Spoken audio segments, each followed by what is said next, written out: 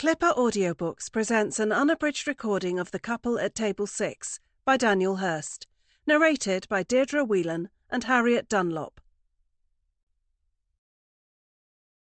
Hannah. They come here every Friday night. How do I know? Because I'm here every Friday night too. Unfortunately, I don't get to sit down like they do.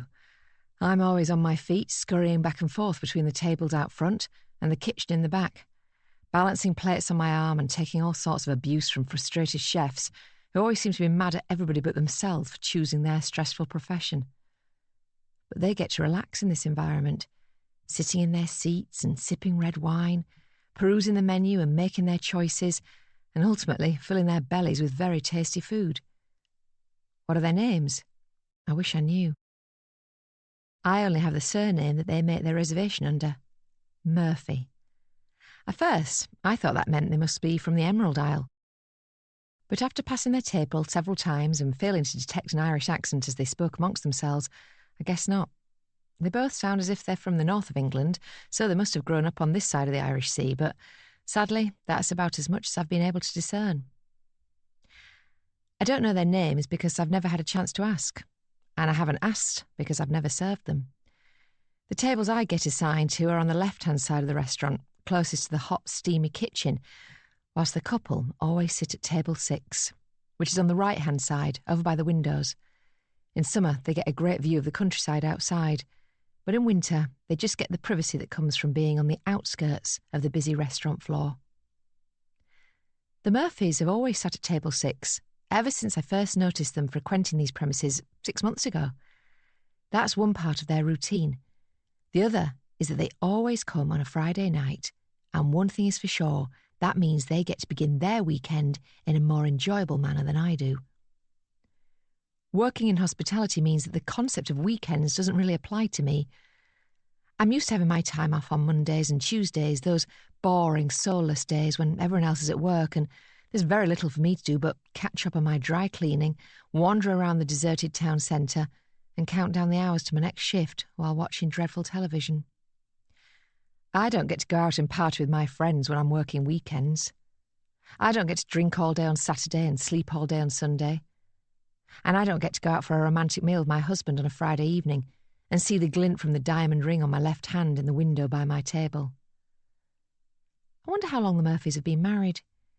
They look to be in their early 40s, so it could have been a while since they said their vows in front of their loved ones.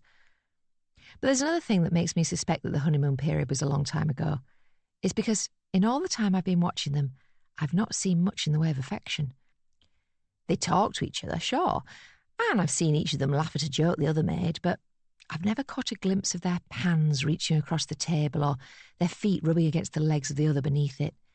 They come in, they eat, and then they leave. It's more routine than romance. Then again, what do I know about romance? I have a boyfriend, but our relationship is far from perfect. There's no diamond on my finger, that's for sure.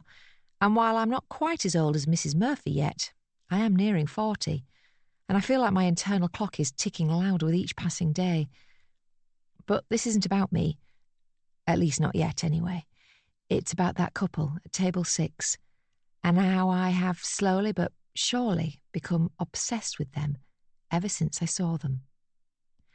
I'd like to blame it on the fact that I see them every 7 days. Perhaps if they had just come in here once and then vanished, never to be seen again, then I would have forgotten about them. But their names are always in the reservation book on the front desk at the same time every week.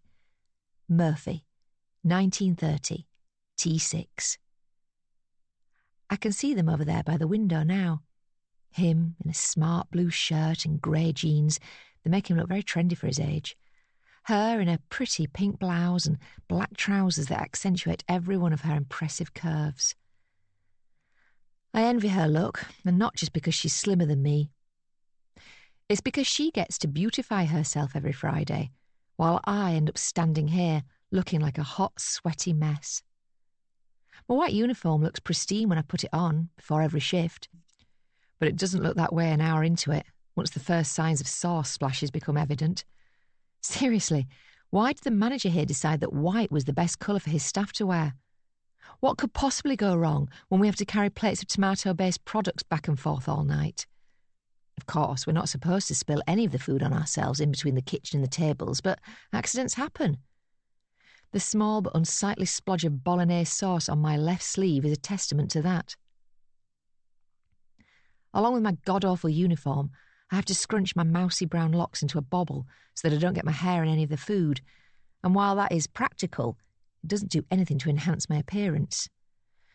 Add into that fact that I'm carrying several stubborn pounds around my midriff, despite being on my feet for most of my working week, and I can safely say that I do not look anywhere near as attractive as Mrs. Murphy does. I guess that's why I've never caught Mr. Murphy looking in my direction. One way in which it would be impossible for him not to notice me would be if I got to serve him his food and drink one Friday night. But that seems to be a job saved for the younger, prettier waitresses here, and there are plenty of them. I'm the oldest member on the front of house team by far. The rest of my colleagues are nearly 20 years my junior, and not only are they all annoyingly and alluringly attractive, but they also have irritatingly young names too, like Chrissy, Tori, and Becky with an I. None of the guys in here are looking at me whenever Becky walks in by the parts of her uniform that are clearly 2 sizes too small for her. It's Becky who's serving the Murphys tonight, and I can see her over there now, fluttering her eyelashes at the man of the table as she pours him another red wine. She's obviously only doing it because she wants him to leave a big tip at the end of the meal, but it's pretty clear it's working, because Mr. Murphy looks very happy with the service he's getting from his 19-year-old waitress. Mrs. Murphy doesn't seem quite so enamoured with Becky, but she must be used to her husband's wandering eyes, because she doesn't scold him once the teenager leaves, opting instead to just take another big bite from the slice of garlic bread on her plate. I don't smile at Becky as she walks past me on the way into the kitchen, and she doesn't smile at me either. But that's okay, because we're not friends. I'm not friends with anybody here.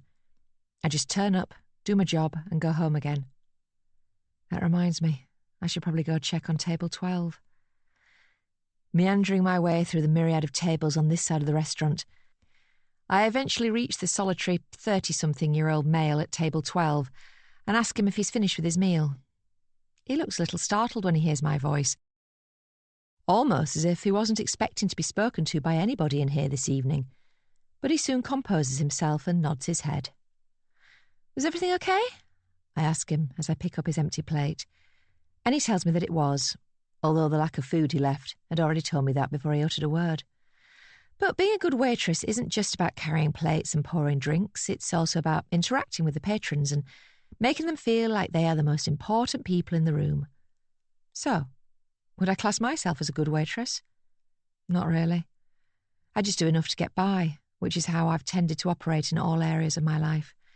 I don't excel, I just exist. But I must be doing something right here because Francesco, the hot-tempered Italian who runs this place, has not got rid of me yet. I've worked under him since he took over from the last angry Italian man to manage here, and while I'm sure he would prefer that I was as young and bountiful as the other waitresses on the books, I've never given him a good reason to get rid of me. I don't drop plates and I don't spill wine, and best of all, I never ask for time off. Unlike my younger colleagues, I actually adhere to the rota, and I don't swap shifts like children swap sweets on a playground. I'd like to say that's because I'm a model professional, but it's simply because I don't have a life like the other waitresses do. There are no parties for me to try and get to, nor are there any hangover days that could cause me to call in sick. This job is pretty much all I have going for me. Well, that and my boyfriend, but he works a lot, and my unsociable hours don't help there either. As I leave table 12, and the lonely man occupying it, I check the clock above the bar and see there are still 2 hours to go of my shift this evening. But that's okay. There's no rush to get out of here. I could hang around all night if I had to, and I'd be more than happy to do so if the Murphys were here with me. After disposing of the dirty plate in the kitchen and taking an earful of abuse from a chef who blames me for him burning himself on the next plate I need to carry, I return to the main floor and continue with my duties in a quiet but polite fashion. As Italian restaurants go, this isn't a bad one, but it's not a great one, which is why I suspect I've managed to stay employed as a waitress here for so long. It's just okay. Popular enough to be at least half full on the quieter weeknights and nearly always fully booked on the weekends. Of course, being an Italian restaurant, it needs a name that befits that Central European country and allows its patrons to forget that they are actually in a fairly nondescript town in northern England. The owner of this restaurant went with San Bella, which translates as Saint Beautiful for anyone who wants to know. I guess that is a pretty name, and I've seen several people having their photo taken beside the large sign at the front door on their way in and out over the years. Instagram filters love San Bella. But you won't catch me taking selfies here. I dread to think what I look like now, as I feel a few beads of sweat on my forehead. I'm hot, I'm tired, and I'm needed back in the kitchen again because one of the chefs has apparently forgotten to furnish me with the sauce that should have gone out with that last plate. What a job. It would be more fun to be sitting at the tables rather than serving them. It would be more fun to be sitting at table 6. Nadine. That's another Friday night at San Bella over and done with. As always, we arrived at 19:30. As always, we sat at table 6. And as always, we decided to start with a glass of red wine while we perused the menu. But that wasn't where the traditions ended. Like I always do, I pretended to think about it before I opted for the tagliatelle. Like always, my husband Max ogled the pretty waitress while ordering his pasta dish. And as always, I pretended not to be bothered by his wandering eyes. Then we departed shortly before 10, Max leaving a £20 note on the table as a tip for Becky, while I busied myself with ordering an Uber on my phone. Now we are in our taxi, and we are headed for home, and once we get there, that will be it for another week.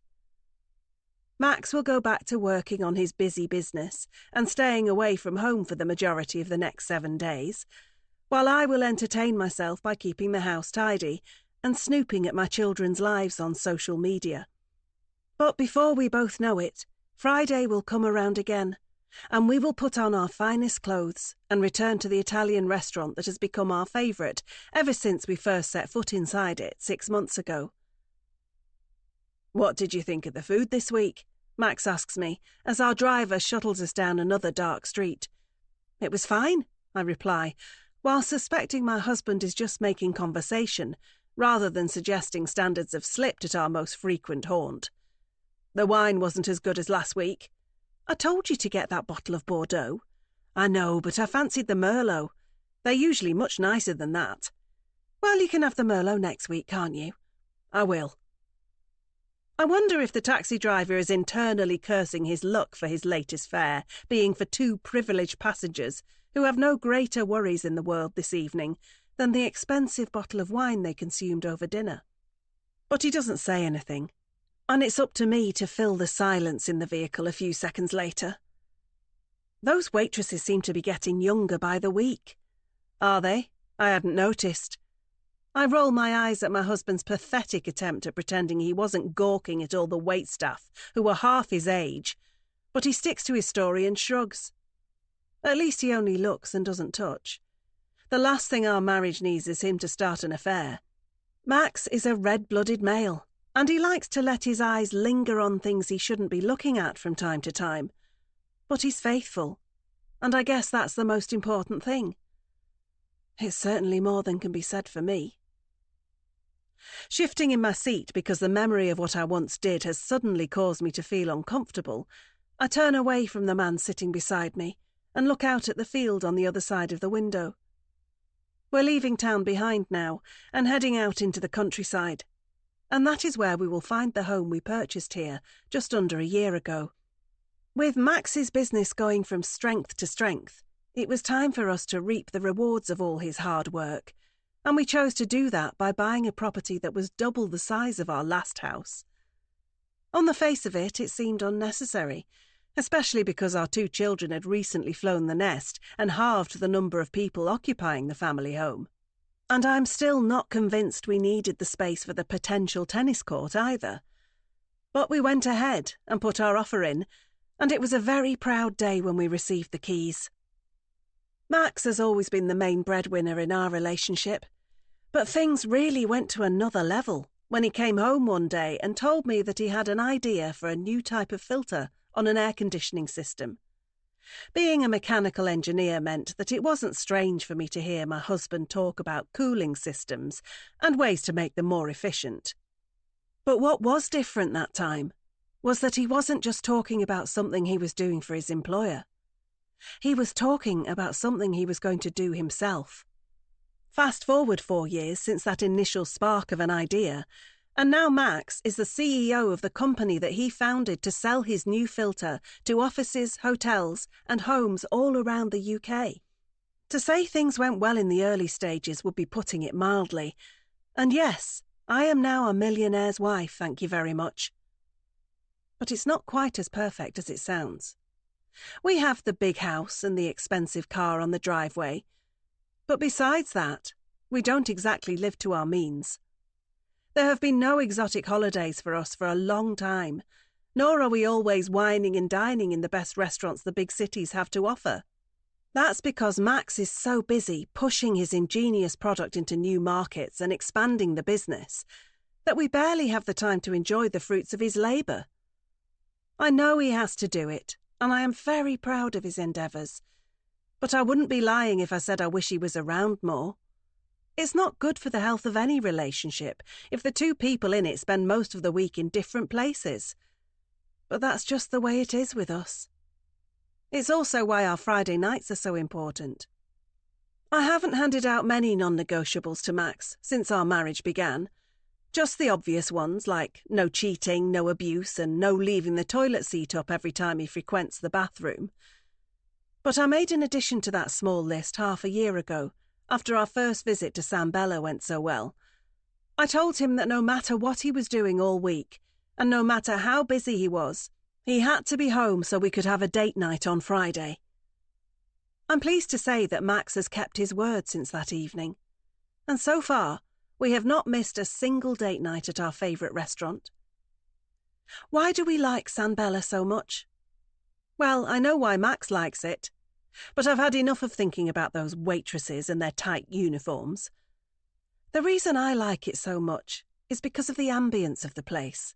The decor, the lighting and the music are perfect and always put me at ease whenever I walk through the front door and see all those tables with the white linen cloths hanging over them. With the flames from the candles flickering, the wine glasses gleaming, and the smells from the kitchen sensational, it all adds up to being a very enjoyable place to have a meal and start the weekend.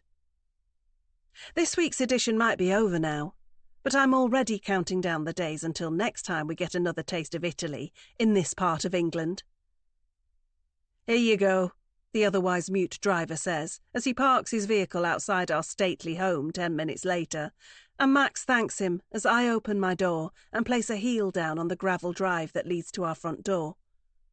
I'm staggering a little as I make my way to the door, but it has less to do with the drinks I consumed this evening and more to do with my choice of footwear. A gentleman would give me a hand in getting inside, but while Max is a polite man, as evidenced by what he just said to the taxi driver, he is not a particularly affectionate man. At least not these days, anyway. Is it normal for couples who have been married for 17 years to lose the intimacy? I'm not sure. All I do know is that Max and I are nowhere near as close as we once were. Forget ripping each other's clothes off at the sight of one another anymore. These days we can barely bring ourselves to pick up an item of clothing that the other might have discarded on their way to the wash basket in the bedroom. It's not that I'm no longer attracted to the man I married, nor is it that I have let myself go and lost the lustful look from the eye of my husband. It's just that being together has become routine. And unlike our Friday night tradition, not all routines are good. We sleep side by side, but no longer snuggle. He pecks me on the cheek instead of kissing me on the lips when he leaves to disappear on his business trips for days on end. And I stopped putting kisses at the end of my text messages to him a long time ago. We're comfortably uncomfortable with each other these days. But am I complaining? Of course not. I still love him, and I certainly love the life he has given me. But most of all, I love the children we have raised together. Sophie and Adam are the real lights of our lives, and they kept us together all this time, because neither of us would ever do anything to break up the family unit we have. Sadly, our children grew up too fast, as many others do, and now they are getting on with the first part of their adult lives. Sophie is 21 and has just embarked on what she hopes will be a very long and very exhilarating tour around Southeast Asia. Meanwhile, Adam is 18 and just beginning a 3-year stint at Loughborough University, where he is studying to be a sports journalist. I couldn't be prouder of the pair of them, and I'm just grateful that they have grown to be two healthy, happy souls. I miss them terribly, of course, and like most mothers, I wish they would do a better job of keeping in touch while they are away. But I know they are safe and having fun, and that is the main thing. I will keep the home fires burning while they are away, just as I do for Max every time he pecks me on the cheek and grabs his suitcase before hopping behind the wheel of his Jaguar and venturing off on what he hopes will be another lucrative business trip. With my head full of wistful thoughts, I barely notice that Max has wasted no time in getting the front door unlocked, and once I've followed him in, I waste just as little time in getting my heels off. That's better, I say, as I place my bare feet down on the hardwood floor in our hallway and hang my jacket on the hook at the bottom of our very grand staircase. I might have lived here for a while now, but this house never fails to make me smile every time I arrive at it, and remind myself of where I call home these days. I know Max loves it too, and it's just a shame he doesn't get as much time to enjoy these surroundings as I do during the year. I fancy a nightcap, he says, as he unbuttons the top of his shirt and heads for the kitchen. I might go up, I call after him, feeling more in the mood for my bed rather than something fizzy from the fridge.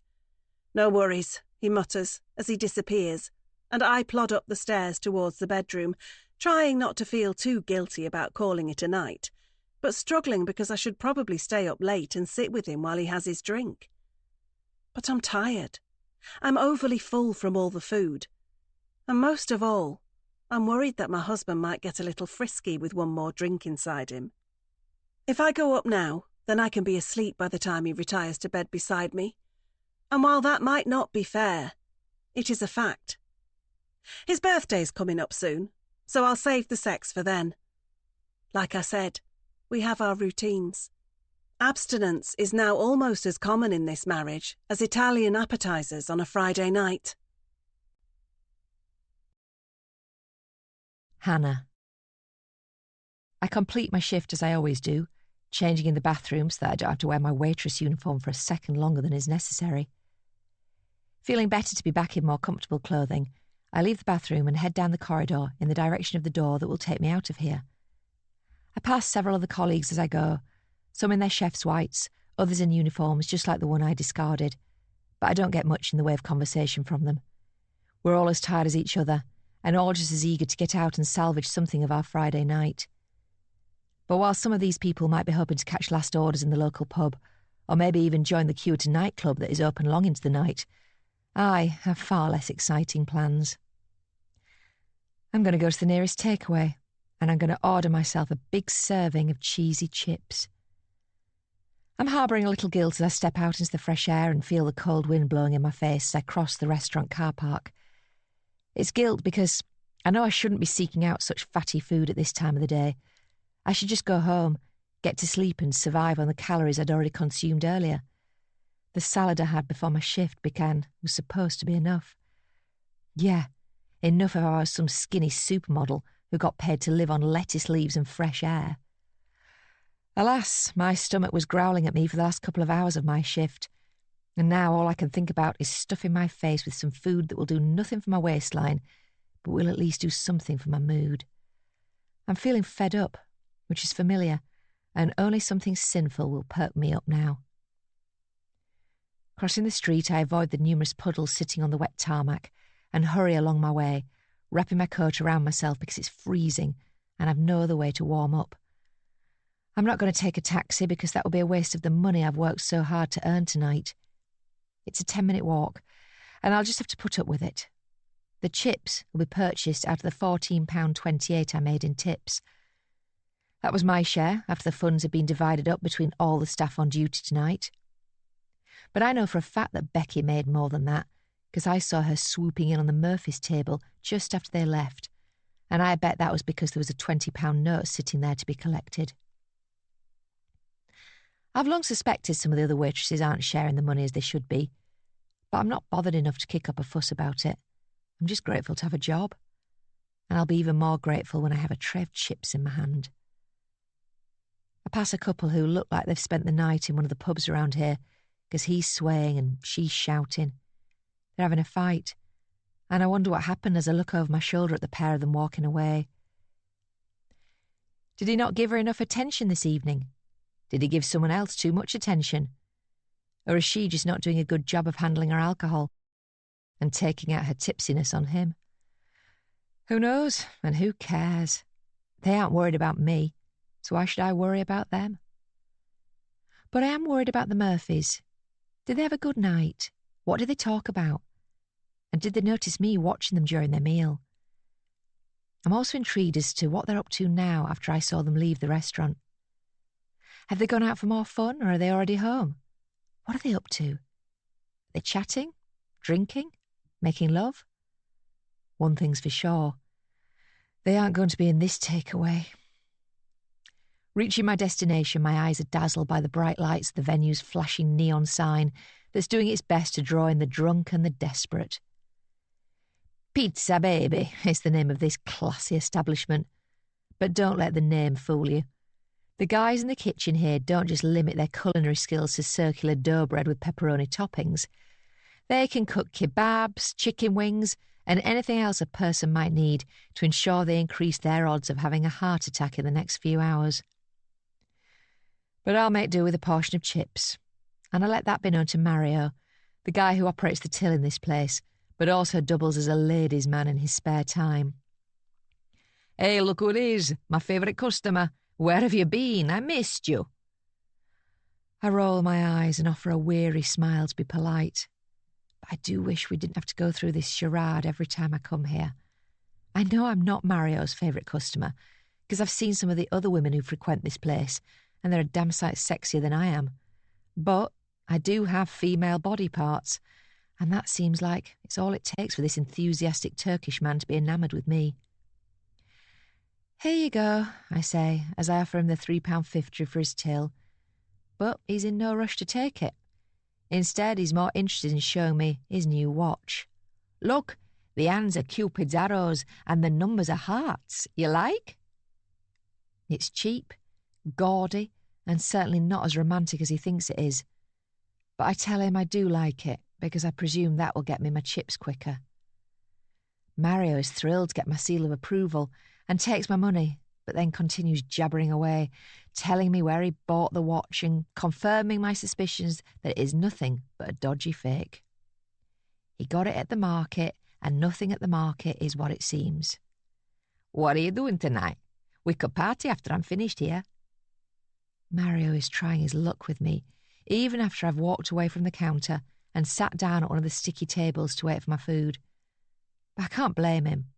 He's tried before, and he almost got lucky. That was a low point in my life, but I admit I did almost go home with him. I was single back then, and you could say that I was somewhat desperate. But I came to my senses at the last minute, and I left him with nothing more than a peck on the cheek, which I'm glad about, because I have a feeling that if Mario ended up in my bed, then I would have had a very hard time getting him out of it. No party for me tonight, Mario. I'm going home. I come with you. No, thank you. Why not? I have a boyfriend. Oh, forget about him. I laugh at the Turkish man's confidence and almost wish I could be as nonchalant about things as he is. He does seem happier than me. Yet we both seem to have pretty lame jobs. Then again, attitude's everything. And he seems making the most of his situation, hitting on the customers and amusing himself as much as others. I, on the other hand, get through my working days in a much less enthusiastic fashion. But everyone's different, and we can't all be womanizers from Western Europe, can we? Maybe some other time, I tell Mario to appease him, and that seems to do the trick, because he gives me a wink before going to check on my chips. I check my phone for messages as I wait, but there are none. No friend asking me how my day was or wondering if I'd like to go for a drink soon. No family members wanting to know when I'm coming around for dinner again, because I haven't spoken to any of my relatives in years. And there's no message from my boyfriend either. But that's standard for him because he's always so busy, and I'll see him soon. But with little else to occupy me on my mobile, other than some lame game that a woman my age should not be playing, I put my device away and let out a sigh. Cheesy chips. I vacate my seat at Mario's call and gratefully accept the hot tray of fatty food before picking up one of the plastic forks from the container on the counter and turning for the door. Thank you, I say as I go to leave, but my progress is delayed temporarily by 3 teenage girls entering. Barely 18, with too much makeup on and not enough clothing, they don't even acknowledge my existence as they waltz past me in pursuit of their own food. It seems Mario has already forgotten about his love for me because he's now running his routine on his latest customers. But that's fine by me, as I leave them all to it and step back onto the street. The warmth from the tray in my hands does me a few favours as I walk down the last couple of streets until making the final turn that will take me to my front door. When I get there, I find the house cold and uninviting, just like I left it. But there's no time for turning on too many lights or bringing the boiler into action via the central heating system. Instead, I just sit down on the carpet in the living room and start eating my unhealthy meal, using only the light from the window behind me to allow me to see what I'm doing. The chips go down easily, as I knew they would, and while they don't alleviate my guilt, they certainly alleviate my hunger. With my belly fuller than it was 5 minutes ago, I decide it's time for bed because it's been a long day, and I have another one just like it tomorrow. Crawling onto the duvet in the main bedroom, I think about sending my boyfriend a good-night text, but I decide against it because I'll see him before my next shift. Until then, I'll have to make do with being by myself, and I snuggle down under my duvet with the hope of getting some much-needed rest. Just before I drift off, I think about the Murphys one more time and wonder what they have planned for this weekend. I only know what they get up to on a Friday night, but I long to know how they feel the other 6 days of the week. I bet it's all very fun and glamorous. Maybe I'll find out one day. I can't linger on the outskirts of their lives forever. I will make contact at some point. Nadine.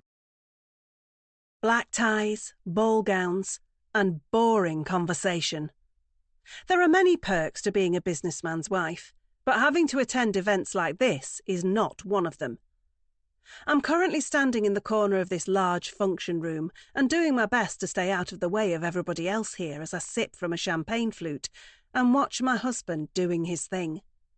Max calls it networking, but we both know it is a little more cutthroat than that.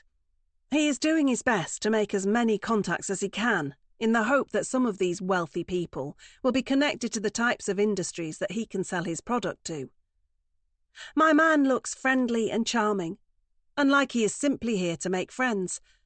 But beneath that smooth veneer is a cold, calculating entrepreneur who is operating with one goal in mind: make more sales, so his family can have a better life.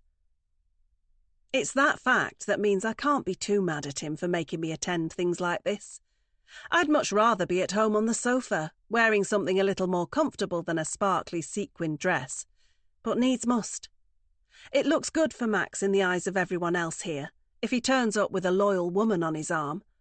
And it also helps me because I get to keep an eye on my man, in a room full of several beautiful women. Not everyone here has a ring on their finger, and that fact, coupled with all the free booze that is flowing, means that things that shouldn't happen could easily do so if certain people weren't kept on a tight leash. That metaphorical leash could do with a little tug right now, as I see a woman half my age saunter up to Max and start a conversation with him. So I make my way over and intricate myself into the exchange. "I got you another champagne, dear. I say, as I hand Max the glass that I picked up from the waitress's tray as I walked across the busy room. "Oh, thank you," Max replies as he takes it. But the woman he was talking to also takes the hint that this is one man who is not on the menu tonight, and she leaves not long after I have made my presence known. "So, how long do we have to stay?" I ask, as I feel the bubbles going to my head. "I told you not to come if you didn't fancy it." "I know, but it's not often you have one of these events so close to home. I thought it would be nice to spend a little more time together." "I appreciate that, but I'm working here, so I can't just leave early." "I didn't ask you to leave early, I just said—" The sound of a spoon being hit against a glass interrupts all conversation in the room, and that's possibly a good thing because the start of the speeches seems to have prevented Max and me from getting into an argument. The first speaker takes to the stage with a microphone in one hand and a glass of red wine in the other, and it becomes apparent he is very confident in front of an audience because he ends up waffling on for over 20 minutes. I zone out long before that, though, and amuse myself by looking at my phone and seeing the latest social media posts from the kids. Sophie has just posted an incredible photo from a beach in Thailand, and I make sure to like it, as well as leave a heart emoji underneath. Adam has also been busy, and while his day doesn't appear to have been as glamorous, it's still nice to see what he's been doing. The photo of him with his mates in his university's student union bar makes me smile, and I leave a comment saying, "Have fun," even though I know he gets embarrassed by his mother commenting on his posts. But I'm not going to stop, because as his mum it's my duty to embarrass him from time to time, and now he's away at uni, this is the only way I can do that. The second speech is only slightly more entertaining than the first. It's all about how it's not enough for the business leaders of today to show drive and initiative, but that they have to start thinking outside the box when it comes to growing their company. That seems pretty obvious to me, but the business figures around me are lapping it up, and Max is one of them. He was right. I shouldn't have come here. We're technically together, but he's not as present with me as I would like him to be. I whisper in his ear that I need the bathroom, and then I walk away, snaking my way through the sea of stationary souls in black and white suits or flowing dresses, before making it to the door that allows me to make my escape. The voice on the microphone is dulled out here, and that's a relief. One more minute of hearing somebody stating the obvious, and I don't know what I would have done. The bathroom at this venue is nowhere near as fancy as the ballroom, but I linger by the sinks and freshen up my makeup, pleased to see that I'm still looking good despite the champagne, the boredom, and my advancing years. My 40s seemed to creep up on me. One minute I was turning heads as a 20-something without any responsibilities in the world. The next, I was turning up to a surprise party where all my loved ones had gathered to help me celebrate reaching the beginning of midlife. Funny, but I didn't feel like celebrating it at the time.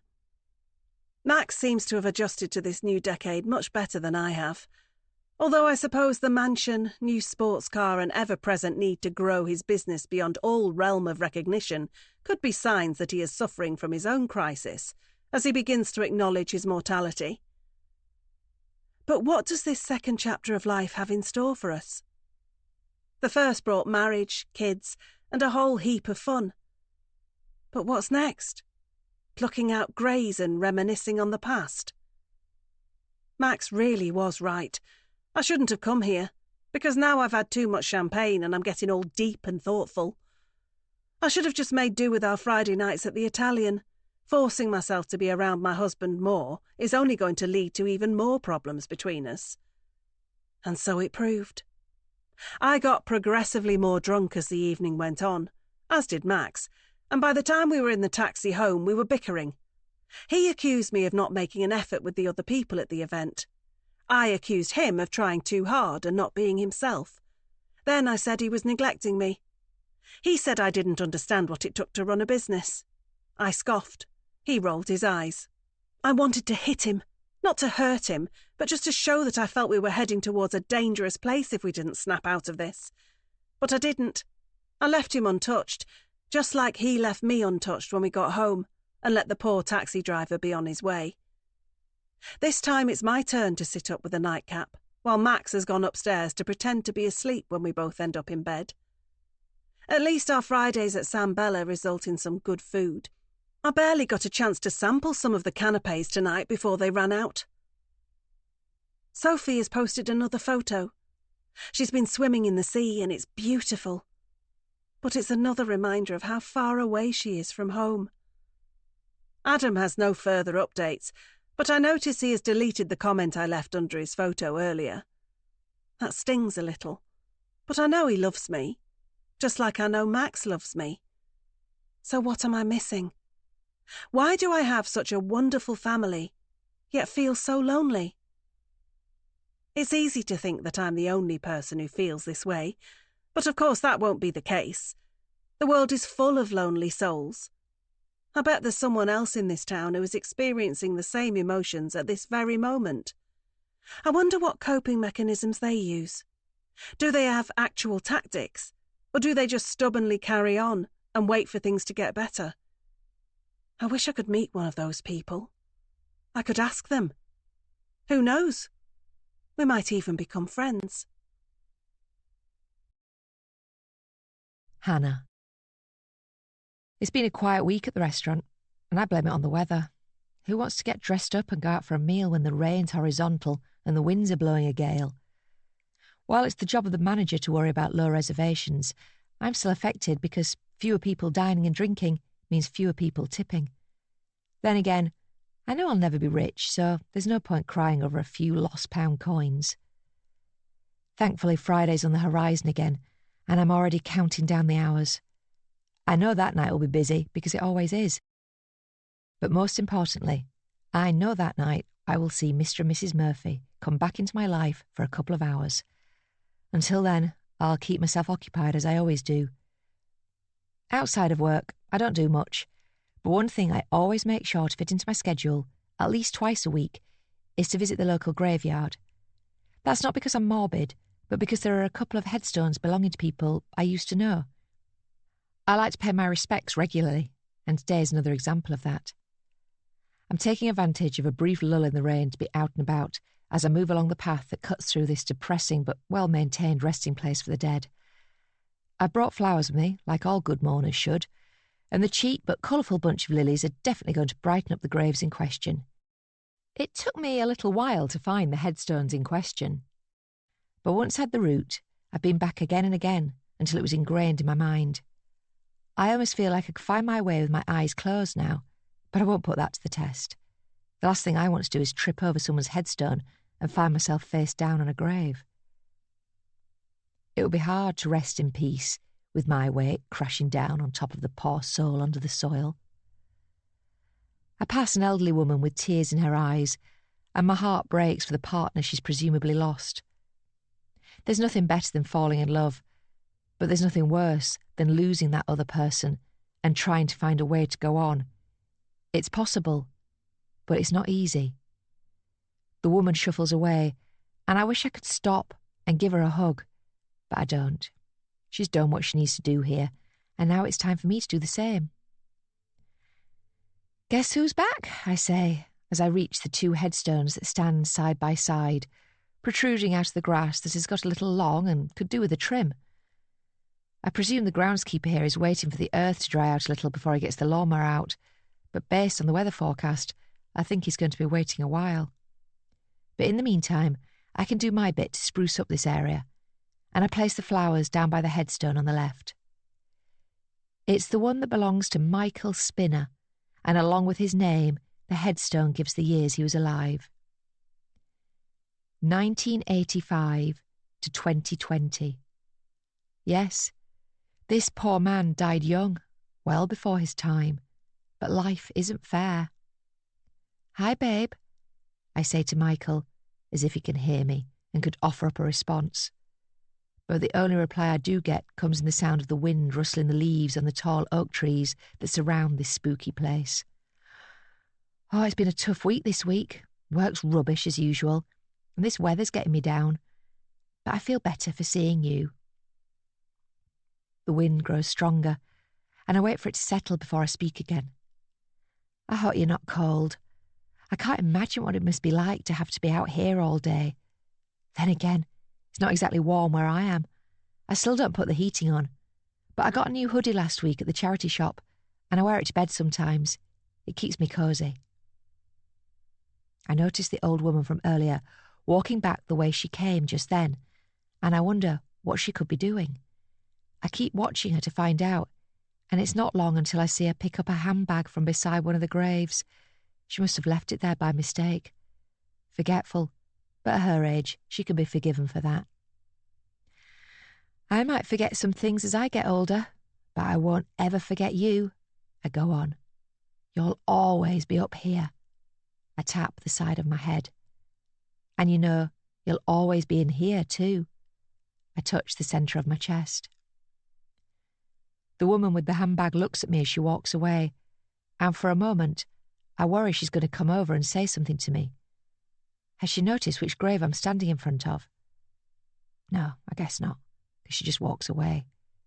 She's got enough of her own problems. Why concern herself with mine as well? With the wind lowering my body temperature a little more with each passing second, I decide I won't make this one of my longer visits. But I'm not done yet, and I turn my attention to the second headstone now. This one belongs to Victoria Spinner, and like the man she's buried beside, she too passed away in her mid-30s. But unlike Michael, I won't be talking to this lost soul. Instead, I just glare at the name inscribed into the stone for long enough for whatever spirit resides beneath it to get the message. The wind drops all of a sudden, casting an eerie silence over the graveyard, and as I glance up at the leaves, I see they're strangely still. It almost feels as if I'm the only thing alive in this vicinity, and that gives me a sense of strength, as if I'm stronger than I thought I was when I first arrived here a few minutes ago. But it doesn't take long for the wind to pick back up again, shaking the trees and reminding me that I'm not as powerful as I was enjoying thinking I was. Those trees were here before me, and they will surely be here after me. I'm just as vulnerable as all the people buried here. But it's not my time yet. I still have so much to live for. I have one more important thing to say to Michael before I leave and go home to get ready for my next shift at San Bella. And it's something that I say to him every time I visit. I'm sorry. Of all the things I've said, that is the thing I want him to hear the most. But I don't know if it's possible. At least I've tried. That's all I can do. It's all any of us can do. I'll be back soon, babe. But you already know that. With that I turn and leave, striding away before I linger for too long and end up with tears in my eyes like that old woman. But despite my urgency, my emotions still manage to get the better of me, and I'm pretty much crying by the time I reach the gates. Damn it, I didn't bring a tissue with me today. That's because I'd told myself I wasn't going to get upset. It's been 2 years now. 2 years and I'm still blubbering away. I need to get a grip, pull myself together. One way to do that would be to stop coming here, but I'm not prepared to do that yet. That's because I haven't moved on. I can only do that if I find somebody else. But filling a hole in the heart is not easy. It takes a special kind of person to replace a lost soulmate. Do I have anyone in mind? I might do, but it's complicated. Just like the story of how Mr. and Mrs. Spinner ended up in the ground. Nadine. I've been sorting through some of Adam's things today in the loft. I'm not throwing anything away, because I'll keep these items for memory's sake, if he doesn't want them himself. But I'm just trying to get a little more organised, and it won't hurt to kill a couple of hours of my afternoon either. Max is away in Leeds, pitching to another client, and he won't be back until tomorrow. He spends at least half his week in various hotel rooms in various cities, but he doesn't seem to mind it. I have told him to hire an actual salesman to do all the travelling for him, but he insists on doing it himself. No one is as passionate about my product as I am, is what he always says. And I suppose he is right. I'm certainly not as passionate about it as him. Who can get excited about an air conditioning filter? But Max can. And that's good, because without that passion, he'd be earning a lot less. Tackling another cardboard box full of items from my son's childhood, I pull out football trophies, school reports, and even an old story he wrote once in his youth. Everything is mixed in together, but I'm trying to create a system now. One box for school things, another for hobbies. Not only will it create more space, but there will come a time when Max and I are no longer here, and I want my kids to have one less headache on their hands when it comes to going through our possessions. But like all trips down memory lane, it's a journey fraught with emotion, and it doesn't take me long to stop being productive and end up just sitting with my legs crossed on the floor, reading through Adam's old school reports and recalling the bright little boy he used to be. He was always better at the more creative subjects like English and art, rather than maths and science, and that's evident in the grades on these report cards. There's a wild contrast between A's and D's, but overall he was a good student, and all his teachers agreed he was no trouble. Unlike his mother. I was terrible at school, barely making the effort to turn up, never mind trying to pass exams. I can say that life turned out well, regardless of my attitude towards education. But looking back, I'm not proud of how I used to treat my teachers. Thankfully, neither of my kids took after me in that respect, and I didn't get anywhere near as much hassle as my parents got with me. Being surrounded by Adam's things is only making me miss him even more now that he's moved out, and I think about giving him a call to see how he's getting on. But what if he doesn't answer because he's busy in a lecture or having too much fun with a new friend he's made? I don't want to hassle him. He'll call me when he wants to talk. However, as I sit here in this dimly lit loft full of old things that came with us from the last house, I'm aware that it's not just a mother's love that is making me want to reach out to my son. It's guilt, too, as well as a need to double-check and make sure my secret is still safe. Adam is my son, but he is not Max's.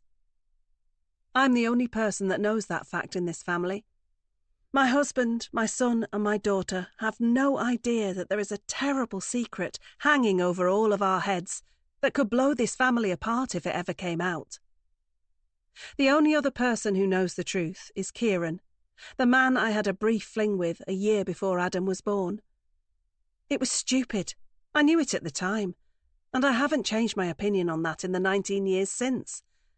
I could blame it on being young, but I wasn't that young. I was in my mid-20s, so there's no excuse, really. I was old enough to know what I was doing, and that it was very, very wrong. Cheating on Max was a bad call. But Kieran came into my life at a time when I was feeling a little overwhelmed with things. I was married to a hard-working, ambitious man who made me feel proud, but also a little insignificant whenever I compared my talents to his. I was a mother to a young daughter who demanded so much of my time and energy that I could barely remember the person I used to be before breastfeeding and burping was a thing. And I was battling the doubts that were telling me I had settled down too soon, not helped by the knowledge that a few of my friends were off on adventures around the world, while I was stuck at home sifting through a pile of bills and dirty nappies. I was happy with my life at that time, I can see that now, but I was also feeling a little confused. Enter Kieran. I met him in the supermarket of all places, tinned goods aisle, if you must know. I was there alone after leaving Sophie with her grandparents. Such an act had given me the time to do all the other jobs I was struggling to fit in, like showering and shopping, and while visiting the supermarket was hardly a break, it was a brief moment of calm in an otherwise busy existence. It was perhaps a consequence of my tired, bedraggled mind that had caused me to accidentally drop several tins of tomato soup all over the floor, and as they clattered across the aisle, a fellow shopper came to my aid. After scooping up some of the cans and chuckling at my apology, he told me that everything was okay and that none of the tins had cracked, meaning a mop and bucket was not going to be needed. Then he smiled at me, and I caught him glancing down at my left hand. It was at that moment that I realised I had forgotten to put my wedding ring back on after my shower. I always used to take it off before washing in those days because the fit wasn't quite right on it, and it often came loose when my hands were all soapy. Being terrified of losing the small diamond ring down the plug hole, I had taken to removing it before stepping under the jets of water in my bathroom. But that day, I had forgotten to return it to my fourth finger, and it seemed that the Good Samaritan in the supermarket had then assumed that I was single, and therefore prime for a pick-up attempt. I could have told him that I was taken, and brushed off his questions, thanking him for helping me before pushing my trolley away and carrying on with my errands. But I didn't. I stood and listened to him, and the more we chatted, the more I forgot about all the jobs on my to-do list, and the more I realised it had been a long time since anybody had paid me this much attention. It didn't take Kieran long to start flirting, and while I wasn't overly encouraging him, I wasn't shutting him down either. Perhaps it was only inevitable that he then saw fit to ask for my phone number. But why did I have to give it to him? I'd left the supermarket that day in a daze. It almost felt like it was all a dream, and I hadn't actually done what I had. Like one of those nightmares where you commit a terrible crime, only to wake up and feel that overwhelming relief that it didn't actually happen. But this was no dream. It had happened. I was a married woman, and I had just swapped numbers with a guy who had been hitting on me. It hadn't taken long for Kieran to send me a message, but it had taken a while before I had plucked up the courage to respond. At first, I was going to just delete the text, try and forget about it, and hope to never bump into him in the supermarket again. But after a particularly bad night with Sophie, in which Max had been more of a hindrance than a help, I had found myself reaching for my phone in my sleep-deprived state and typing out a text of my own. I agreed to meet him for a drink during the day, knowing I could leave my daughter with my parents again, and also knowing that Max would be at work, so he would be none the wiser. But just before meeting Kieran, I did something else. I took off my wedding ring again. Adam's school reports are starting to weigh heavier in my hands as I remain sitting on the loft floor whilst thinking back over the sins of my past. But it's nothing compared to the weight of carrying this secret around with me for almost half my life. After meeting Kieran for a drink, he played the gentleman and didn't want to take things too quickly. But I was the opposite. I felt like I had to rush because I feared I was going to get caught at any second, and that was why I suggested we go back to his place. I don't think there are too many single men around who would have refused an idea like that, and Kieran was certainly not one of them. We ended up at his that fateful afternoon, and by the time I left, I had not only cheated on Max emotionally, but physically too. I ended up seeing Kieran 3 more times after that, before I came to my senses and called it quits. I confessed to him that I was married, and I had experienced a moment of madness, or rather several moments of madness, as he rightly pointed out. But he accepted it when I told him I wished for our fling to remain a secret, and then I walked away, expecting, or rather hoping, that I would never see him again. Then I missed my period.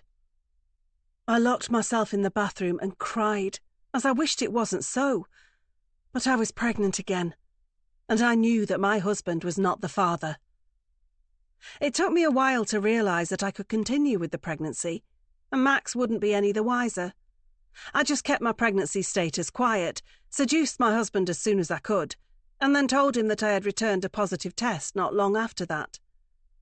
He believed the baby was his, so I kept it. Adam arrived, and out of a terrible mistake, something truly wonderful had happened. I had a son to go with my daughter, and it seemed like I had gotten away with it. Until Kieran came back into my life. I'd changed supermarkets out of fear of seeing him again, but I couldn't do much about bumping into him on the high street one sunny Tuesday afternoon. I had been pushing Adam in his stroller when I saw him coming towards me, and despite trying to change course and duck into the nearest shop, Kieran caught up with me. It was impossible for him not to notice Adam, just like it was impossible to not see the resemblance between father and child. Despite that, I pretended like he wasn't his. But he was never stupid, and after figuring out the dates could match, he asked me outright, was Adam his? I'd almost collapsed at that moment, fearing like my life was going to crash down all around me. and it was as if I wanted to get a head start on it by falling over myself. But my weak reaction to the question gave Kieran the answer he was seeking. He knew he was the father. All I needed to know then was what he planned on doing with that information. To my eternal relief, Kieran panicked and said he was starting a job abroad soon and couldn't deal with this. I sensed an opportunity and quickly told him that it was not his problem if he didn't want it to be. He could just leave, get on that plane, pretend like this never happened. It was for my sake as much as his. But he agreed to it. He apologised and asked would I be okay. I told him I was. He knew this was a secret I was desperate to keep quiet. And so he left. I've not seen Kieran since that day, and I hope I won't see him until the day I die. I don't know what became of Adam's real father, but I do know what became of the boy we created. He grew into a fine young man who believes he has two perfect parents, me and Max. It's not the truth, but I will do anything to stop him from becoming damaged. And I will do anything to keep Max from knowing what I did behind his back. I'm not a bad person. I feel like I have atoned for my sins through almost 2 decades of guilt weighing on my conscience.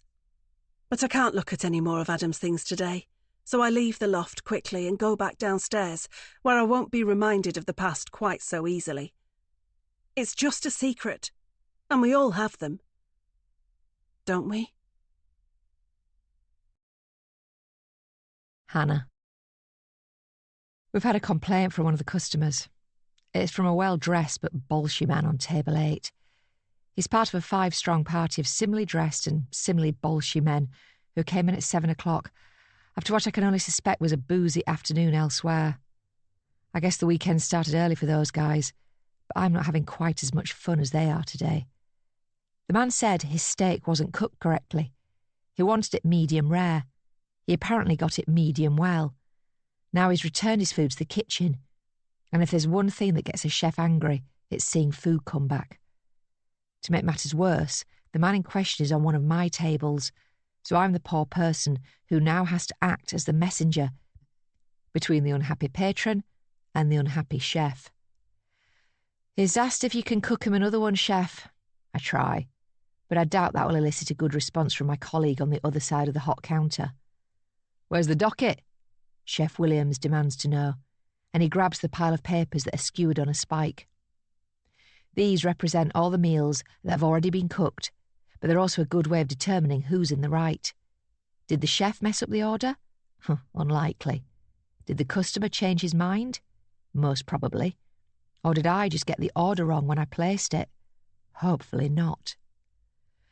To my relief, it seems it is a rare mistake on the part of the chef. And while he doesn't apologise, he does start cooking another steak, telling me to wait because it'll be ready very soon. I'd much rather step out of this steaming kitchen, but I do as I'm told, because that's how it works in restaurants. There's a clear pecking order, and the waitresses are way below the people who cook the food we serve. But there's another reason for me wanting to get out of the kitchen, other than needing to cool down. It's because I know the Murphys are out there. As it's Friday, they're seated, as usual, at table 6. And as always, I am not tasked with serving them, but that doesn't mean I can't eavesdrop on a few things they say whenever I pass their table with a pile of plates. So far this evening, I've heard Mr. Murphy mention something about the hotel in Leeds not being up to standard, while I heard Mrs. Murphy say she was making progress sorting through the items in the loft. OK, so it's hardly the kind of sound bites that give me a full picture of the lives they lead outside of this restaurant, but it's something to keep me entertained during my shift. The steak is ready as quickly as the chef promised it would be, and he urges me to leave the kitchen quickly. I'm only too happy to do so, and while I don't get much in the way of a thank you from the man who ordered the slab of red meat a while ago now, at least it's one problem taken care of. But there's another problem waiting for me only a second later. So, how long have you worked here for? The question has been asked of me by the solitary man at table 12. He's the same guy I saw in here last Friday night, and just like the first time, he's eating alone. While I had originally felt a little sorry for him earlier in the night, and made as much small talk as I could. I'm now starting to regret being so pleasant, because I think he might have misinterpreted my friendliness for something more. I don't really have the time to stand around and answer questions about myself on the busiest night of the week at this restaurant, but I also can't ignore the customers, or I might get a complaint against me. I'll just have to answer quickly and then get back to work. Too long, I say with a smile, hoping a little humour will be enough to satisfy his curiosity. But it's not, and he presses me for a better answer before I can walk away. Seriously, I'm interested. How long have you worked here for? A few years. You like it here? It's okay, I guess. Well, you must like it if you've stayed for so long. I suppose. Unless there's something else you'd rather be doing. Is there? No, not really. You haven't got any other dreams or ambitions beside being a waitress? I frown, because this is getting very deep, and I'm not used to these kinds of conversations with anybody, never mind one of the people I serve at San Bella. But the man must take my frown as a sign that he has possibly offended me, because he apologises. Oh, I'm sorry. I didn't mean to say that being a waitress is not a worthy profession. It's a very important one, and I, for one, am glad that you are here to serve me. Oh, that's okay, I'm not offended, but I do need to check on a few of the other tables, unless there's something I can get you? No, I'm okay for now, thank you. I smile at the man and then walk away quickly before I can say anything else. That was weird, but otherwise harmless. I guess he just wants someone to talk to. Maybe he should invite a friend to dinner next time, so he isn't by himself. Unless he doesn't have a friend. I hope that's not the case. Not only would that be sad, but it would most likely mean he'll keep bothering me every time he comes here. Excuse me. I freeze beside the table to my left, but only because I know which one it is. It's table 6. The Murphys. Mr. Murphy has just stopped me. What does he want? Yes? Is everything okay? I ask him, surprising myself by how nervous I feel as I stand so close to him and his wife. He looks even more handsome up close than he does from across the room, whilst I can really get a better idea of just how much makeup his wife was wearing now I'm standing over her. We ordered another bottle of red wine with our waitress 20 minutes ago, but we don't seem to have had it yet, Mr. Murphy tells me. And he's not angry, just disappointed, which somehow seems worse. Oh, I'm so sorry about that. I'll check on it for you now. Thank you. Mr. Murphy returns to his meal, and I scurry away to the kitchen to look for the waitress who has neglected his drinks order. It doesn't take long for me to find her. Becky, did table 6 ask you for another bottle of red wine? Becky frowns, as if I've just asked her to try and remember something from a history class and not something that happened 20 minutes ago. Then she shrugs and says she doesn't think so. But I'm not willing to take that as an answer, because in a choice between choosing who to believe, between a respectable man having dinner with his wife and a bored teenager who couldn't care less about anybody other than herself, I think I know who's in the right here. Table 6 is your table. They asked you for another bottle of wine. You need to go and get it for them and apologise for the delay. Calm down, Mum, Becky says, as she rolls her eyes. And that last word gets a snigger from one of the other irritating youngsters that I have to work with. Why are you calling me that? I don't know, 'cause it's funny. Yeah, but I'm not your mum. You sound like her, and you're the same age as her, although she has better hair. I would love nothing more than to push Becky's beautiful but bitchy face towards one of those hot pans sizzling away only a few feet from where we stand in this kitchen. But that won't do any good. She might lose her looks and her rotten attitude, but I would lose my job. And with that, my chance to be near the Murphys every Friday night. It also won't get Mr. Murphy his bottle of wine any quicker. That's why I take a deep breath and compose myself before speaking again. You need to look after them, I say, quietly but forcefully. Why? Because they're your responsibility. Yeah, they're mine, Not yours. So why do you care? Do you want to lose your job? Do you think I'm bothered about that? Maybe not, but it's not fair on everyone else who works here if you give us a bad reputation. Oh, get a life. No, you get a life. Now go and get that bottle of wine for Mr. Murphy. Oh, what? Just do it. Becky seems shocked by my outburst, but she's not the only one. I've surprised myself by how worked up I've got. But at least it's done the trick. Becky leaves to go and do what she should have done 20 minutes ago, and I'm relieved that the Murphys won't be waiting any longer than they need for the next drink. But despite most of the insolent nonsense my colleagues just spouted, there was something in all of that was correct. Why do I care? I don't know. Perhaps they remind me of another couple I used to know. I do care about the Murphys. I'm fascinated by them. And now that I've had a little taste of being nearer to them, I want more. Nadine. Television shows can make some people's lives look so glamorous. I don't know who the bigger fool is. The person who believes everything they see on reality TV, or the person who knows it's all nonsense but still watches it anyway. I would fall into that latter category of audience member, because I've spent all morning watching episodes of such a show. Housewives of Australia is the name of it, and while I could try and pretend that I put it on to inject a little Aussie sunshine into my life with sights of Bondi Beach and beyond, I would be lying. I've been watching it because it's entertaining, and it also reminds me of the time I almost participated in a show just like it.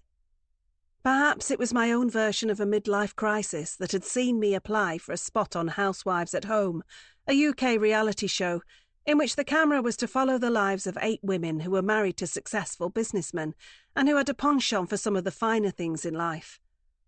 It seemed like a fun idea at the time, particularly after a bottle of wine, but I had not expected to make the shortlist. So imagine my surprise when I found out that I had been called for an audition.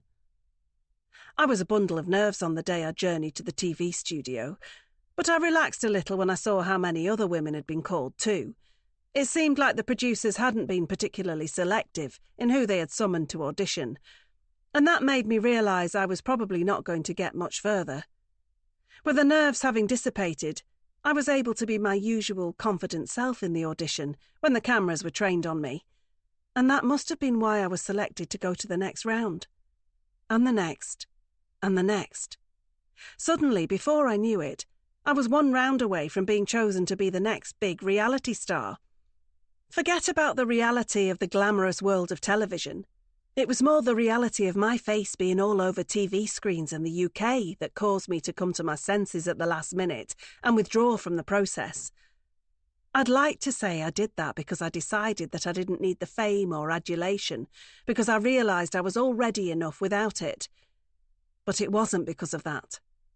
Rather, I pulled out because I had realised that Kieran could see me on TV, hear me talking about my son Adam, and suddenly decide that he wanted to make contact again. I have no way of ever knowing if that would have been the case, but I didn't tempt fate, and that was why I never became the reality star I was possibly destined to be. The 8 women who did get selected were all fairly famous for the 2 years the show ended up running for, and it did look like a lot of fun from what I saw when I tuned into a couple of the episodes. But I know I made the right decision. I maintained a low profile and kept my name and face out of the limelight. And because of that, there was no risk of Kieran having second thoughts about what he said to me all those years ago. Skipping the show also meant I avoided being trolled online by all the cretins who use social media to try and bring down those in the public eye. So that was another bonus. I'm not sure how well I would have handled having millions of people commenting on my appearance, my lifestyle, and my opinions on everything from politics to my favourite holiday destination. As it is, I can keep all those things to myself as I lie here on the sofa and watch other people parading themselves around for a paycheck. But there's only so much reality TV I can watch before I start to feel guilty about wasting my day, so it doesn't take me long to get my shoes and coat on and get out of the house to go and do a bit of shopping in town. The weather is clear, unlike my cluttered mind, but there's nothing like a little retail therapy to perk me up. 2 hours later, and with several shopping bags hanging from my arms, I'm feeling much better about things. I'll never forget how I have lied to my husband and my son, but I can have a few brief moments of respite in the long day. It's a relief to make it back to my car and unload all the shopping bags onto the back seat, and the plan now is to go home and hang these items in my wardrobe before Max can see how much I bought. But just before I start the engine, I check my phone, and that's when I notice I have several missed calls from Adam.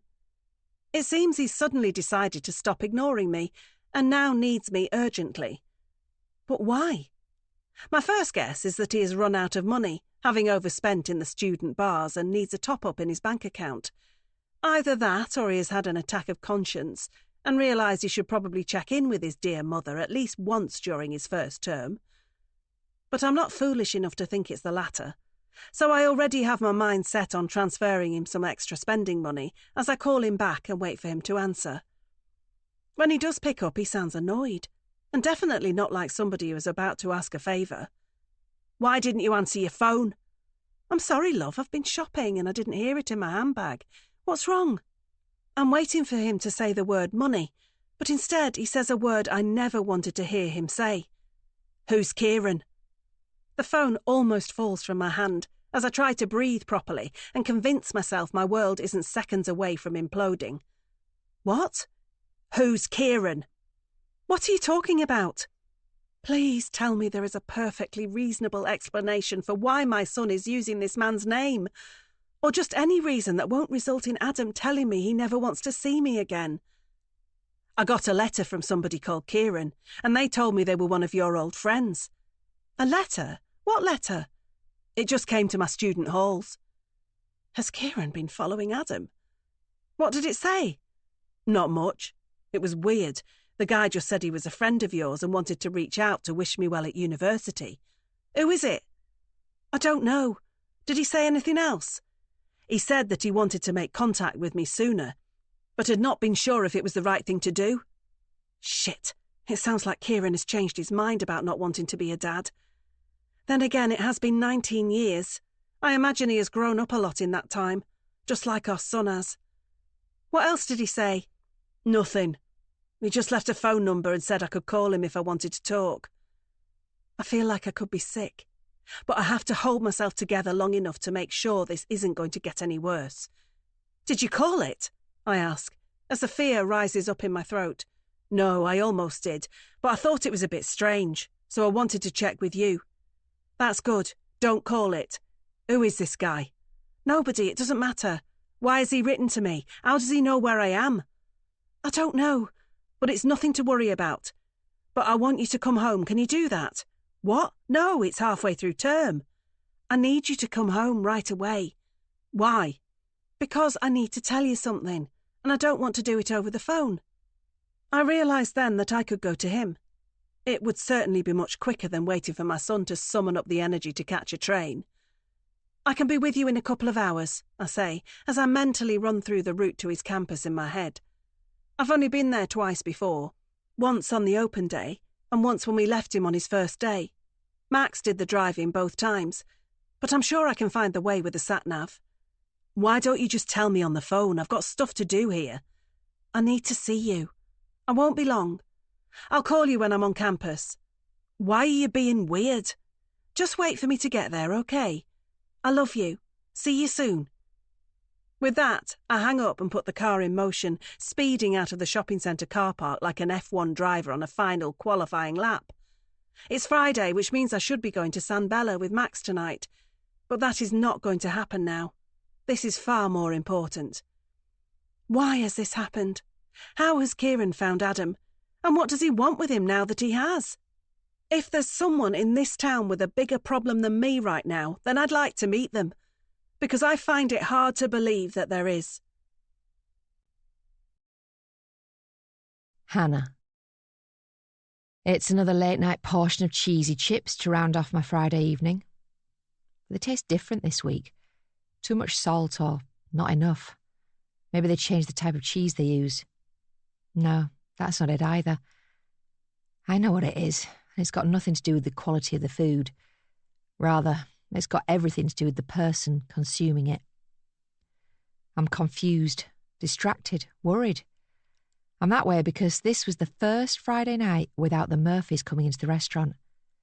I checked the reservation book as I always did, and I saw their name listed beside the time and table. But they didn't show up. Table 6 sat empty for a while before it was eventually assigned to another couple who'd made it to San Bella. I felt frustrated to see somebody else sitting in the seats that should have been occupied by Mr. and Mrs. Murphy. But there wasn't much I could do about it. All I could do was wonder what might have caused my new favourite couple to deviate from their routine. Was one of them ill? Or had there been an accident? Those two options are troubling for me, but there's another option that makes me feel even worse. It's the possibility that they found something else to do with their Friday night. The thought of never seeing either of them again makes me feel sick. That feeling then reminds me how empty my life is. How can I be this invested in a couple who I don't even know? They don't even know me either. We are literally strangers, and yet I find myself missing them when they're not around me. This is just what I do. I get attached to things, to people, to ideas. The idea that I could be happy and have what the Murphys have. But that's all it will ever be, an idea. Unless I act on it. Throwing the remains of the chips into the black bin bag on the kitchen floor, I wonder if I should have taken Mario up on his latest offer for us to hang out after he finished his shift in the takeaway. I could have invited him back here, and that would mean I wouldn't be alone again now. The house is cold and empty, and I'm missing my boyfriend again. But I'm not ready to go to bed yet and sleep off this latest bout of loneliness. Instead, I find myself wandering around our home in the darkness, running my fingers along the surfaces in each room. One way to describe this place would be to say it was minimalist. Only the absolute essentials are here. We don't like clutter. It makes it hard to think. I always say that my mind is cluttered enough, so I need my surroundings to be as clear and clean as possible. It makes it easier to think. No mess, no distractions, just enough. An outsider might say that this home is lacking in character and, in turn, warmth. But it has to be like this. It simply wouldn't work any other way. I'm in the bathroom now, staring at my reflection in the mirror and noticing how ghastly pale I am. If anyone could do with a suntan, then it's me. But there's not much chance of getting one of those in this town at this time of the year. Hopefully we'll go on holiday soon, me and my man. Somewhere warm and exotic. I hear Mexico is the place to be these days. Then again, all the girls at work seem to be obsessed with Dubai. I hear them all chatting to each other on our breaks. They talk about such and such an influencer and how much she's getting paid to post poolside photos from under the palm trees in that desert city. They talk as if such a thing is possible in their futures and that they won't be waitresses forever. I'm not sure they'll ever get to the point where they get paid to upload selfies from sunny climes, but I am fairly confident none of them will be working at San Bella for much longer. Why would they? They are young, and they're full of dreams and aspirations. More importantly, they still have the energy required to try and go after them. One of the waitresses left a couple of months ago, Rebecca, stormed out halfway through her shift, said life was too short for this shit, or something to that effect. I didn't witness the last few moments of her time in San Bella, but from what I heard it was quite entertaining. It was a shame because I actually liked her. Unlike the others, she had a bit of personality. Or perhaps I liked her because she was the only one who was nice to me. She'd say hello and goodbye, and while that doesn't sound like much, it's a damn sight more respect than I'm used to getting from people.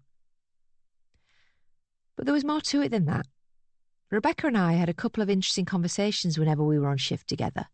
Nothing too deep, just about what we would be doing if we weren't serving hungry customers in an Italian. I said I'd be travelling the world, but only because I suspected that was the kind of answer she wanted to hear. I could hardly be honest with her and say that I was actually quite happy working in the restaurant, and that I believed life was more about the people in it rather than the activities one got up to. But that is the truth.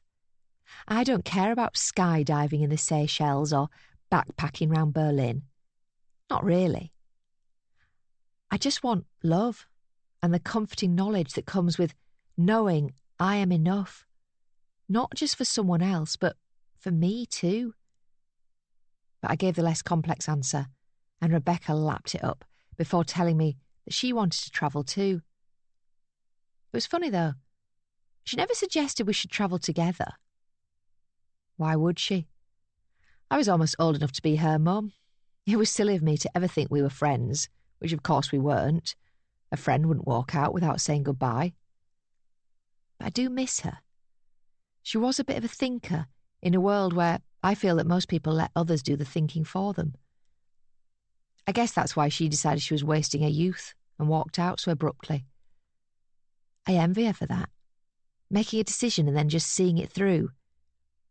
Who knows whether it'll work out better in the end, but at least she's tried. I used to be like her, but I've become hesitant these days. That might be because of what happened the last time I took a risk and put myself out there. But it could also be because I'm now letting fear control me. I wish I knew what happened to the Murphys tonight. It's driving me mad not knowing. I wish I'd followed them home one Friday night. That way, I'd know their address and I could at least go and check on the house now. I might catch a glimpse of them through the window and then I'd know they were all right. They wouldn't ever have to know I was there. I could go unseen, like a guardian angel watching over somebody, protecting but not looking for any attention or recognition. If I ever see them again, then I'll make sure I have a backup plan to keep them in my life under my terms. It's late now, 2 a.m. I should call it a night. No point waiting up. Pulling my duvet over myself, I can smell the chips in the rubbish bag downstairs. I should probably take it out now, but I'll do it in the morning. It won't make any difference. I used to spend a lot of time worrying about doing something here that could get me into trouble, leaving something out of place so that it was noticeable, using too much energy and causing the bills to rise, or cooking something that filled the home with a smell that required the windows to be left open for hours. But I've become a little less paranoid about all of that these days. I'm still careful, but I've figured out what works and where the limits are. I don't want to upset anybody, and I don't want to bring any extra attention upon me. But I can't live like this forever. Something has to give eventually. And when it does, I just hope it's not as bad as last time. Nadine. It had gone dark by the time I had made it onto campus at Adams University. That lack of light contributed to my confusion as I struggled to find his halls, wandering around and growing frustrated because he wasn't picking up his phone and so couldn't guide me. But I eventually got my bearings and found the building we had dropped him off outside of on his first day as a student. It had been a sunny September day when Max and I had driven Adam here to begin his first adventure away from home. The car had been full of bags, but my eyes had also been full of tears as I tried to comprehend not having my youngest child around the house anymore. We didn't stay long once we got him to his halls, mainly because Adam wanted us to make ourselves scarce in case we ruined his street cred in front of his potential new mates. But I had made sure to get a quick hug in with him before we departed, knowing that was going to have to be enough to last me until the end of that first term. That was the last time I had seen him, and I had expected that the next time would be under much better circumstances. Him coming home for the holidays and excitedly telling me all about what he had gotten up to while he had been away, the parties, the new friends, and hopefully he had learned a thing or two from his lectures as well, although that might have been asking a little much from a fresher. Instead, I've seen him much sooner than anticipated, but under circumstances I never would have wished for. I could tell that Adam had already consumed some alcohol when he opened the door to his halls and walked out to meet me. He was a little fidgety and wide-eyed, although I also realised that could be down to him feeling awkward that his mother had just turned up to see him on a Friday night. The sounds of a nearby party had drifted out from an open kitchen window behind him, and I figured that was where he had just come from. But before he could go back there, we had something important to discuss. "I still don't get why you had to drive all the way up here," my son had said, as he had led me to the side of the building, to where I presumed he knew he would be out of the line of sight of the other students around here. "Have you got the letter?" "Yeah." "Give it to me." Adam had produced the piece of paper from his pocket then and handed it over, allowing me to get a good look at exactly what Kieran had written to our son. "Hello, Adam. My name is Kieran, and I am an old friend of your mother's. I wanted to reach out to you sooner, but I wasn't sure if it was the right thing to do. I want to wish you well with your studies at university. It must be a very exciting time for you, and I'm sure you are going to have a lot of fun. As I said, I wanted to get in touch sooner, but I was unsure. Perhaps it is best if you reach out to me next time, if you want to, of course. My phone number is 07812 99235. Feel free to give me a call if you would like to talk at any time. All the best." I suppose I should have been grateful that Kieran hadn't signed off his letter from Dad. But even though he spared me that disaster, the content of the note made it clear that he now wanted to play a much bigger role in the life of his long-lost son. "So who the hell is this guy?" Adam asked me, as I had been reading the letter for a second time. "I almost called him when you were driving up here, just to get some answers. You never call this number. Do you hear me?" "Why not?" "Because this man is dangerous." Adam had been shocked at my answer, but I had held it together as the words had come out of my mouth, mainly because it had been the course of action I had decided to take during my drive to campus. I had settled on the idea of telling Adam that Kieran was an old boyfriend, someone who I knew before I met Max, and that he had not taken it well when I had broken up with him. He had never hurt me, I assured Adam of that, but he had displayed some troubling tendencies over the years. In other words, he was a bit obsessed with me and my family. "He's stalking you?" Adam had asked, looking stunned that anybody would find me interesting enough to be so fixated with. "I wouldn't say stalking." "Then what? Do we need to go to the police?" "No, definitely not. What if this guy turns up looking for me? Would he hurt me?" "No, of course not. I will handle this. You have nothing to worry about."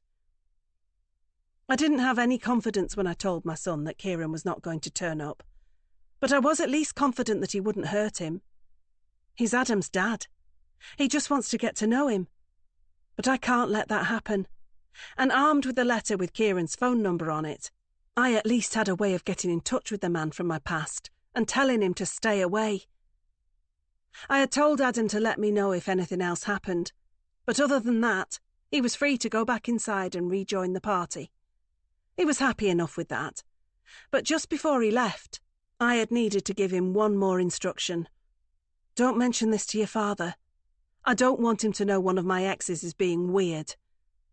Thankfully, Adam could see why it would make sense to not bring Max in on these developments, and he had agreed to keep the letter between us.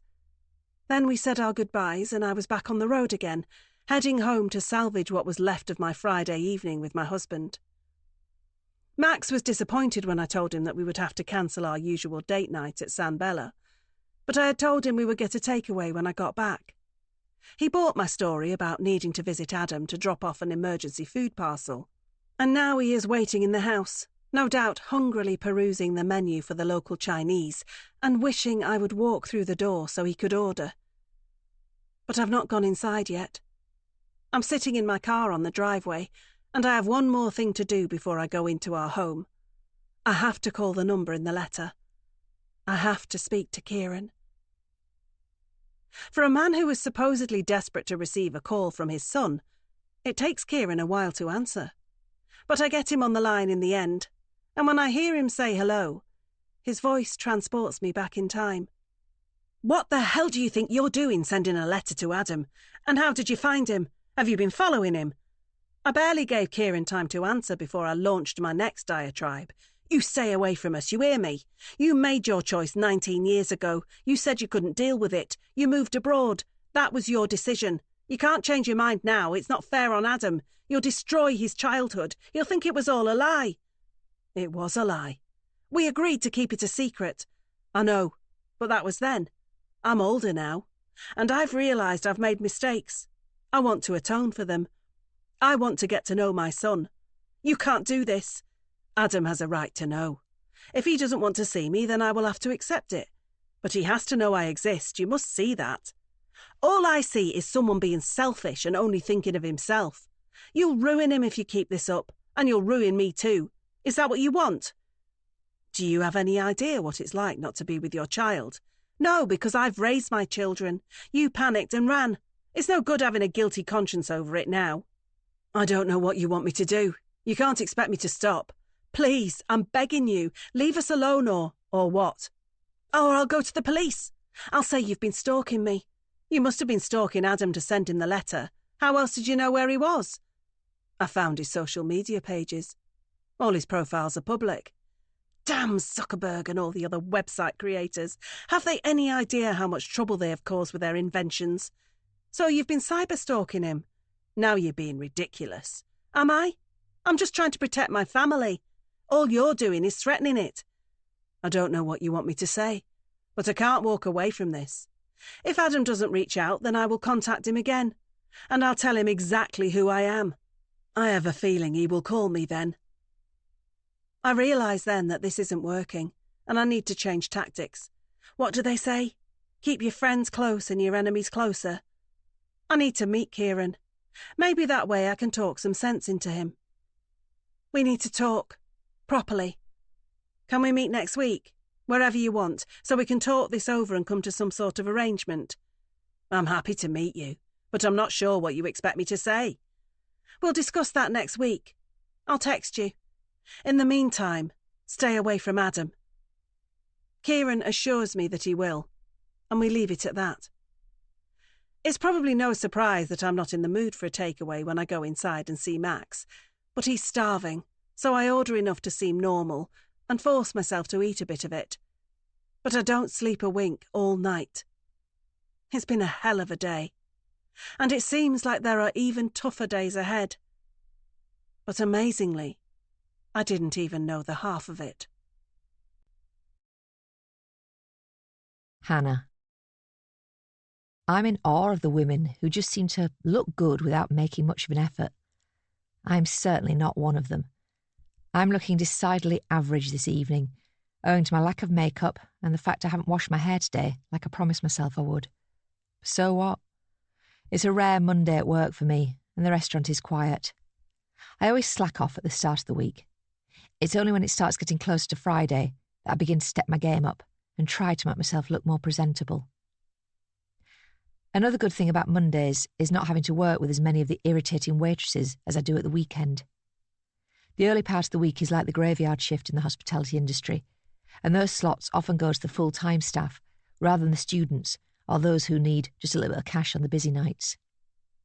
That means no Becky, Chrissy or Tori, just plain old Hannah, tasked with looking after the only 4 tables of customers who are in this evening. Or should that be 5 now? I freeze as I stand on the edges of the restaurant floor and look towards the table by the window. It's the table that was unoccupied a few moments ago when I went into the kitchen. It's table 6, the one the Murphys use at the same time every week. But they're here now. What? It's not Friday. They shouldn't be here.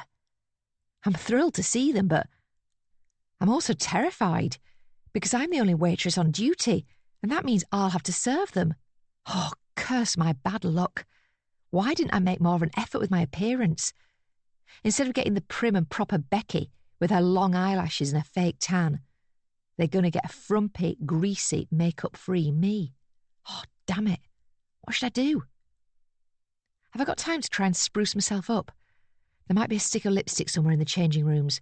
Or perhaps there might be... Hannah, can you take the drinks order for table 6, please? The instruction from Francesco snaps me out of my trance and sends me scurrying over to the couple by the window. My heart is racing and my hands are clammy, but whatever I do, I just need to make sure I don't mess their service up tonight. I can't think of anything worse than getting a complaint from the Murphys. I need them to like me. That's the only way we can get closer. Good evening. Welcome to San Bella. Are you ready to order your drinks? I'm grinning like a Cheshire cat and hoping that my overly pleasant demeanour will distract from my severely unkempt hair. Mr. Murphy looks up from his menu, and I can't tell if the confusion on his face is because I'm not his usual waitress, or because he just hasn't decided what he wants to drink yet. What do you think, dear? Do you fancy wine this evening, or should we just get soft drinks? I wonder if the husband's question to his wife is just him being a gentleman, or because he's unsure what the sensible code of conduct is for drinking alcohol so early in the week. But it seems Mrs. Murphy has no such qualms about any of it. Yes, I want wine. That was a very short and snappy answer, and I see Mr. Murphy raise his eyebrows a little bit before he confers with the menu to try and find something that will satisfy his partner's thirst. But the longer it takes for him to make a decision, the more I sense an opportunity. May I recommend the Malbec? I say, trying to keep my voice calm and steady, even though I'm feeling almost as nervous as I did during my first ever shift here. Oh, okay, he says. I'm happy to go with that one, if you are, darling. Yeah, fine, whatever. Is Mrs. Murphy always this rude, or is she just having a bad day? I wonder what could have happened to cause them to deviate from their established routine. Then, before I can stop the words, I'm already asking the question that reveals my curiosity. You guys usually come here on a Friday, don't you? I say, before instantly regretting it. But it's out there now. It's obvious how much I've been watching them. That's right, Mr. Murphy says, with a smile that sets me at ease a little. We always sit at this same table. I guess it's hard not to notice us. I laugh a little too loudly for this quiet restaurant, and a few people look in my direction. But it's Mrs. Murphy who I notice the most, because she's looked up from her menu now, and she doesn't look particularly happy about me guffawing at her husband's mild joke. I think you usually get served by Becky, I say, and I'm ready to walk away then, because I don't want the woman at the table to get irritated with me. But before I can go, Mr. Murphy speaks again. That's right. She's a good waitress, but she can be a little forgetful.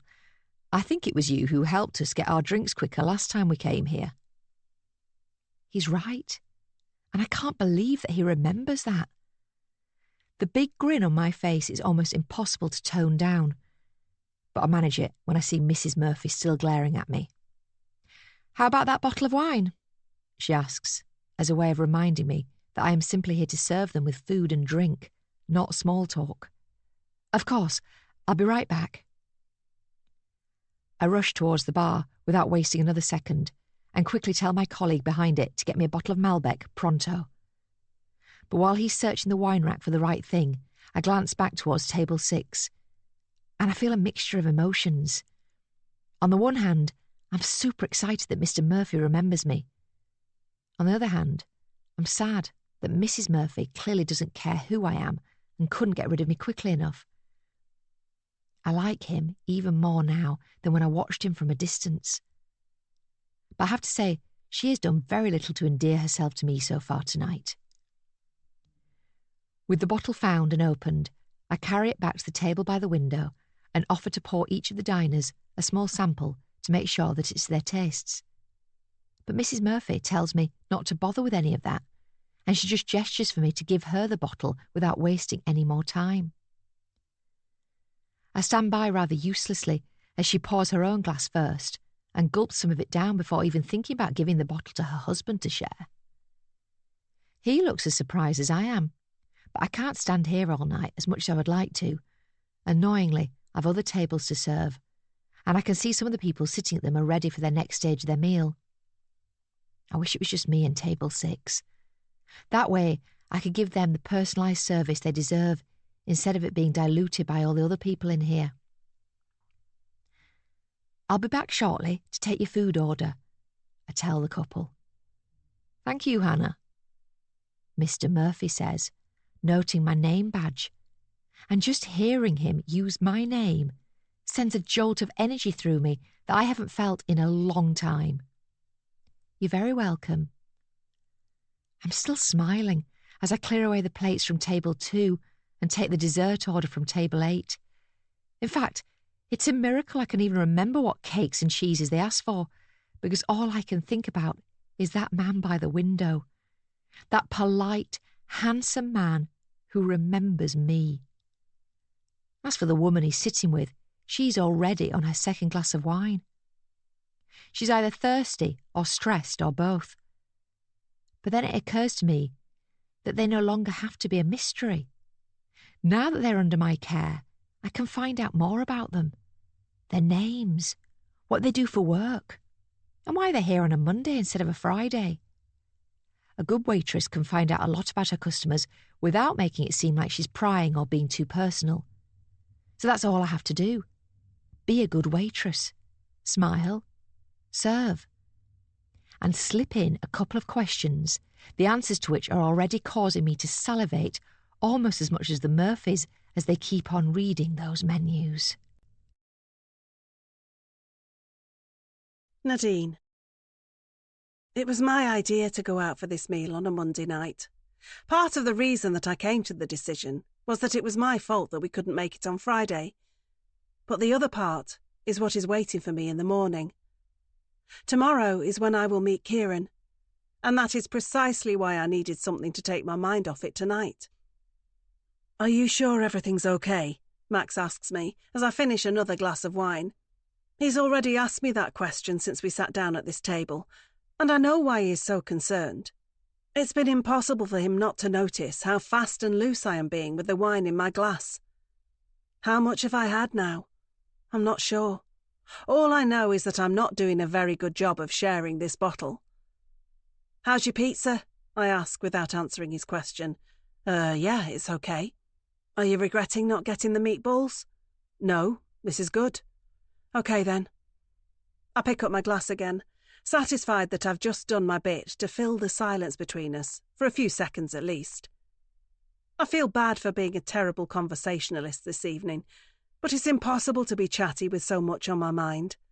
All I can think about is Kieran, what I need to say to him, what he might say to me, and how things could be left between us when our meeting ends.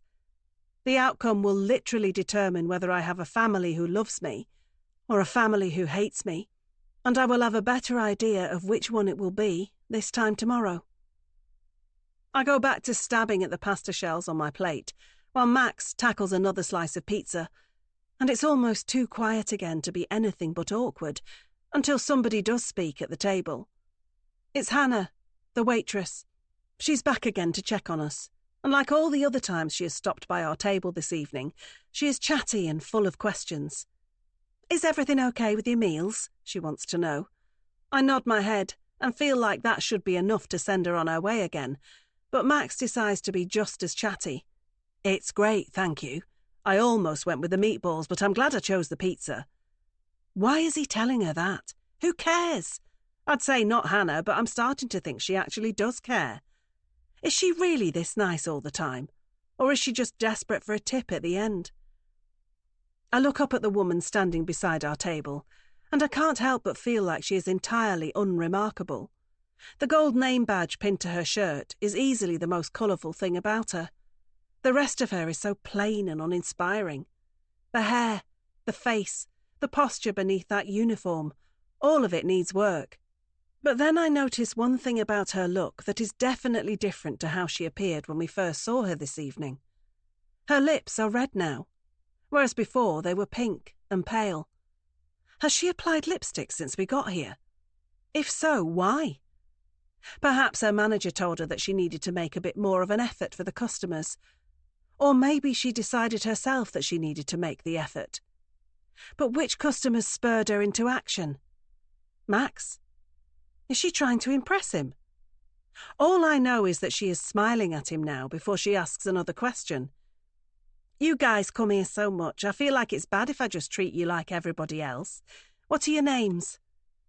I'm just about to tell her that it is none of her business and send her on her way back to the bar for more wine, But once again my husband speaks up and prolongs this whole thing. "I'm Max and this is Nadine," he says, gesturing towards me. "But don't worry about giving us any special treatment just because we come here a lot. We're no different to any of these other people." "Oh, don't put yourselves down. You're very valued customers, and it's nice to be able to put names to the faces now. As you can probably already see, my name is Hannah. It's a pleasure to meet you properly, Hannah. And don't say this to Becky because I'd hate for her to be offended, but I have to say that the service this evening has been much better than usual. Not that the other times were bad, but I hope you know what I mean." I'm looking at my husband like I have no idea what he means. Why is he still chattering away with this dowdy waitress when he could be talking to me? Sure, I've hardly been a font of conversation this evening, but still, I'm far more interesting than this woman could be. Aren't I? That's okay, I won't tell Becky, but I understand what you mean. Perhaps the service is a little less personal on a Friday because it's so busy in here. Mondays are somewhat calmer, as you can tell.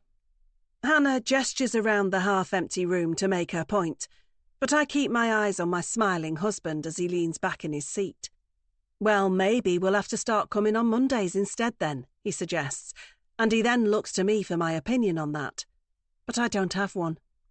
Bizarrely, Hannah doesn't leave the questions there, and by the time she has moved on from our table, she has managed to get Max to divulge what he does for a living and why we weren't here on Friday.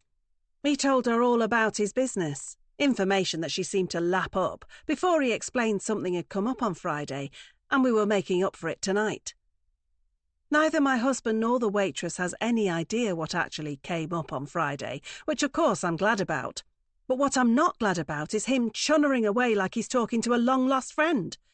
I make sure to tell him that once Hannah has finally gone. You shouldn't be so open with strangers. What? Telling her our names and what you do for work. It's none of her business. She's just being nice, because she wants a tip. So? It's her job. She's in hospitality. It's not her job to pry. I don't see what the problem is. You never do. What's that supposed to mean? Nothing. I bite my tongue before saying any more. I'm in a foul mood because of all the stress of Kieran contacting Adam, and the looming meeting is weighing heavily on my mind. It was a bad idea to come here tonight and think I could distract myself from it. I just want to go home now, and I make that clear by telling Max that I'm far too full for dessert and that we should just get the bill. He seems surprised, but I'm just grateful he doesn't want any dessert himself. And while it's tedious to have to listen to Hannah again as she brings us the bill and asks if we've enjoyed our evening, it's a relief to be putting my coat on and heading for the door. "I hope to see you two again soon," Hannah says as we leave, and Max assures her that it won't be long until we are back. But I just keep my head down and say nothing, which is the same tactic I try and employ once we are in the car driving home. The problem is, Max doesn't make it easy for me. "Are you going to tell me what's going on? Or am I going to have to prise it out of you, like I had to do with the kids when they were younger?" Max asks as he navigates the dark roads. "There's nothing wrong, I'm just tired. You've barely said a word to me all night. You were rude to that waitress, and you still haven't told me what Friday night was all about." "I did tell you. Adam needed some food. You seemed funny when you got back that night. I was just tired from the drive." "Are you sure something didn't happen with Adam? Something more serious than him running out of food?" "Of course I'm sure." "You would tell me if there was something, wouldn't you? If he's struggling with his studies or whatever, because he's my son too, you know." "I know he is." My voice went a little high then, but that's what happens when I'm forced into telling a lie during a heated discussion. "So why were you grumpy tonight then?" Max goes on, thankfully dropping Adam and Friday night for now. "I wasn't grumpy." "Yes, you were." I realised that I could carry on getting nowhere, or I could try and make this conversation a little more fun, if only to prevent us from having a fight and giving me one more problem to deal with. That's why I decide to start teasing my husband about the waitress. "I might have been a little jealous at how friendly you were being with Hannah." "What?" Max says, clearly not expecting that. "It felt like the two of you were flirting a little." "I'm only being honest. And while I'm not that bothered if they were, because I know Max would never be interested in another woman, especially one like her, I'm milking it to take the heat off what's really bugging me. We were not flirting." "Did you fancy her?" "What? No way." Are you sure about that? Perhaps you like the uniform. Or maybe it was her plain Jane look. She's very different to me, but maybe that's what you want. Something different. A chance to slum it. What are you talking about? I'm only joking. Max's relief is palpable, and I decide to stop teasing him then, now that the mood in the car is a little better than when the journey started. I also don't need him to try and convince me that I have nothing to worry about. But just before we get out of the car and go into our home, he does just that. You know I love you, right? He says, and I nod my head because I do. And you know I feel bad about being away so much on business. I nod again. Well, I was thinking there might be a way for me to be around a lot more. Really? I would like that. Although not tomorrow, because I need Max out of the house, so he won't know I'm going out to meet the man who fathered one of our children. There have been a few offers from third parties interested in buying my company, Max tells me. I've never considered them before because I was so focused on growing the business. But it's in a good place right now, and some of the offers are quite tempting. What kind of offers? Big ones. I'm surprised, because I had never thought Max would sell the rights to the business that he had worked so hard to build. But those big offers must be big enough to make him contemplate it. I could retire, be around more. We could travel, go out for meals on any night of the week, do whatever we want. Would you like that? Of course I would. I'm just surprised. We can think about it. We don't have to make any big decisions yet. I just thought I'd mention it. And I wanted to check that there wasn't anything wrong between us before I did. My heart aches at the thought of my hard-working, loyal and loving husband worrying that there was a rift developing between us. If there has been one, then it's all my fault, not his. And I feel so bad for potentially causing him to stress over it. I also feel bad if he feels like he has to give up his business to try and stop us from drifting further apart. I love you, I tell him, taking his hand from where it was resting on the steering wheel and giving it a squeeze. And there's nothing wrong, I promise. I'm trying to be persuasive, and he sees that. What he won't see is that tomorrow morning I will be doing everything I can to persuade another man that everything is okay too. Somehow, I think I will have a harder job on my hands the second time around. Hannah.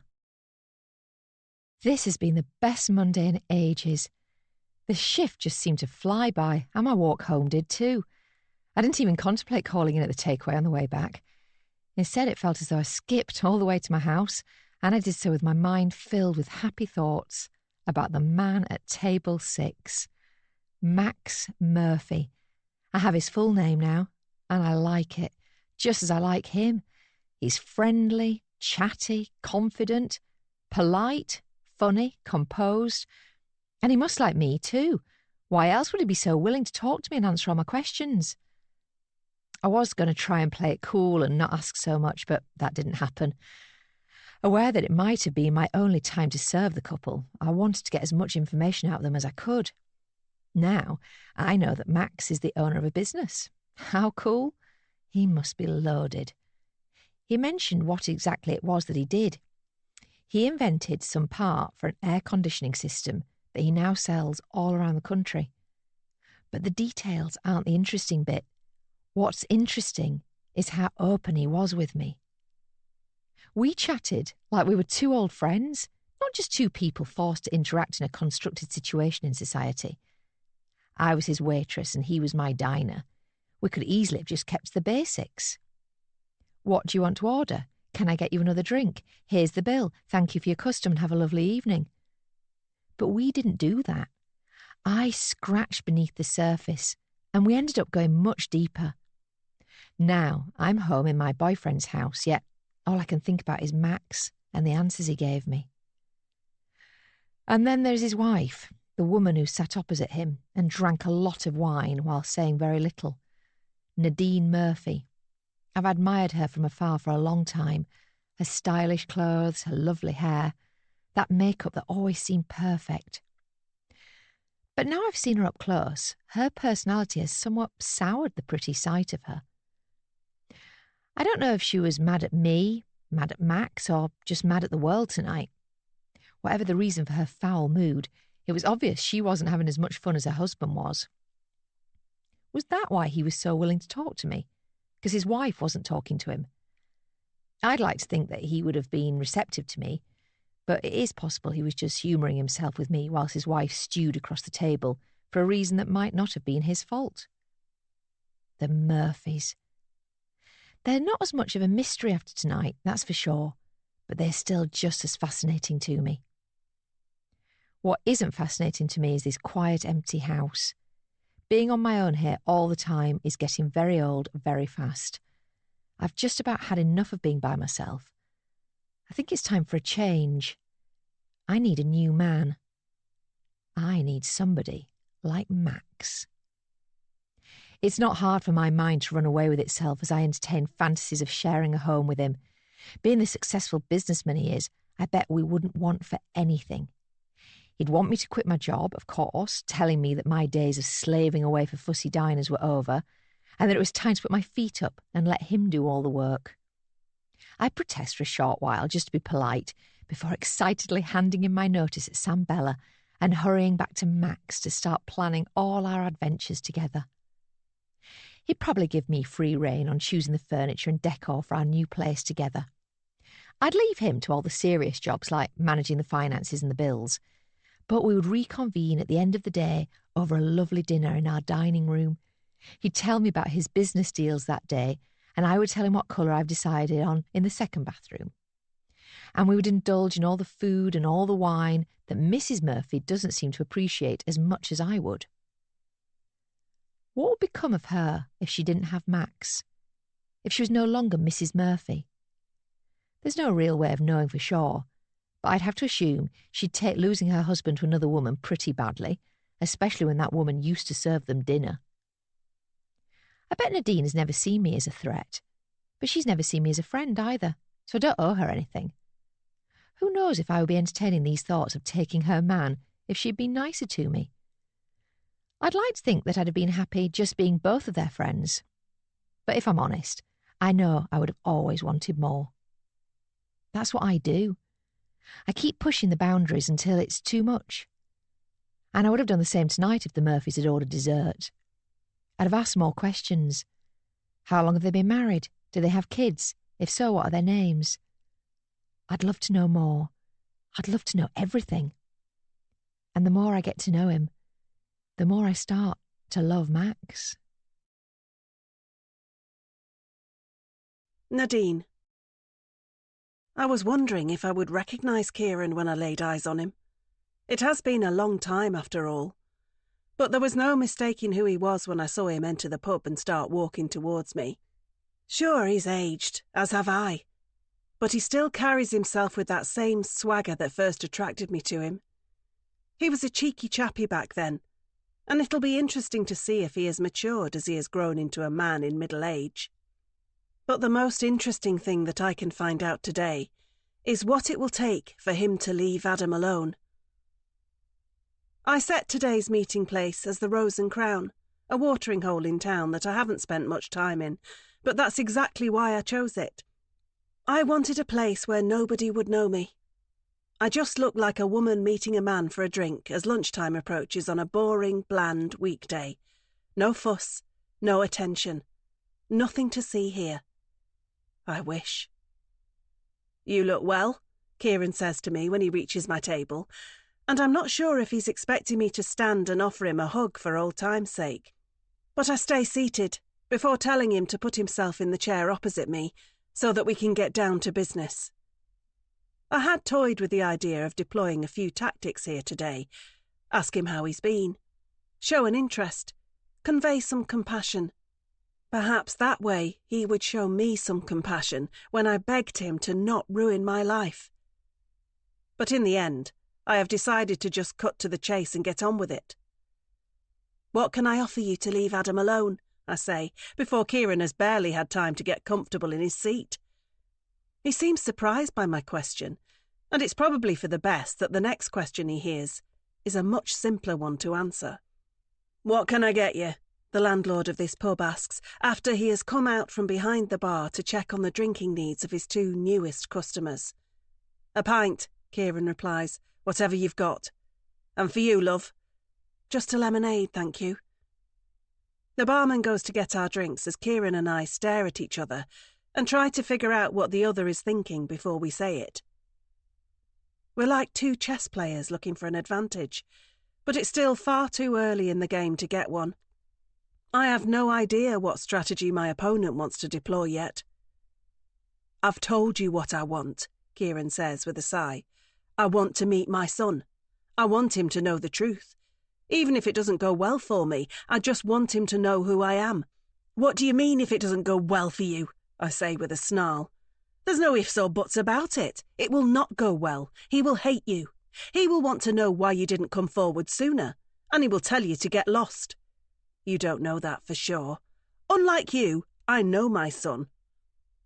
That was harsh, but it was also true. Kieran hasn't got a clue what Adam is like, or how he might react to this news. I do because I've raised him, and now I have to shield my boy from danger again, just like when he was on the playground and a kid might have picked on him, or a big dog might have got too close and scared him. I've not come here to argue, Kieran tries, and I've not come here to waste time. So like I asked, what can I offer to make you leave Adam alone? You think I want money? I have no idea, but that is one option. You've got to be joking. You think you could just pay me off to keep quiet, as if there's any amount of money that would be worth more than my son? Oh, quit trying to sound like you're the world's best dad, and be honest. You ran away. You, not Adam. He's always been here, but you haven't. So please stop pretending like you're some nobleman who is only interested in doing good deeds, because we both know that's not true. We're interrupted then by the two drinks that are placed down on the table in between us. And there's a slightly awkward moment when the landlord asks for payment, and Kieran and I look at each other as if to say who is paying. I reach for my handbag to aid getting rid of the third party, but Kieran gets his wallet out quicker and taps his card on the machine to cover our debt to this publican. Then we are alone again, and I take the chance to keep the theme of money running while it's fresh in both our minds. I'm not sure if you're aware, but my husband is doing very well for himself these days. So if it is money you want, I can get you plenty of it. It might take me a little time, but it's there. I just told you that I'm not interested in money. And why is that? What exactly is it that you do for work these days? That's not got anything to do with it. Whatever it is, I doubt it's as highly paid as Max is. So come on, stop messing around and name your price. All cowards have one, so let's hear yours. I knew this was going to be a waste of time. Kieran goes to get up then, and I fear I've played this all wrong. To show my remorse, I reach out and grab his arm, a strong sign that he holds all the power here and not me, despite how I've been trying to make things look since he got here. Please, don't go. I really want us to sort this out. Kieran looks at my hand, gripping his arm for a moment, before giving in and easing back into his seat, before he takes a long sip of his frothy ale and licks his lips. Annoyingly, he seems to be growing more confident, while I feel like I'm already floundering. And to prove it, I wait for him to speak next. What if the thing I want is something else? Not money. Something more personal. Like what? You. What? I hadn't been sure if the offer of cold, hard cash was going to work, but one thing I had not been counting on was for Kieran to counter with an indecent proposal like he has. One night with you, for old time's sake. Then I'll go away. How about it?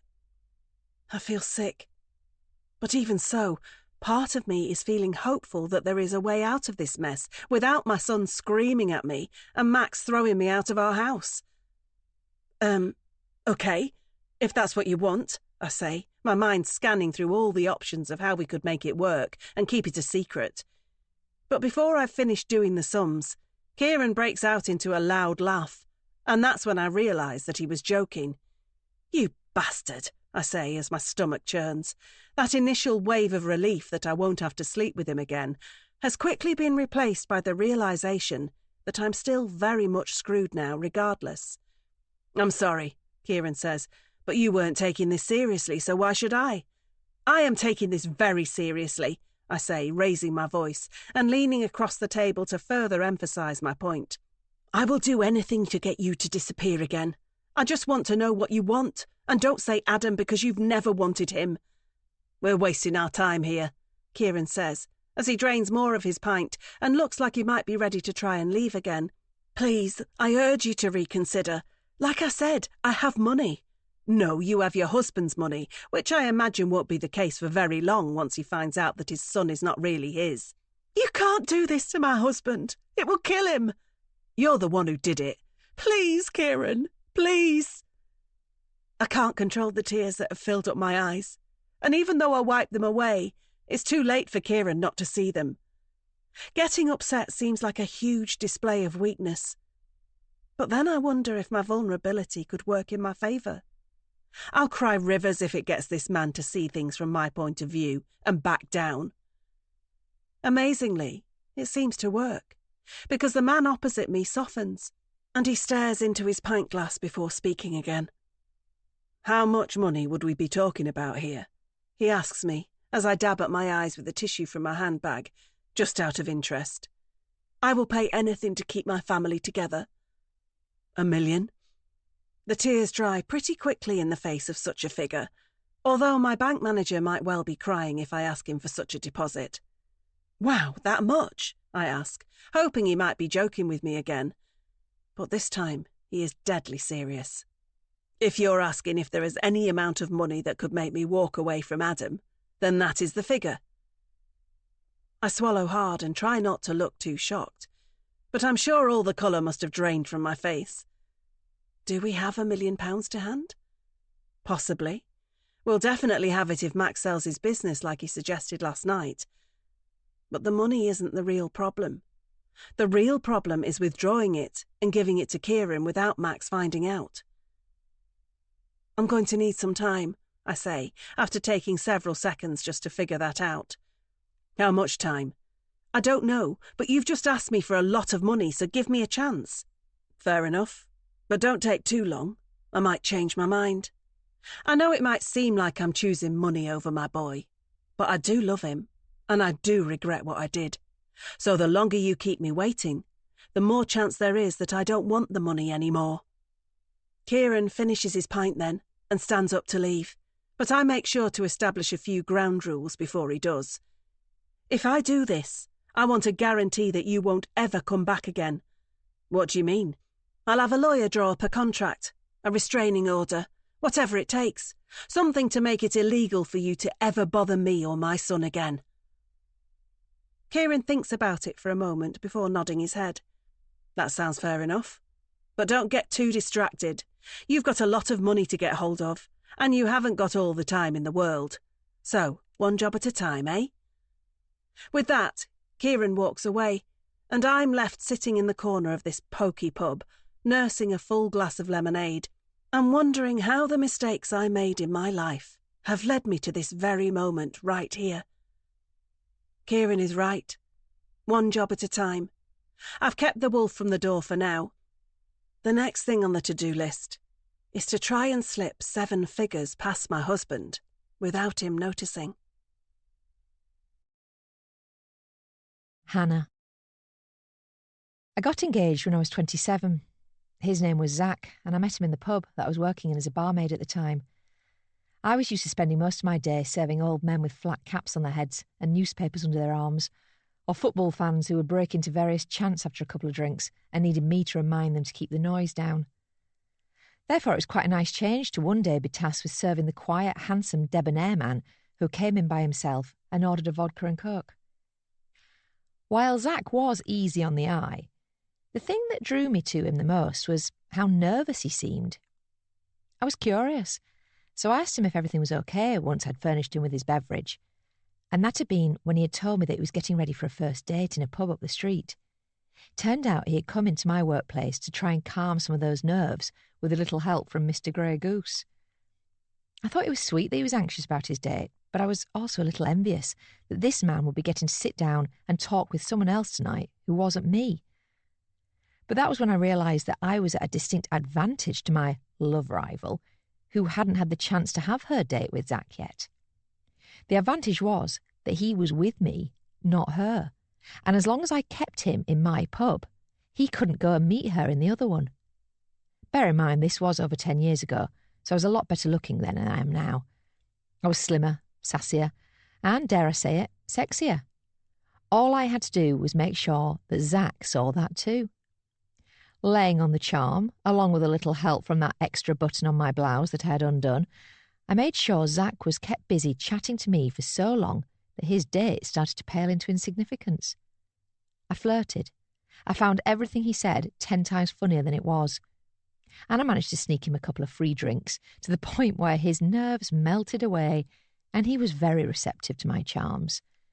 In the end, it was a foregone conclusion that he was going to cancel his date at the last minute and spend the rest of the night with me. From those humble beginnings, ours was a love that blossomed into something very serious.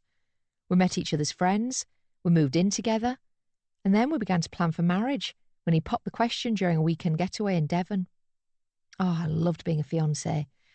It was basically several months of getting to get together with my girlfriends and talk them through all of my plans, the venues I was looking at, the dresses I had my eye on, and the ideas for our honeymoon, all of which were very exotic.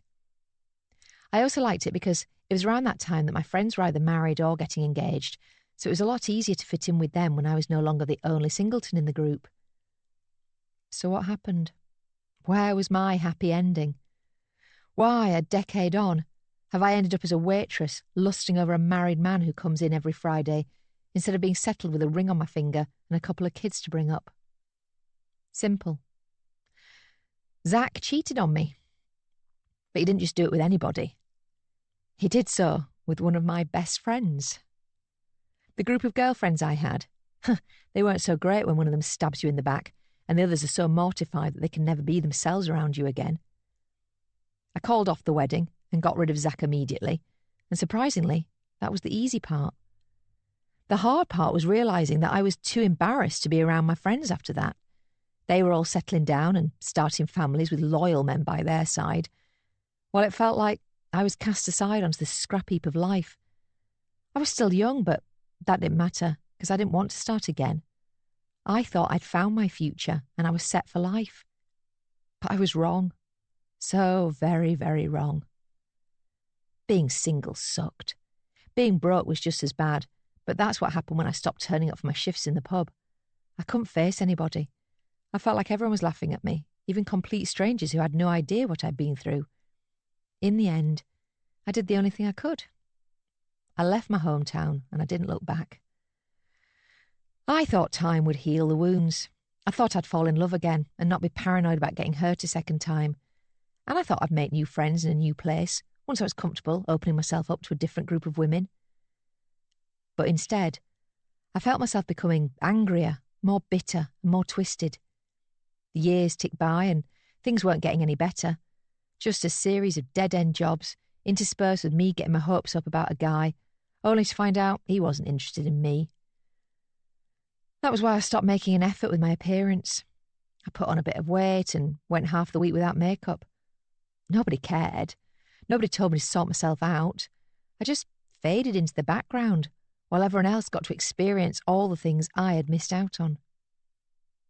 One day, 3 years ago now, I decided to look up Zach and see what he was doing. The internet makes it easy to find out about other people from a safe distance. And that's what I did with the man who had betrayed me. I discovered he was married, had 3 kids, 3, and he even had a dog. That made me feel sick because he was the cutest little thing I'd ever seen, and I hated him for that. It seemed that despite what he had done, life had worked out pretty well for Zach. I wish I could say I left it there. I wish I could say that I put my phone away and got on with my life without giving him a second thought. But I didn't.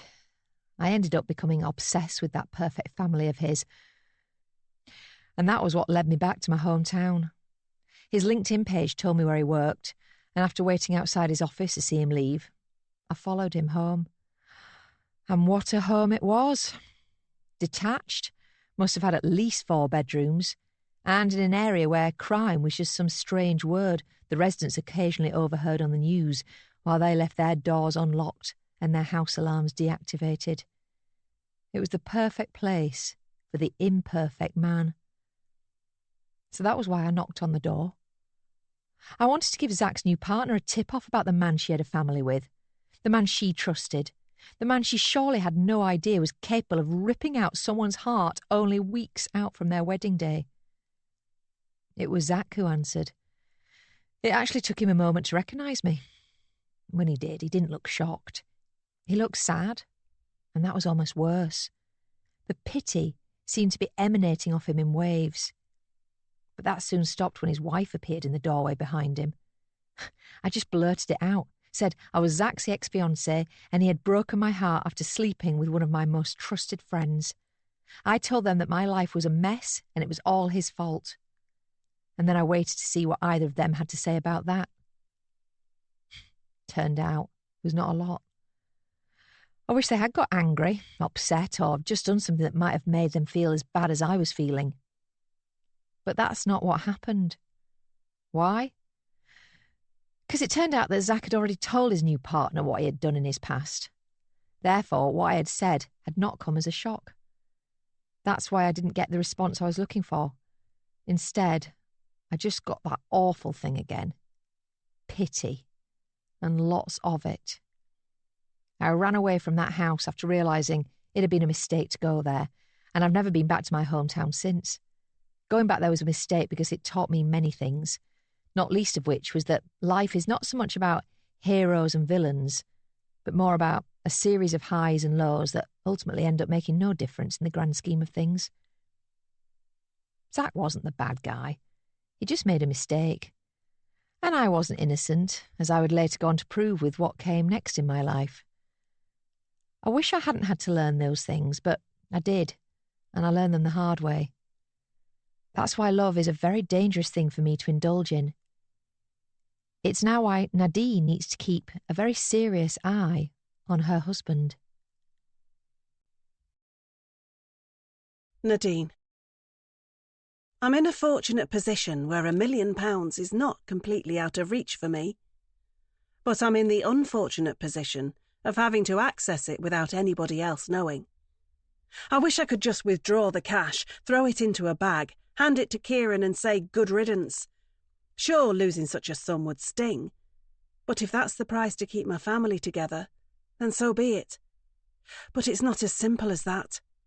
I might be one of my bank's favourite customers due to the numbers in my account and the mortgage my husband applied for, but there are still systems in place. All sorts of checks and balances. This isn't the Wild West. Withdrawing 7 figures in one fell swoop these days would be almost akin to holding up a bank with a gun and demanding the clerk stay calm so nobody gets hurt.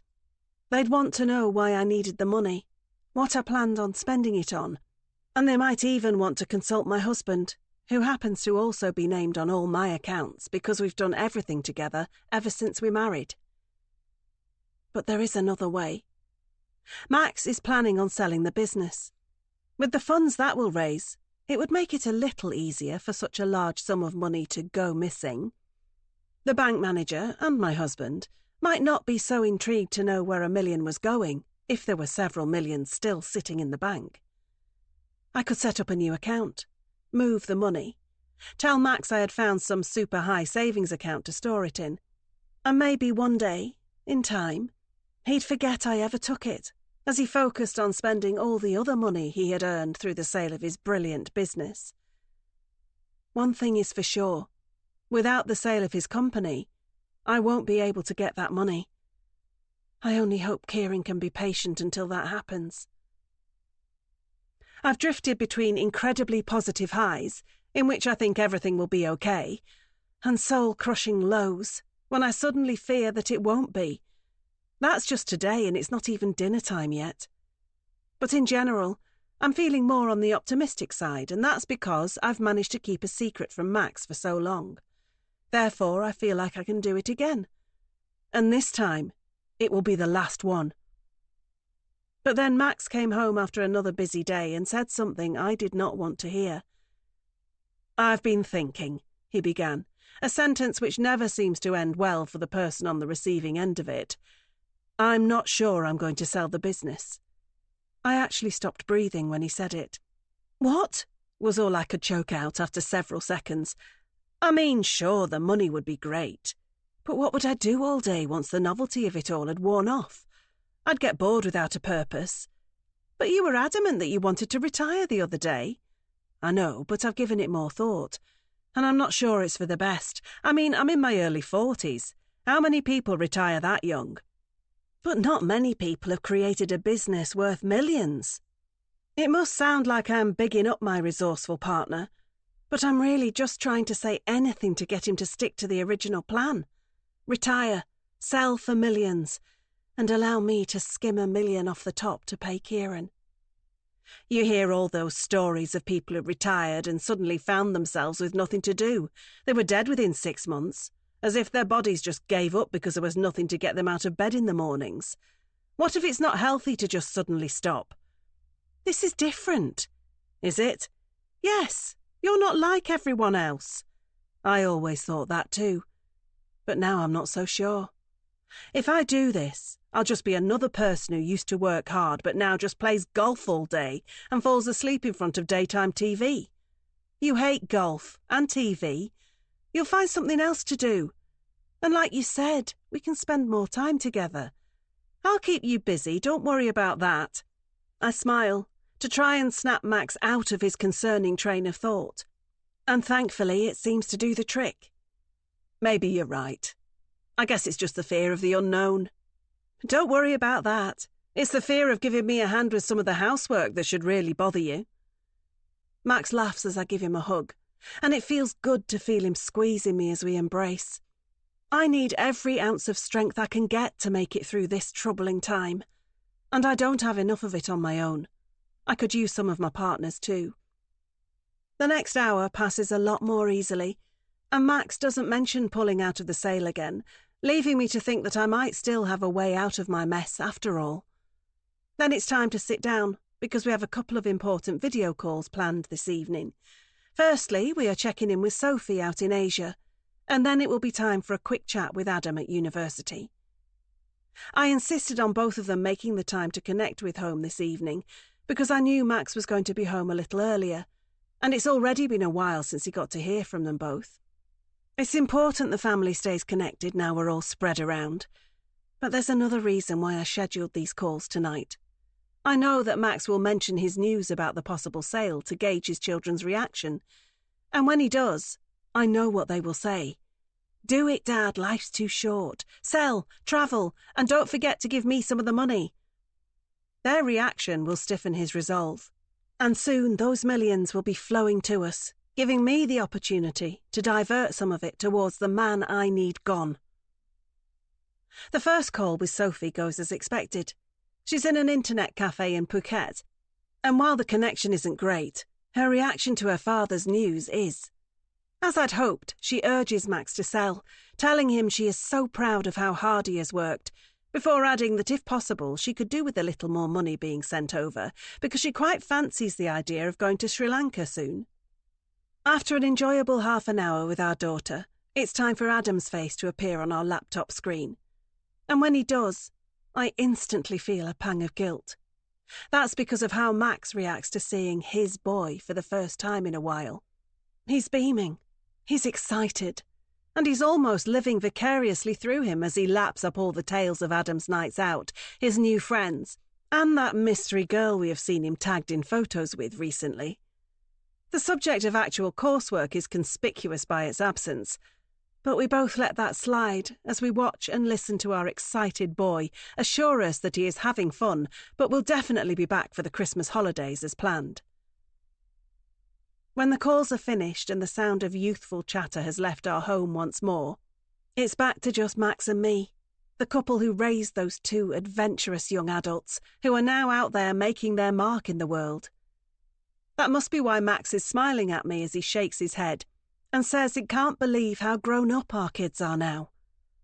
I can't believe it either.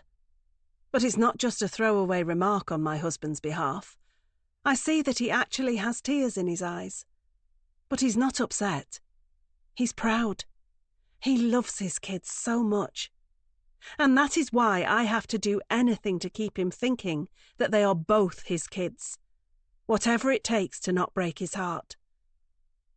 You're definitely going to sell? I ask one more time as we get into bed an hour later.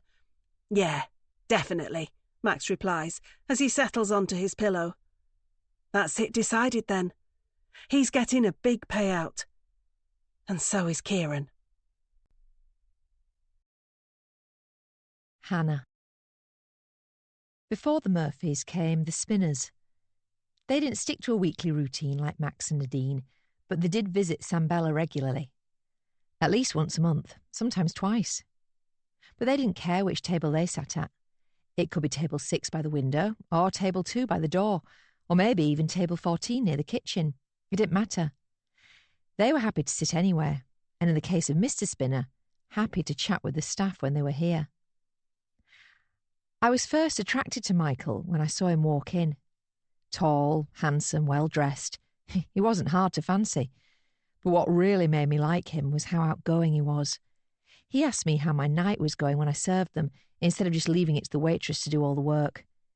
He asked for my opinion on certain dishes, and even complimented me on my skills when carrying several plates away from his table. He was friendly, flirty, and fun, and he had me under his spell. But then I realised he was just like that with everybody. It didn't matter which waitress he had. He treated them all the same. That's when I realised I wasn't special. He was clearly just a guy who was comfortable in the presence of the opposite sex, and was so confident he didn't even seem to turn his flirting down despite his wife sitting opposite him. But she didn't mind. If anything, she almost seemed to enjoy it, and at the time I suspected that was because, despite all his flirting, she knew she was the one who the handsome man was going home with. But after learning that I wasn't unique, I started to resent the fact that I would never have him. It used to bother me that he could be like he was with any woman, not just me. But then I learned that he wasn't just the flirty type. He actually took more action than that. And I discovered that fact one evening after he comes to the restaurant alone. I saw one of the waitresses getting into his car at the end of our shift, and while everybody else either ignored it or found it funny, I was mortified. How could he do that? How could he cheat on his wife? But more importantly, if he was going to cheat, why wasn't he cheating with me? I waited until he was in the restaurant again before I made my move. After accidentally knocking his suit jacket off the back of his chair, I was able to remove his wallet discreetly and take out his driving licence once in the safety of the staff toilets. I was able to casually drop the wallet behind his chair when I passed through the restaurant again, leaving him to assume it just fell out of his jacket when he discovered it on the floor. But I still had his ID with his address on it in my possession. Then, all I had to do was visit his home when I was off duty and wait for him to be by himself. Having watched his wife leave in her brilliant blue sports car, I had knocked on the door of the impressive home and waited for the man of the house to answer. When he had, Michael had been wearing a gym vest and a pair of shorts, and he looked like he was sweating. I would later find out he had just completed a workout in his expansive home gym. Michael was loaded, but that wasn't why I was there. I didn't care about his money. I just wanted him to want me. After producing his driver's licence and telling him it must have fallen out of his wallet at the restaurant, he seemed happier to see me. And he only warmed to my presence even more when I complimented him on his physique. I made it obvious that I was attracted to him, and that, coupled with the fact that his wife was out of the house, made it easier for me to persuade him that I could come inside. We slept together. It was hurried and urgent, and not quite how I had imagined it going, but it happened all the same. I had gotten what I wanted. Almost. Having been intimate with Michael, it only made me want to be around him more, and after what we had done together, I had hoped he might be feeling the same way. Could we somehow make it work? Would he leave his wife for me? Was this the happy future to make up for my unhappy past? In a word, no. Michael didn't leave his wife for me. He had no intention of doing such a thing. It was obvious I was just another one of his flings, Nothing more, nothing less. To make it even worse, he barely acknowledged me the next time he came into the restaurant. He acted as if I wasn't the woman who had been in his bed the week before. He deserved an Oscar for the way he so casually ordered his dessert with me, while his wife sat opposite him, being none the wiser as to who I really was and what I had done with her man. I blame what happened next on Michael's nonchalance. If only he had been more respectful to me, then I like to think that I wouldn't have gone back to his house. But I did go back. Only that time I went back when he was out and his wife was home alone. Victoria Spinner was not shocked when I told her she was married to a cheat. In fact, it was quite the opposite. She rolled her eyes and shrugged her shoulders as if I had just told her that it might rain tomorrow. Not that the man who had put a ring on her finger had slept with me in their marital bed. Turned out she knew all about her partner's penchant for other women and wasn't at all fussed by it. She called me another one of his floozies and said she was with him for the money and not his ability to keep it in his trousers. I even got the impression she engaged in a little extramarital activity herself. But that was not what I had wanted to hear. I wanted Victoria to be mad, to hate her husband, and to be on my side. For her to agree with me that all men are rotten and that they don't deserve people like us.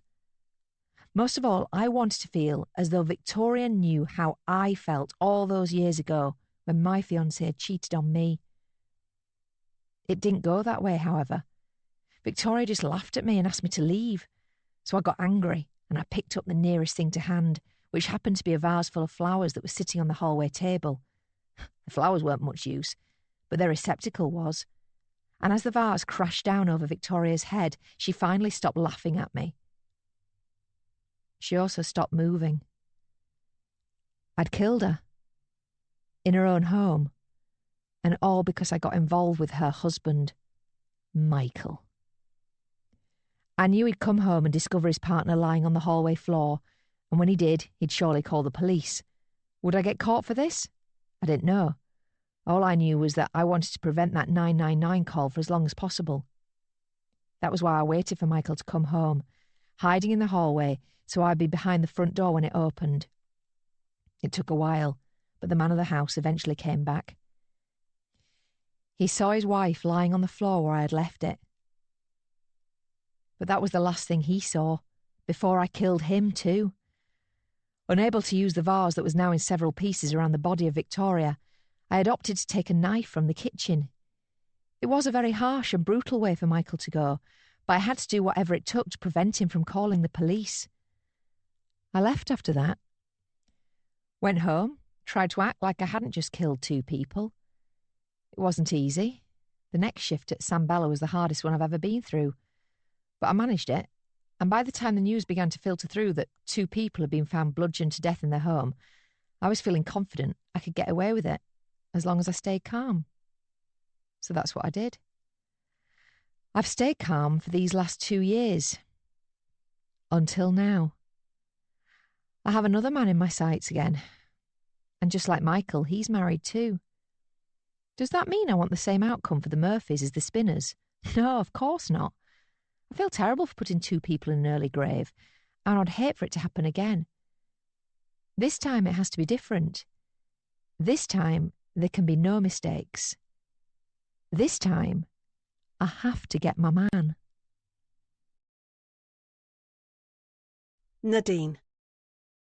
The sale of Max's business is going through, but not quickly enough for the funds to hit our account.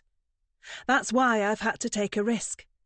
I'm calling Kieran now to tell him that I can get him a portion of his money, but he will have to wait a little while for the rest of it. I hope he will agree to it. I'm hardly giving him an insignificant sum, but it's not the full figure we agreed on, and I am aware he might be upset by that. My nerves are jangling as I wait for Kieran to pick up the phone so I can give him the news. When he answers, he sounds strangely calm, as if he is not a man who is desperately waiting to be furnished with a life-changing amount of money. Kieran, hi. Thanks for picking up. I've decided to be as nice as I can to him, in the hope that it will soften the blow of only having some of his cash to hand at present. "Do you have it?" he asks me, cutting straight to the chase. "That's what I'm calling you about. You know I told you Max was selling his company. Well, it's going to take some time, so I can't get you all of the money yet, but I have some of it." "How much?" 72,000. I was hoping for some sympathy, or acknowledgement of the reasonably sized sum, but I don't get it. I don't even get silence. Instead, I just hear laughter. "I should have known you weren't taking me seriously," Kieran says, after he has composed himself. "I knew this was a waste of time." "No, I am taking this seriously. I am. I will get you your money. All of it. I just need more time." "You're deliberately stalling, hoping I'll just go away." "No, I'm not, I swear. This isn't going as well as I had hoped it might, and I feel like I'm losing the man at the other end of the line. Please, just give me more time." "Guess where I am?" The strange teaser from Kieran comes out of the blue, and only causes my anxiety to ratchet up. "Where?" "I'm walking round a university campus. Would you care to guess which one?" "He's at Adam's uni. Oh my God, no. What are you doing? This isn't what we agreed." "I'm not the only one who isn't sticking to the plan, am I? Kieran, please, don't go to see Adam." There are so many people around. Students, lecturers, a few parents. Finding Adam would almost be like looking for a needle in a haystack. If only I knew exactly where to look. "Kieran, please." "I'm looking at him right now, you know," Kieran tells me, and a freezing cold bolt of energy surges through me, making me wish I could travel down this phone line and be on that campus now to drag Kieran away before he can get to my boy. "You promised me you wouldn't do this. We had a deal." "You don't have my money, so the deal is off." "I will get it. Just give me more time." "Time's up." "No." I'm aware then that Kieran could just end the call, and there would be no way for me to stop him walking up to Adam and telling him the truth before I have a chance to make contact with my son. That thought is easily the scariest thing I've ever had to contemplate, and that's why I have to do anything I can to keep Kieran on the phone. "More money. I'll give you more money. Just don't do this, please." Kieran is quiet, but I can still hear background noise at his end, so he hasn't hung up yet.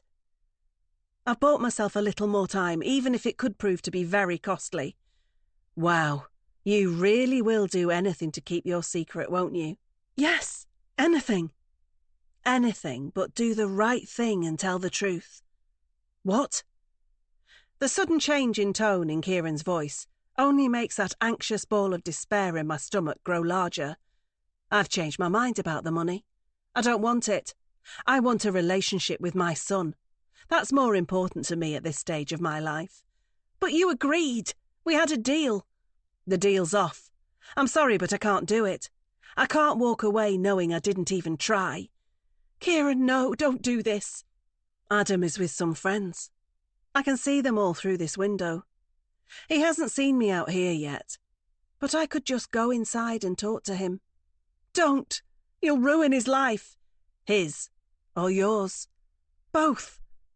I'm almost regretting not getting into my car as soon as this conversation started going south, because at least I could have been a couple of minutes closer to the university by now.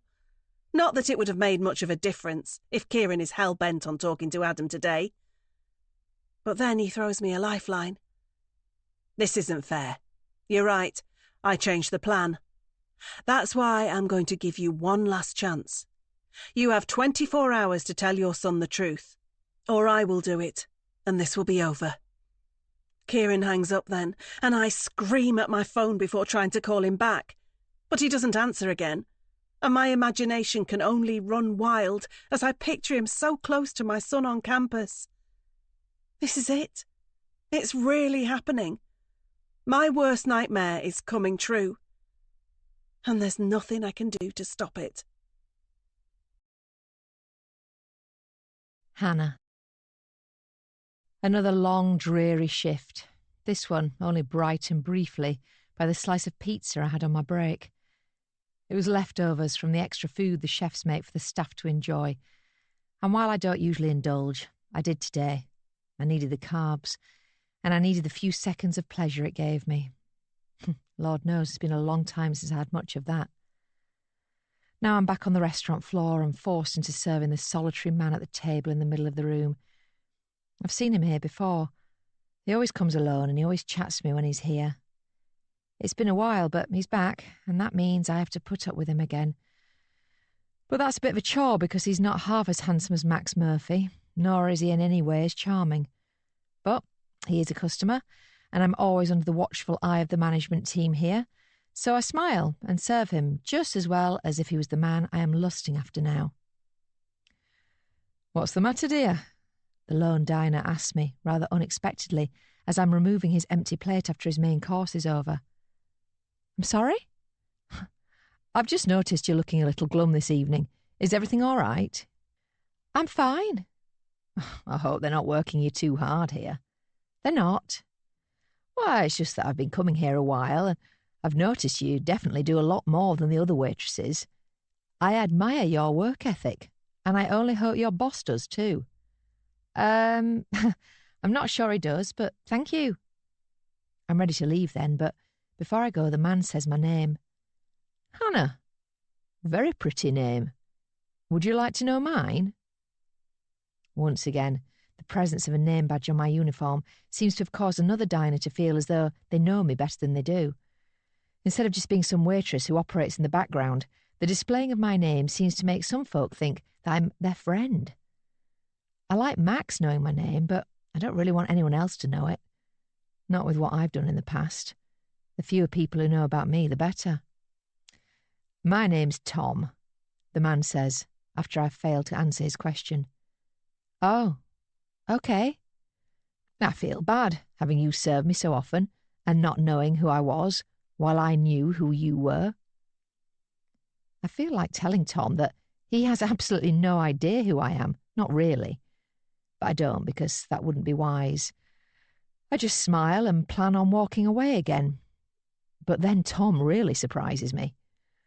"I was wondering if you'd like to go for a drink with me," he says, with hope in his eyes and a slightly awkward smile. "Or dinner, perhaps? Although I appreciate spending your free time in a restaurant might not feel like much of a break for you." I'm stunned. Have I just been asked out on a date? It seems that way. I'm so out of practice that I almost don't know what to do. Almost. But I do know. I have to say no, turn Tom down. I have to do that because Max is the man for me, and it wouldn't be right for me to be seeing anybody else. I've already got rid of my last boyfriend so that I'm single and ready for him. Tom will only get in the way of things. "I'm sorry, I'm very flattered, but I'm seeing somebody," I say, hoping he buys my lie and leaves it at that. "Oh, I see. That's a pity."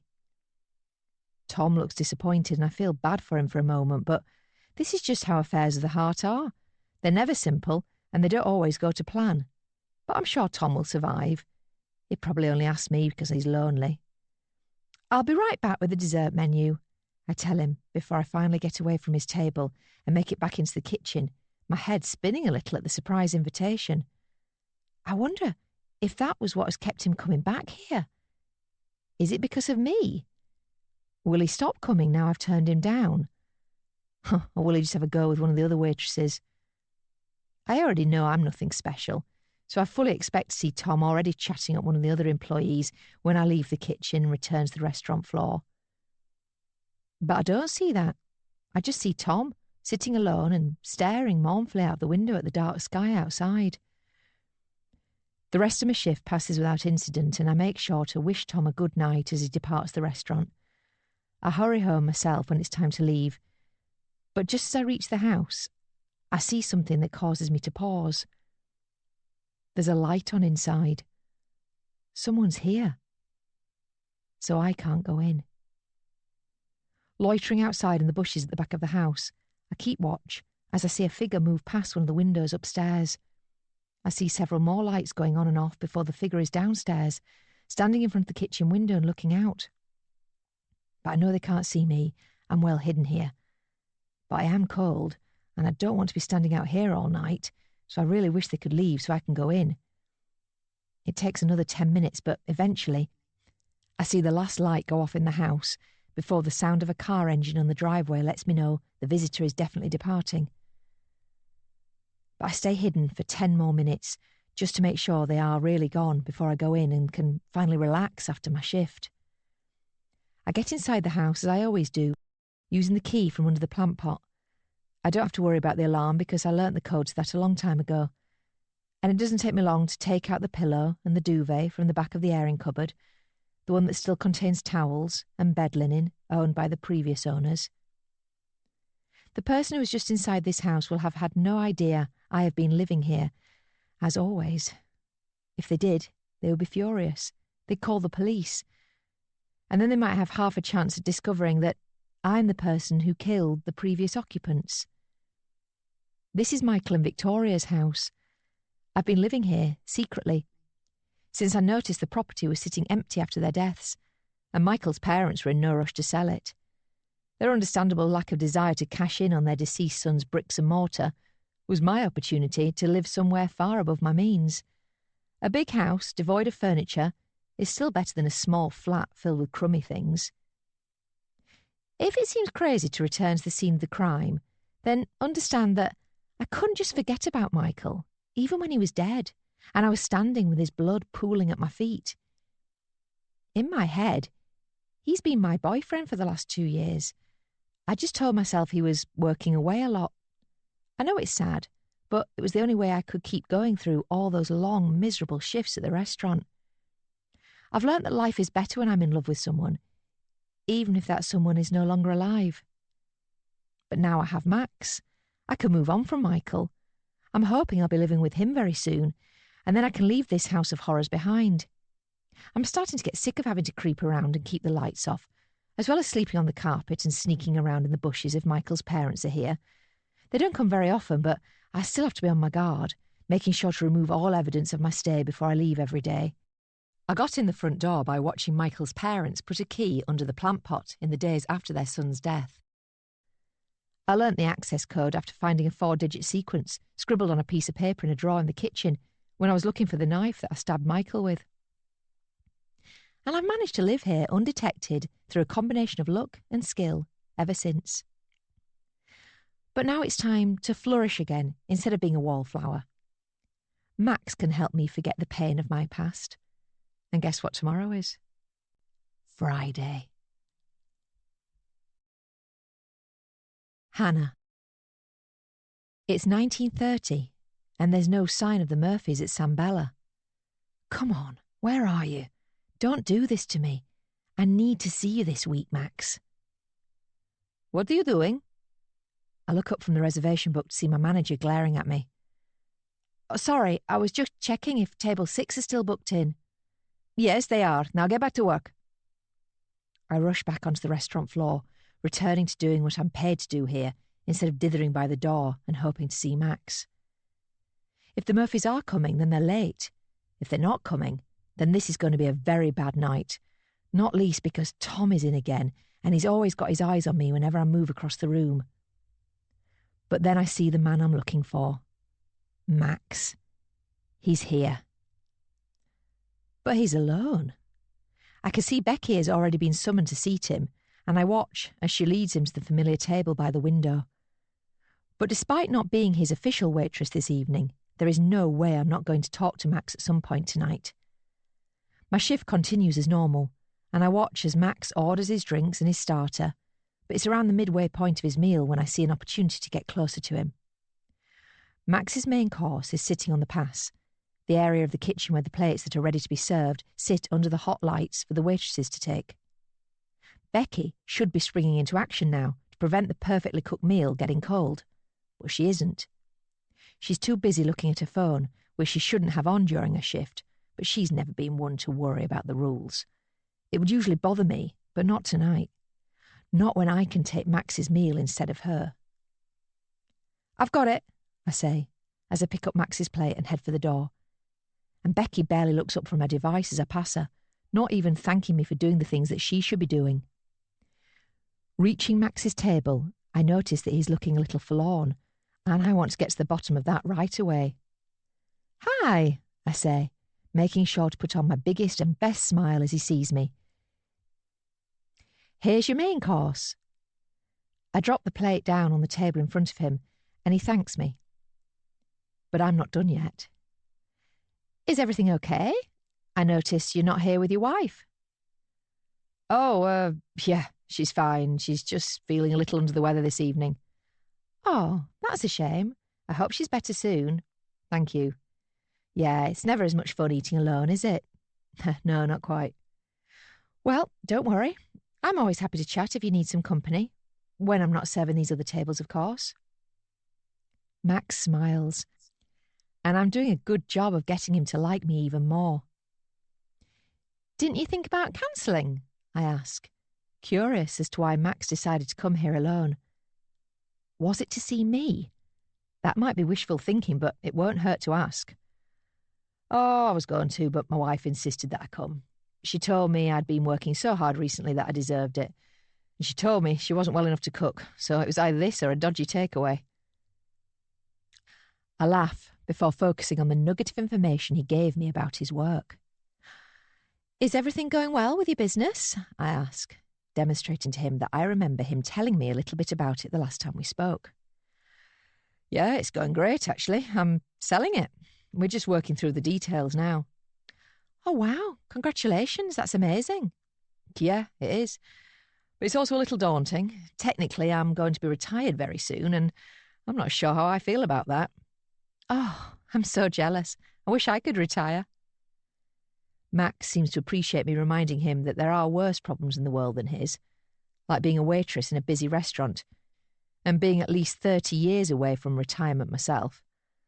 Of course, what he doesn't know is that I would love to seduce him and get with him more permanently, freeing me up to escape my dreary life and enjoy plenty of days in the sun with him instead. Well, if it's any consolation, you are excellent at your job. The compliment from Max fills my heart with pride and only makes me grow in confidence even more. I really do think he likes me, and now his wife isn't here. Who knows what he might be willing to say to me? Hannah, table 3, he's clearing. Once again, Francesco has interrupted me. Of course, I say, smiling at Max before telling him to enjoy his meal and rushing away. I suppose I should be grateful that I wasn't disciplined by my manager in front of Max for attending to a table that is out of my jurisdiction, but I'm more annoyed that I can never get long enough with Max to really get anywhere with him. These brief moments of stolen conversation are not enough. I'm going to have to see Max outside of this restaurant.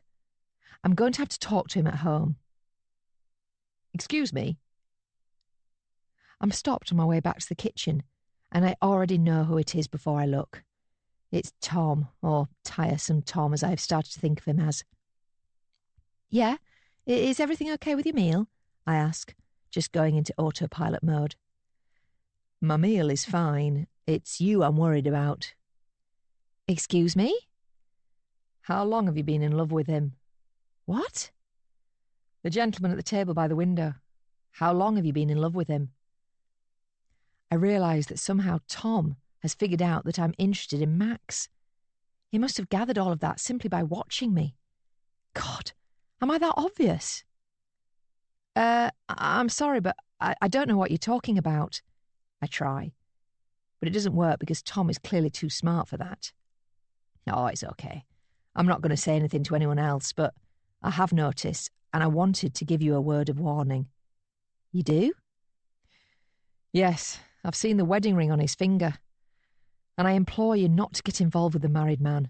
It will not end well for any of the parties involved. I'm sorry, but I really have to get back to work. But Tom doesn't let me go, actually grabbing hold of my arm as I try to walk away. I'm telling you, don't do it. Leave him alone. You know it's for the best. I can see the sincerity in Tom's eyes, and it is almost as if he can see right into my soul and knows what I'm really thinking. But there's no way he can. To him, I must just seem like some foolish woman lusting after a married man. He won't know what I am really capable of, and what I've done in the past, because nobody knows. But he might find out in a moment if he doesn't let go of me. Is everything okay? This is the first time I've been grateful for my manager interrupting me tonight, and when he does, Tom removes his hand from my arm instantly. I suppose I could make a scene here, tell Francesco that this diner has been rude and behaved inappropriately, have him removed from the restaurant, make it known that he is not welcome here again. But I don't do that. I just tell my boss that everything is fine, and then I walk away towards the kitchen, carrying on as if everything is normal. Maybe it can be. So what if Tom knows that I like Max? He's just some lonely guy who has a crush on me. I don't care about him. But one thing is for sure. If he ever touches me again, he won't have the manager to worry about. He'll have me. Nadine. I'm home alone, but not for long. Kieran is on his way to my house, and a quick check on the time lets me know he should only be minutes away now. I told him to be here at 8 o'clock, and that's not all I told him. I also assured him that my family would be in attendance this evening, and this would be the night when I told the truth about what happened in the past. The fling, the pregnancy, the lie over who the father was. Kieran expects Adam to be here, as he expects Max to be here too. But neither are. They are both safely away. Adam's still at uni, and Max is at San Bella, where I sent him to dine alone, after telling him that I was feeling unwell. I don't expect him to spend too long at the restaurant, considering he hasn't got anybody for company. But I won't need too long once Kieran gets here. It won't take him long to realise that I have lied to him, but by then it will be too late. He's been the one making ultimatums, but it's almost time for me to give him one.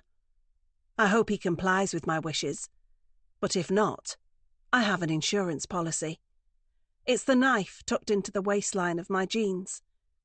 If Kieran continues to be a problem for me, I will have to become one for him.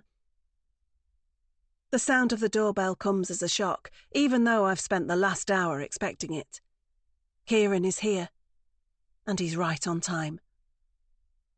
When I was young, I had a way of dealing with daunting situations.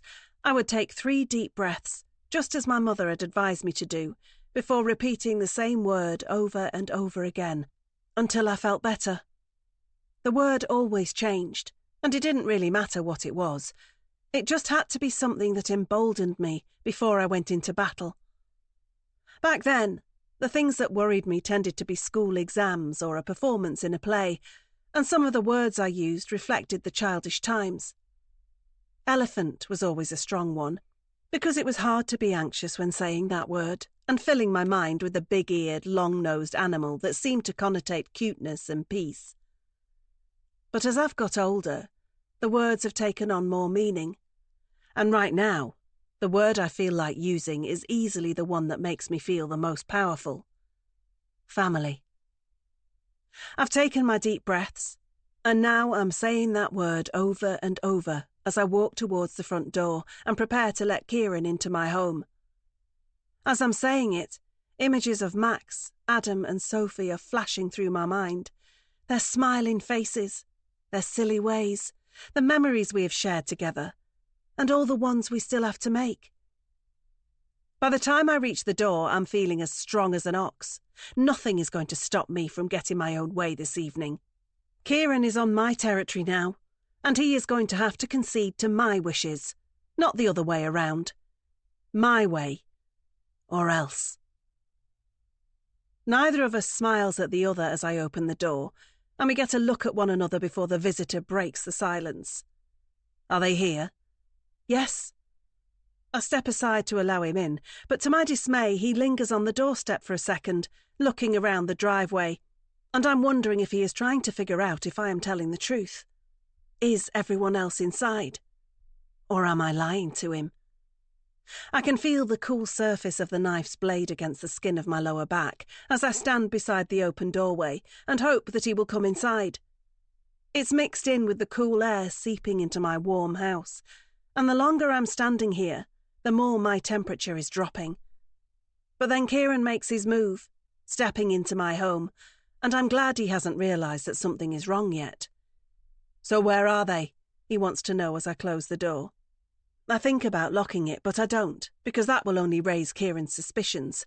So it remains unbolted and still available as an escape route, should either of us require it. In the kitchen. It's just this way. I lead Kieran towards the door at the other end of the hallway, aware that the silence in the house is not helping my claim that there are others inside with us. But I only needed to get him inside. I can let him know the truth any second now. I enter the kitchen and turn around to see Kieran as he walks in too, because it's at that point he realises I have been lying to him. Where is everybody? I couldn't do it. I haven't told them. You lying bitch. I should have known you wouldn't go through with this. What do you expect? I'm not going to ruin my family for you. You don't have a choice. I'm going to Adam right now, and if you stop me, I'll go to the police. Kieran turns back to leave, but I don't let him, rushing forward and grabbing his arm. This is it. The moment of truth, my last shot at making him see things from my point of view and dropping all of this before it goes too far. Leave me and my family alone, I'm warning you. Kieran spins around, and for a second I think he is going to strike me, but he doesn't, although he's clearly incensed. You've wasted my time with your stupid games. You wasted mine. I was going to give you money. This could have been over by now. Screw your money, and screw you. Enjoy your last night in your beautiful home. I'm sure your husband will have kicked you out by the morning once he's found out what you did. Kieran pulls his arm away, breaking free from my grip, and he is now heading towards the front door again. This is it. The moment I realise I have no other choice. Not if I want to keep my family together. I have to do this. There is no other way. I rush towards Kieran's back, pulling the knife from its hiding place as I go. He doesn't turn around. He doesn't know he's in danger. He has no idea what's about to happen. I plunge the knife into his lower back, surprised at how easily it slips through his clothing and his skin. I'm also surprised by the sound that Kieran makes as the weapon penetrates him. He lets out an awful, guttural moan, as if he was full of air but is now deflating. It's a noise that will stay with me for a long time. But the fact he is still making any sound tells me he isn't dead yet. So I strike again. And again. I stab him 6 times in total, which turns out to be the exact number I needed to get my victim to fall to the floor and curl up. He's at my feet now, defenceless, bleeding, whimpering. I wonder if I will have to stab him one more time. Was that not already enough? I wait to find out. It's not as if he is going anywhere. He's too busy clutching his torso and gasping for air. What vital organs did the knife puncture? The liver? The spleen? The kidneys? Or did I miss them all? Do the wounds look worse than they are? Am I going to have to change my area of attack, moving up from the torso to the head and neck area? No. Whatever damage I caused, it is enough. The blood keeps pouring, but Kieran has stopped moving. My knife is no longer needed. He's dead. With shaking, bloodied hands, I take out my mobile phone and make a call. Help me! There's been an intruder! I stabbed him! I expect the person at the other end of the line to be shocked at first, before composing themselves and doing what is required of them. And to their credit, they do. Don't do anything. I'm on my way. I knew I could count on Max to come to my rescue. That's why I didn't call the police. This doesn't have to concern them. This could all be okay. I just want my husband to come home, and until then, I will do what I have always done. 3 deep breaths. And then say a word that emboldens me. Hannah. I saw Max receiving a call on his mobile phone in the restaurant, but I couldn't hear what he was saying. All I did note was that whatever he heard at the other end of the line drained the colour from his face and caused him to get up from his table quickly. Now he's heading for the door, and Becky's chasing after him, no doubt wanting to make sure he pays for his meal before he departs. But he doesn't seem to be slowing down. It must be serious.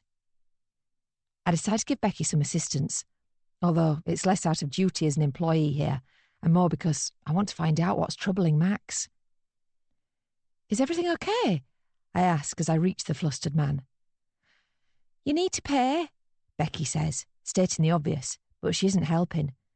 So I tell her that I'll sort it out, and she seems relieved that it doesn't have to be her problem anymore. Then I switch my attention to Max, who's set off towards the door again. Max, excuse me. You need to tell me what's wrong, or they won't let you leave. I know it's only a matter of time until Francesco realises there's a customer threatening non-payment, and when he does, he'll come over and I'll lose whatever chance I have of finding out what Max's issue is. Max, is everything okay? No, it's not. His response is hurried, and it's clear he's a man with much bigger things on his mind than what might happen if he leaves a restaurant before settling his debt. What's happened? It's my wife. I have to go. Is she okay? I don't know. I realise then I'm not going to be able to stop Max. He's dead set on leaving, and I'm not strong enough to stop him. Not that I would want to when he's like this. I don't think anyone would be wise to get in his way. Enter my manager. Mr. Murphy, where are you going? Max doesn't slow down, and I can sense an argument coming here, so I intercept and do what I can to pacify my boss. Leave him. He has to go, I say. Take it out of my wages. I make sure to say it loud enough for Max to hear me, and he does, turning back to look at me, no doubt surprised at my kind gesture in his hour of need. But Francesco isn't so thrilled by it. Quite rightly, he wants to know why I would want to do such a thing. He's got an emergency, but he'll pay me back, I say. He's a loyal customer. Yes, but he has to go. Please. I'll sort it out. The restaurant won't lose any money. My plea seems to do the trick, and Francesco backs down, allowing Max to leave without any more hassle. He doesn't thank me before he disappears through the front door, but that's okay. I'm sure he would have if he wasn't so stressed by whatever he heard on that call. And the main thing is that he knows I just helped him. But now he's gone. I still need to know what was bothering him, and I won't be able to do that if I'm here. I'm really sorry, but I'm not feeling well. Would I be able to leave early? What? It's Friday night! I know, but we've got lots of staff on, and I never take sick leave. Please. My illustrious track record when it comes to illness and missed shifts plays in my favour, and I'm allowed to leave, clutching my stomach gingerly as I head for the staff exit to further sell my sudden bout of sickness. But I waste no time once I'm out of view of Francesco, racing down the corridor and out towards the front of the restaurant, where I see Max getting into his vehicle.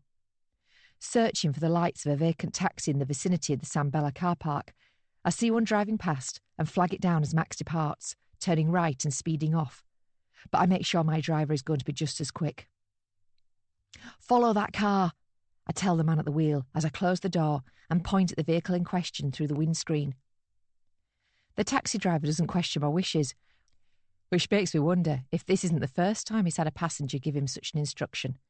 Then again, he probably doesn't care what his fares consist of as long as he gets them, and he puts his cab in motion without wasting any time. We follow Max away from the restaurant and out of town, and my heart is racing as I keep my eyes on the tail lights of his car up ahead. My mind is also racing with thoughts of what could be going on with him. He indicated it was something to do with his wife. Is Nadine okay? I'd have to guess not if he deemed it necessary to leave his meal and run for the door to be with her. But if she was ill or in trouble, then why not just call for an ambulance or the police? Max is certainly playing fast and loose with the speed limit right now, but I'm sure the emergency services could still have beat him home. My taxi driver is unwilling to go quite as fast as the car we are trailing, but it's not a big problem if the gap between the vehicles widens a little. That's because we're out on the country roads now, and there's very little traffic around, meaning there's little chance of us losing Max, compared to if we were still in the town centre. As the roads get darker and narrower, Max eventually slows down, and I instruct my driver to hit the brakes so we can observe from a distance. I want my presence to remain undetected, so it would do me no good to have the taxi pull up on Max's driveway, which is where I assume he's parking now. When I'm satisfied that Max has concluded his journey, I pay my driver what I owe him and step out onto the quiet country lane. The cab leaves, and I creep towards the property that I saw Max park in front of, making sure to keep low and tucked into the side of the road where the hedges are. But Max has very little chance of spotting me due to the lack of light, and as I get close to the house, I'm confident I'll remain unseen. Peering around the side of a tree, I watch Max leave his car and run towards his front door, looking just as frantic as when I last saw him back at the restaurant. Then he goes inside and the door slams shut, putting me at a disadvantage as to know what happens next. There's only one way for me to find out. I'll have to get closer to the house. It's time to discover what all the fuss is about. Nadine. It's a relief to see my husband walk through the door. Now I'm not alone in this. There are two of us to fix this problem. The problem that still resides by my feet. Max's jaw hangs open when he sees Kieran's body on the floor, and it seems that telling him about it over the phone did little to dispel his shock when he sees it firsthand. "Oh my God," Max says as he stares at the corpse. "What the hell happened?" "I went outside to put something in the bin. He followed me in before I could get the door closed and he told me he wanted money. I panicked and ran into the kitchen and he chased me in. But he ran when he saw I had a knife." "You stabbed him?" Max asks as he surveys the bloody scene. "Yes, I was scared. I thought he was going to hurt me." It's not hard to summon up a few tears after the events of tonight, and that only helps my cause in convincing Max that I am the victim here. "Come here," he says as he steps past the body and opens his arms to me. "Did he touch you? Did he hurt you?" "No, I'm okay." It feels good to be in Max's arms, and I wish I could stay pressed up against his chest all night. But we have the small matter of what to do next to talk about first. "Should we call the police?" I ask him, purposely making it seem like we might have other options here. "They'll believe me, won't they? They'll know it was just self-defense." "I don't know." "Oh my God, what if they arrest me? What if they send me to prison for murder?" "That's not going to happen." "How do you know that? It might. I killed him." I'm starting to panic, but I know it won't be long until my resourceful husband has an idea to improve our situation. "Maybe we don't have to call the police," he says a moment later, after my tears have soaked through his shirt. "What do you mean?" "We could hide the body. If no one knows he was here, then no one will come looking for him here." Does Max really mean that? He would hide a body for me? What if we get caught? We'll both go to prison. The kids... We won't get caught. I'll take care of it. Max seems to slowly be coming out of the trance that he entered here in, and is now moving into a much more productive state of mind. "We need to move the body," he tells me. "We'll put it in my car, and I'll find somewhere to hide it." I feel physically sick as I think about Kieran being buried somewhere, potentially never to be found again. It's no way for a human being to leave this world. There should be a funeral, loved ones mourning, a notice in the local newspaper. Something to mark the life that was lived. But this way, Kieran will just disappear. A secret, a mystery, a ghost. But I also know that is the best thing for me, so I show that I am willing to help Max do whatever we need to do. It turns out that involves me lifting one end of the body while he manages the other, and as we pick Kieran up, I try not to look at all the blood that is still emanating from within him. This hallway was always one of my favourite parts of this house, due to how much light it gets and how good it looks to anybody entering the home. But now, I fear it will only ever remind me of the life I took and the amount of blood that was spilt on the hardwood floor. It takes a lot of effort on both our parts, but Max and I managed to get Kieran out of the house and into the back of the car. It was hard not to imagine that there would be a load of police officers waiting on our driveway, ready to pounce just as soon as we stepped outside with a dead body between us. But that was not the reality. It's quiet up here. We're remote, and that means we are unseen. Max is right. We could get away with this. It's a big relief to walk away from the body once it's safely stored in Max's vehicle, and once it is, he goes into the garage to get some tools that will help him bury it. I watch as he picks up a spade a set of gardening gloves, and a torch, before he tells me that he is going to go because he's not sure how long it will take for him to dig a hole, and he doesn't want to waste time before sunrise. But he doesn't leave me without my own task to complete. Clean up in the hallway, he tells me solemnly. Put everything into a bin bag. I'll burn it when I'm back. Max doesn't kiss me goodbye, like he usually does before he gets in his car and leaves our house. Then again, it's not really the time for displays of affection and soppiness. It's a time for cold, calculated action, and he is doing what he needs to do. So I better get on with doing what I need to do. I watch Max reversing out of the driveway, still feeling nauseous about what he is transporting. But I go in the house once he has left and get to work on scrubbing the hallway floor, filling up the mop bucket and not stopping until every drop of blood is gone. It's tough work, but I can't help but feel like I got the easier end of the bargain. All I had to do was get on my hands and knees and clean. Poor Max is driving out to the middle of nowhere before having to dig a hole and drop Kieran's body into it. I suspect it will be hours before he is back. Maybe I should have gone with him to make sure everything went okay. What if he gets stopped by the police and they discover what he has in the back of the car? What if he takes all the blame for my actions? What if he spends the rest of his life in prison, even though I'm the one who sinned, and not just the once? I stop what I'm doing and try the deep breath technique again.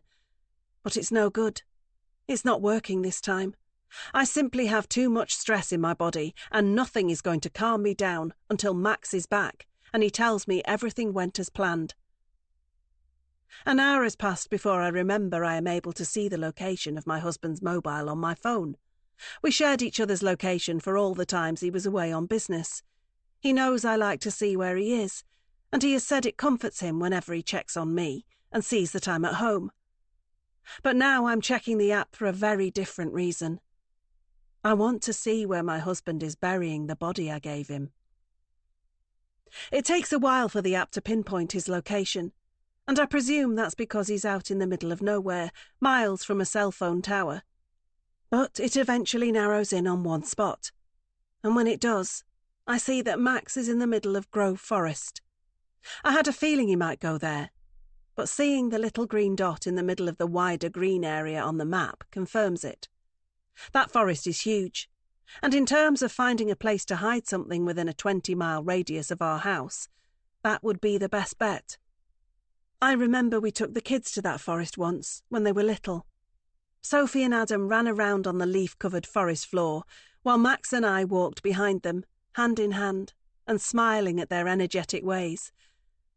That seems a long time ago now. It was a long time ago, when things were innocent. But I guess they've never really been that innocent. Not after what I did. And now things are even worse. I'm a killer, and Max is a co-conspirator. Neither of us will ever be the same again. Will he eventually come to hate me for what I made him do for me? Will this drive a rift between us that we will never be able to bridge? Is this the beginning of the end for our marriage? For everything? Time will tell. It always does. Until then, I'll just have to keep telling myself that we will get away with this. We won't get caught. No one knows what we have done. No one has seen us committing a crime. Hannah.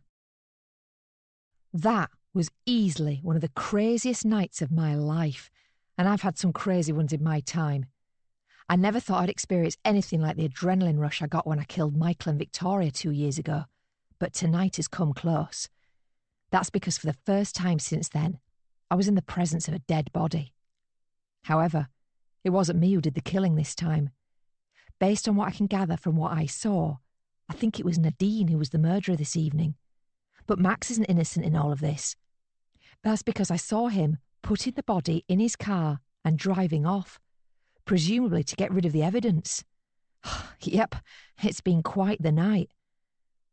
I'm home now, after witnessing what I did in the darkness around the edges of the Murphys' home. But I doubt I'll be getting much sleep, as I continue to keep pacing around this empty house and thinking back on what I saw. I'd been watching the Murphy house ever since Max went inside, but I'd struggled to discern anything from a distance. That's why I went closer, in search of a window to see into the house through. And boy, did I find one. Of all the things I thought I might have seen when I peeked into the Murphys' hallway, the last thing I'd expected was a butchered body. But there it was, lying on the ground between Max and Nadine, not moving, blood everywhere, and a knife on the floor beside it that was obviously the murder weapon. Nadine looked upset. Max looked shocked, but explained why he'd run away from San Bella. I imagine he didn't fancy hanging around to have a look at the dessert menu once he found out his wife had just taken a knife to some poor guy in their house. I continued to watch as the couple embraced, and while it was a surprise to see Max being so supportive, considering the crime his wife had clearly committed, it also reinforced my belief that he was the man for me. Loyal, committed, and brave. He displayed that bravery a few moments later when he'd opened the front door before grabbing the arms belonging to the body and hauling it away. Nadine did her part in clearing up the mess by taking hold of the legs, and between them, the pair were able to get the corpse into their car. I watched on from the side of the house as Max took several items from the garage before he got behind the wheel and started the engine. I was sad to see him go, but hung back to watch what Nadine did next. And that was when I witnessed her scrubbing the blood from the hallway floor. To be fair to her, she worked tirelessly until all the crimson colour was gone, and I imagine Max was having a harder time of it with his task. The thought of him out there cleaning up Nadine's mess made me angry, and I was very close to knocking on the front door and letting the woman inside know that I'd seen everything and I wanted her to pay for what she had done. But cool heads prevailed, and I left the Murphy home without making my presence known, which I deemed to be for the best. This way, I have time to figure out my next move, and when I know what I want to do, I'll get Nadine at a better time. In her state tonight, she most likely would have tried to kill me too if I'd threatened her, so it's best to let things cool down a little before I speak to her and make her aware that she isn't quite the master criminal that she thinks she is. For now, I will wait, and I'm doing that waiting while Max is out there somewhere digging a hole. My poor guy. I wish he knew I was thinking of him, and I also wish he knew that I would never make him do anything like this for me. Despite my past, I would not expect someone to cover up my crimes. It makes me angry that Nadine is that way. But she will pay for this. I just need to see to that. The next couple of hours pass by slowly and painfully as I do nothing but lie on the carpet under my duvet and stare up at the ceiling. The moonlight filtering in through the window is giving the interior of this room a pale, whitish hue, but despite all that, all I can see is red. It's the after effects of all that blood that I saw tonight. I suffered the same thing after I killed the Spinners. It's as if the blood had soaked into my mind and disturbed my vision. I wonder if Nadine is experiencing the same thing. She could scrub the floor all she wants, but there's no removing that blood from her memory. It's just after 3 a.m. when I decide what I'm going to do next. I'll pay Nadine a visit when Max is out of the house, and I'll tell her I saw everything.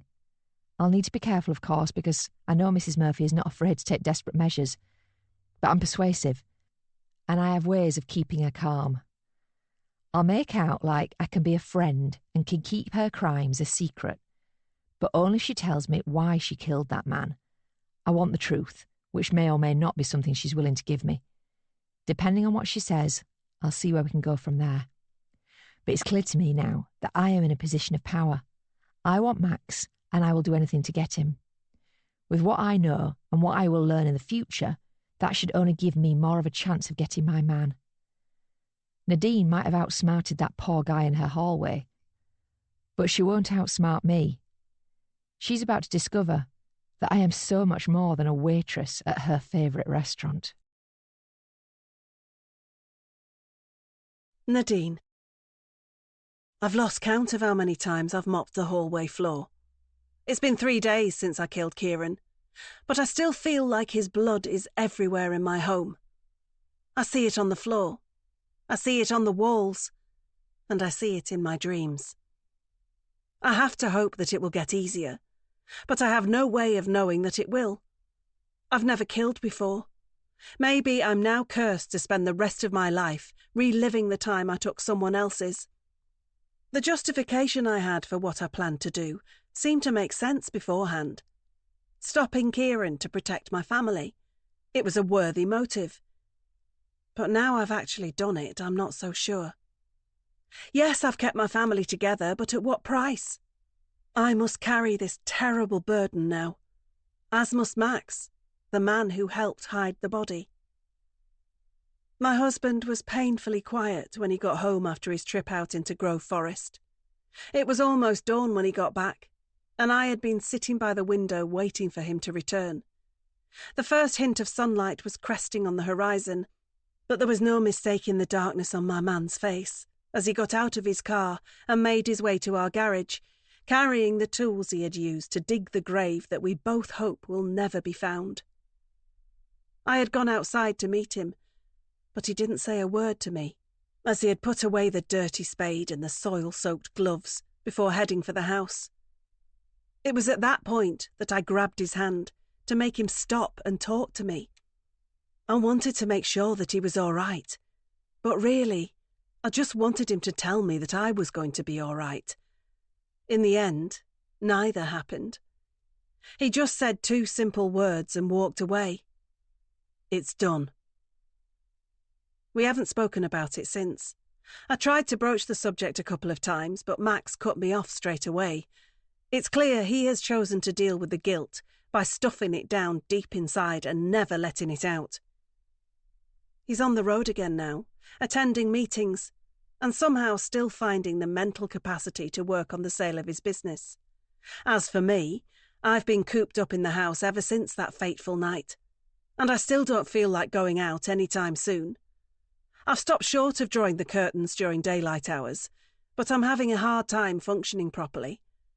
I've got so many text messages from friends to reply to, so many errands to run, and I really need to get some exercise. But all I can seem to muster the energy for is making a cup of tea and sitting on the sofa before staring into space. I need something to snap me out of this funk. And then I get it. The sound of the doorbell forces me to have to go into the hallway to reach the front door, and once there, I'm hit by flashbacks of Kieran as he reacted to the knife entering his body. The fear that it could be the police calling to ask me questions is very real, but I tell myself it's not them. But if it is, then choosing not to answer the door won't make a difference anyway. I'm sure they would just barge in if they really thought I was a murder suspect. But there are no police officers on my doorstep. There's just a woman I know from somewhere. It's the waitress from San Bella. Hannah, was it? What the hell is she doing here? Hi, Mrs. Murphy. I was wondering if I could come in. I'm racking my brains for any reason why this woman would need to come into my house and talk to me.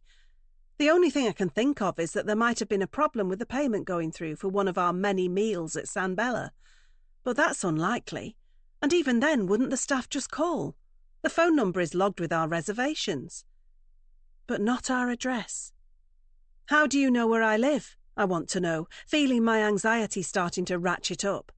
I almost suspect everyone of knowing my shameful secret now, even though there is no reason why they should. It's like I still have Kieran's blood on my hands, and it's obvious to anyone who looks at me.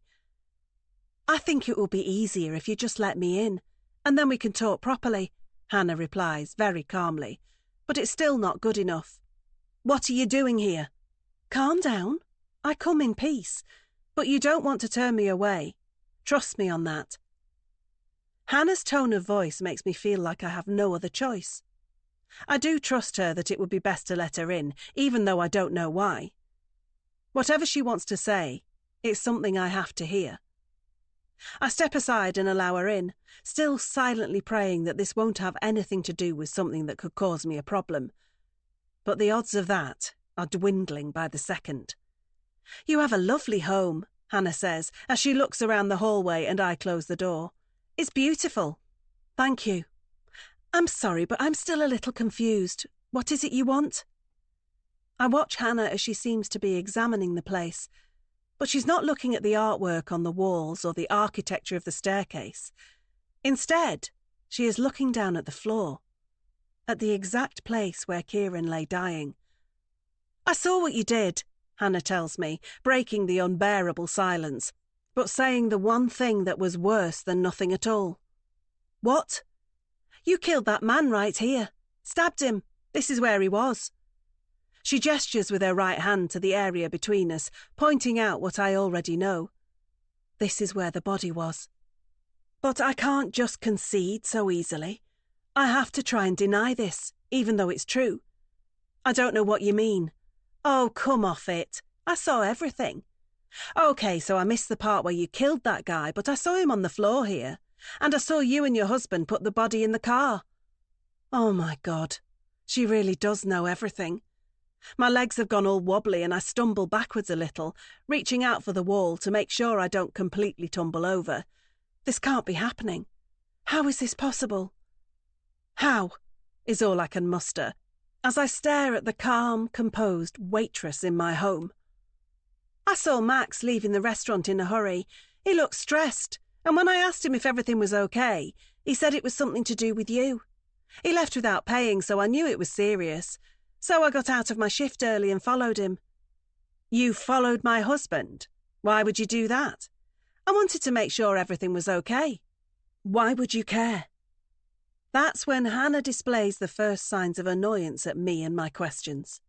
She didn't seem bothered when I was playing dumb about the body, but she does seem bothered now I've expressed confusion as to why she should care about me or my husband. "I've been watching you both ever since you've been coming to San Bella," she tells me. "It was hard not to be drawn to the two of you. You look so good together, the perfect couple. Or so I thought." "You're stalking us?" "No, it's not stalking if you came to my workplace. But I'll admit that I did spend a lot of time observing you both. What you were wearing, what you ordered, whether you seemed happy or sad, chatty or quiet. You brightened up my dull shifts, that's for sure." "Why?" "I suppose I envied you." "Me?" "Yeah. You got to go out for dinner every Friday night with a handsome man, while I was stuck serving tables in a stupid uniform. I'm sure you wouldn't have wanted to swap places with me, would you?" I don't answer that, or make any movement that would indicate she is correct with that assumption. But Hannah takes that as agreement anyway. "I was jealous. But that was all. I might have left things there, but then I saw Max leaving, and I wanted to know what was going on. Perhaps the perfect couple weren't so perfect after all. That's why I followed him. And that's how I saw what the pair of you did." "So what is this? You're here to blackmail us?" "I didn't use that word." "No, but I did." "Is this what all this is about? Do you want money?" "You'd like that, wouldn't you? I'm sure it would be very easy for you in your big home to pay off some silly waitress who needs the cash. Just tell me what you want." "I want the truth. Why did you kill that man?" The truth that Hannah is seeking is one that I have already killed for to keep quiet before, so there can be no way I will tell her, even with what she knows. "He broke in. It was self-defense. You must think I was born yesterday. That's what happened, I swear. You think the police would buy that? Because I don't. If it was self-defense, then you could have just called them. They'd want to know why you hid the body. That makes it more suspicious. I was scared, I panicked, and Max just wanted to protect me. Oh, so it's Max's fault now, is it? You're really blaming this on your husband, who, as far as I can tell, did not kill anybody and was just helping you, the real criminal here." I get the sense now that Hannah likes Max a lot more than me, so I need to remember that with how I talk to her going forward. "Okay, so you saw what happened. I get it, and I'm sorry for what I did. But what do you want me to do about it? I told you. I want you to tell me why you killed him. And be careful, because I want the truth this time, or I will have to take this to the police." Hannah takes out her mobile from her pocket then and waves it at me. "What's that?" "I didn't just look through the window the other night. I filmed what I saw too." My legs are getting weaker by the second, and I want to sit down, but I have to stay standing, and I have to stay strong here in the face of such adversity. "Why would you do that?" Why would you ruin us? I'd ruin you. And Max. He'd go to prison for this too. Would you want that? I'm testing to see how much Hannah really cares about my husband. And as I suspect, she fails that test. This was not his fault. It was yours. We're in this together. Hannah doesn't seem to like me saying that, but there's not much she can do about it because it's the truth. It seems that is forcing her to recalibrate, and she takes a moment to figure out her next move. Do you think you deserve your husband? Excuse me? Deep down, do you think you deserve him? Yes, I do. Then prove it. Tell me the truth about why you killed that man, or you will both go to prison. I can see that Hannah is serious. There's a sort of vengeful air to her, like she is not just doing this because it's the right thing to do, but because she is almost mad at me, at Max maybe, and possibly about how her own life has turned out. But that makes her dangerous and unpredictable. I might have to do this. I might have to finally share my secret with someone. He wasn't an intruder, I begin, with my voice shaking. I knew him. Who was he? We slept together, many years ago. An ex? Not exactly. It takes Hannah a moment before she gets it. You had an affair? It was a long time ago. The look on Hannah's face is making me regret going down this path, because she looks incredulous. But perhaps a few lies can make her sympathise with me. I made a mistake. I know that. But I didn't deserve what happened next. Kieran got violent with me. That was his name, the man I killed. He was dangerous, and I got away from him, but he found me all these years later, broke in while Max was out, said he's been watching me for a while, and he threatened me. I thought he was going to kill me, so I killed him first. I'm praying that Hannah buys my story without me really having to tell the truth and bring Adam into this. And it's a relief when that seems to be the case. I'm sorry you were in danger, she says quietly, but you brought it on yourself when you had the affair. I've regretted it every day since. I'm sure you have, but it doesn't change what you did. I know, but I can't change the past. No one can. So what do you want me to do? I want you to leave Max. What? You heard me. Leave your husband and all of this goes away. No, I'm not leaving him. I love him. You have a funny way of showing it. How dare you? But it seems Hannah isn't finished yet. I lost everything because my partner cheated on me, so you have to lose it all too. You're not the victim here, Max is. He deserves the truth, and he deserves to be with someone who loves him and would never hurt him. Someone like me. So that's what this is all about. I see it now. Hannah is in love with Max. That's why she was watching us at the restaurant. That's why she followed him when he left suddenly. And that's why she is here. She doesn't give a damn about the truth or justice for Kieran. She just wants me out of the picture, so she can have my man all to herself. But that's not going to happen. You're pathetic. You really think I'm just going to let you take my husband? I do if it means you get to stay out of prison. So you were blackmailing me. I just want the best for Max, and I don't think you are it. It's time to call this woman's bluff. Fine. Go to the police, I say defiantly. Show them the video and tell them everything, but you'll lose Max. He'll be in a cell, and you'll be out here, still as lonely as you are now. Don't push me. Don't push me either. Not now you know what I'm capable of. I'll give you a few days to think about it, allow you to see sense. But if you don't leave Max, then I will ruin you. Hannah walks towards the door, and a big part of me wants to reach out and grab her by the hair and drag her into the kitchen where I know the other knives are. But another part of me senses that I won't be able to trick her like I tricked Kieran. He wasn't worried about turning his back on me, because he had no idea what I was willing to do. But Hannah knows, and she makes sure to keep her distance, and her eyes on me as she gets to the door. You can let me know on Friday night when you come to the restaurant if you like, Hannah says, after opening the door and allowing some fresh air into this very stuffy house. I'll let you enjoy one last meal with your husband before you walk away, if that's what you need. With that, Hannah leaves, and I'm left watching her go, mostly hating her, but also a little in awe at her confidence to come here and be this way with me. She thinks she has already won, but she'd better think again. Hannah. I strolled into the restaurant tonight, feeling like a winner. And that must explain why I've been in such a good mood with everyone I've crossed paths with, including my colleagues here, the diners, and the takeaway driver who came in to collect a dish from the kitchen. I've greeted them all with a warm and wide smile, and even if it wasn't reciprocated, I haven't let it knock me off my stride. The reason for my euphoric mood this evening is because I feel like my little chat with Nadine went well, and that with my threats made, there's no way she won't back down and let me get closer to what I want. I'm feeling so good that I'm even chatting with Becky, my much younger colleague who I usually can't stand the sight of. The feeling's always mutual, but tonight I'm chirping away at her like we're two long-lost besties. What have you got planned this weekend? Anything fun? Becky frowns when she hears my questions, before looking round to see if I was directing it at somebody else. But then she realises I was talking to her and just looks confused. Why'd you ask? I was just wondering.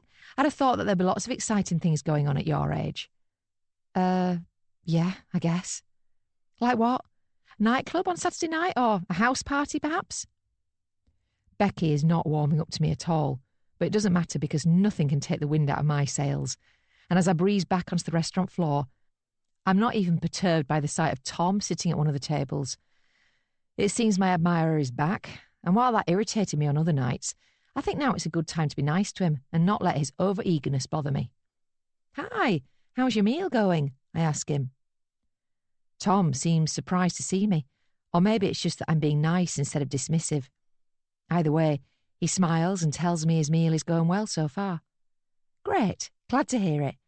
I know I'm not your waitress this evening, but if there's anything you need, don't hesitate to give me a shout.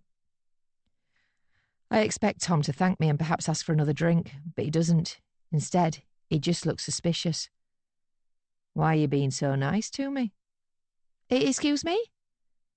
Is it because you feel bad for turning down my offer of a drink before? What? No, of course not. So, you don't feel bad? I'm just being friendly. I see. Because you want a tip? No, because it's just nice to be nice. I'm starting to wish I hadn't bothered now, but I'm stuck here until Tom lets me go. Have you changed your mind about going on a date with me? Oh, God, I really wish I hadn't bothered talking to him now. No, I'm sorry. Tom looks crestfallen at that, and I wonder if I've been too harsh. So I end up saying something I'll probably regret later. How about I think about it, I say, giving him some encouragement that he might not need. Really? Oh, great. It seems I've just made his day, or maybe it's his month, but whatever. The customer is happy, and that's all that matters. I'm sure he'll forget all about this conversation eventually. I know I will. It feels like it's my job to spread happiness and joy around Sam Bella this evening. And after pleasing Tom, I compliment a young girl on her pretty dress, and I also have to take a photo of a couple who look like they're celebrating a birthday. Then it's back into the kitchen I go, and when I get there, I hear the news circulating amongst the staff that the new rota's complete and available for us to check. Joining the small crowd that's gathered around the A4 piece of paper that's been stuck to the wall, I scan the list of names for my own before checking to see which days I'm due to be on duty. I'm not expecting much to have changed because I always get given the same shifts and I never have to alter them, but it's sensible to check anyway to avoid any problems. But then I notice that I do have a problem. There's been a change in my regular shift pattern. I'm not due to be working this Friday night. Hey, why am I not working Friday? I ask out loud to no one in particular as I double-check the rota. Why are you complaining? Becky replies, and one of the chefs sniggers. But I'm not laughing, I'm complaining. That's because I want to work Friday.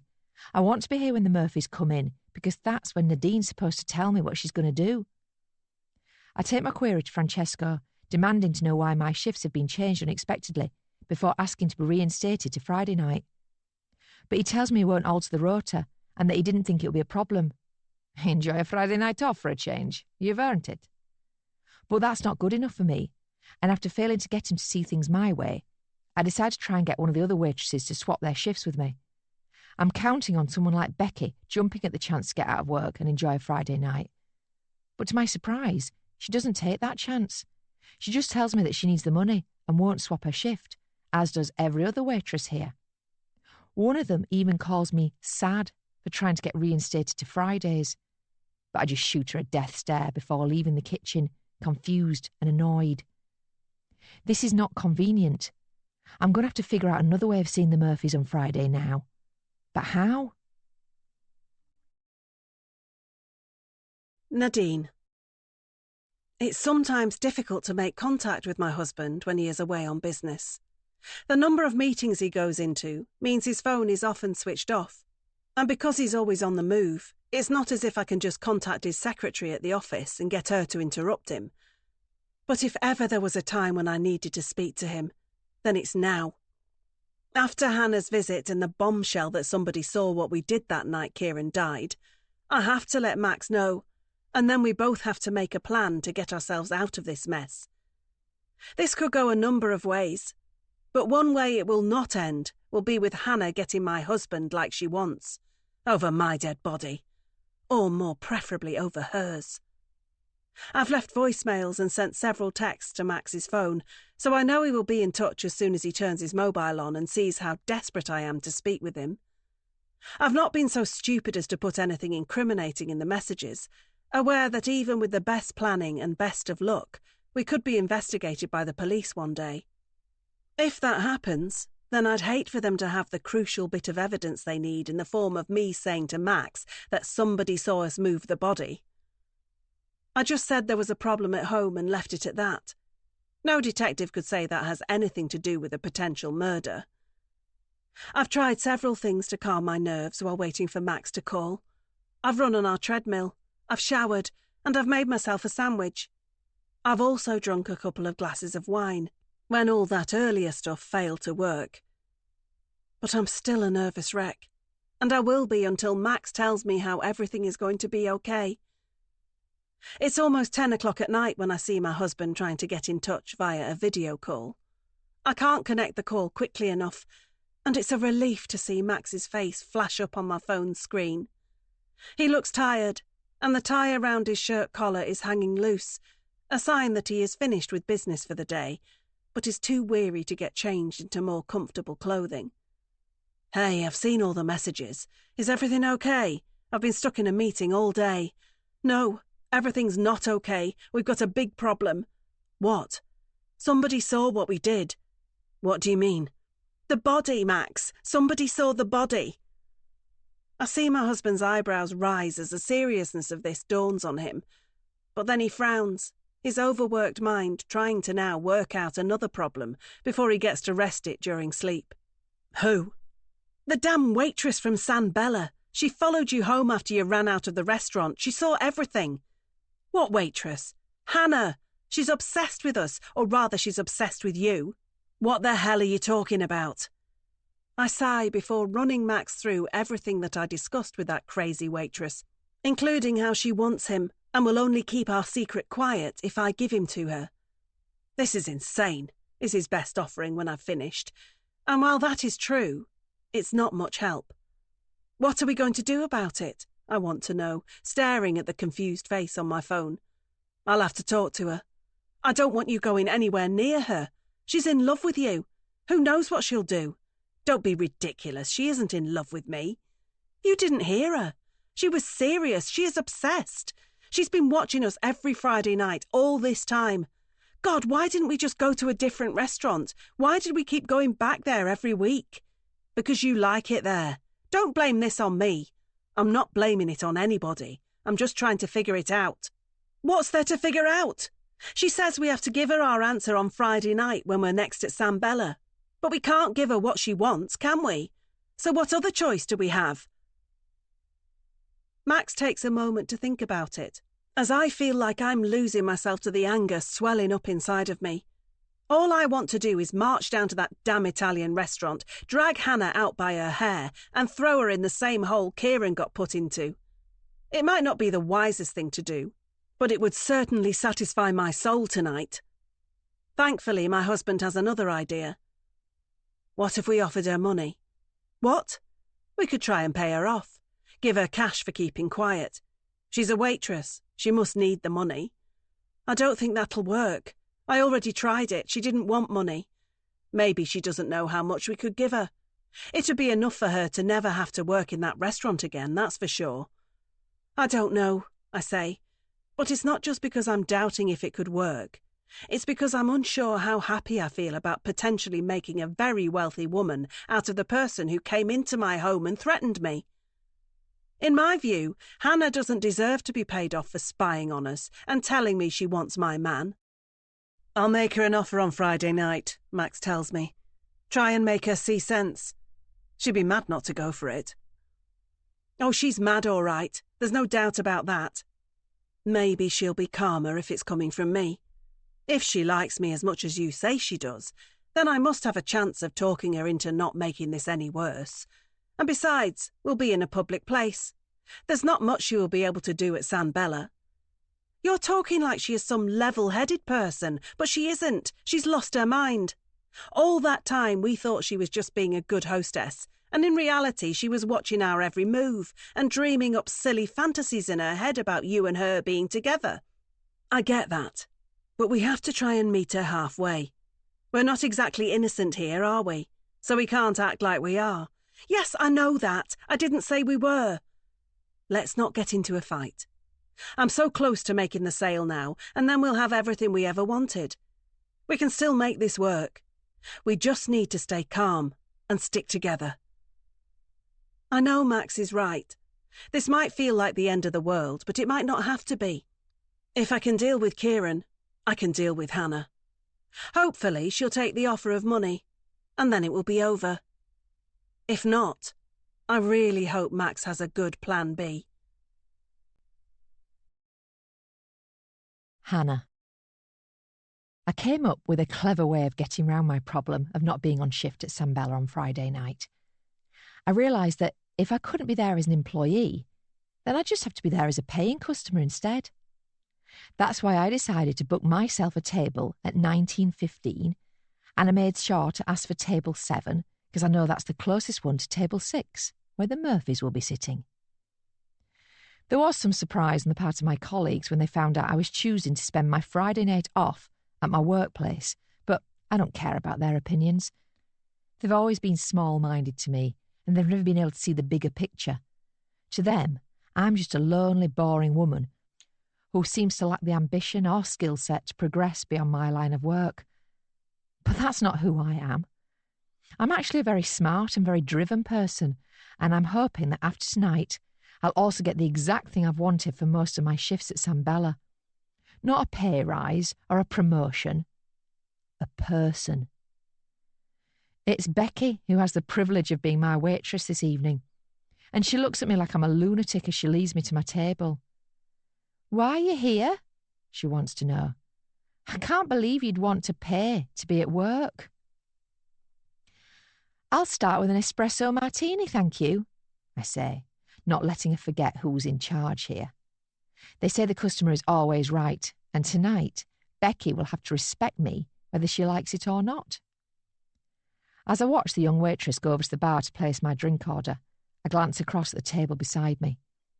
The napkins are folded and sitting on the small plates beside the 2 place settings. The wine glasses are sparkling and just waiting to be filled with something from a vintage year in the vineyards of southern France. And the chairs are tucked in, currently unoccupied, but very soon to be warmed by the behinds of my very favourite couple. I made sure to book my reservation a little earlier than theirs because I wanted to be comfortable when they arrived. I also wanted to make sure I caught them off guard. The Murphys will be expecting to see me in uniform, so they'll be on the back foot when they spot me sipping a cocktail at the table next to them. "Thank you," I say to Becky, after she's reluctantly brought me my beverage. But I send her on her way again a moment later by telling her I need a little more time to peruse the food options.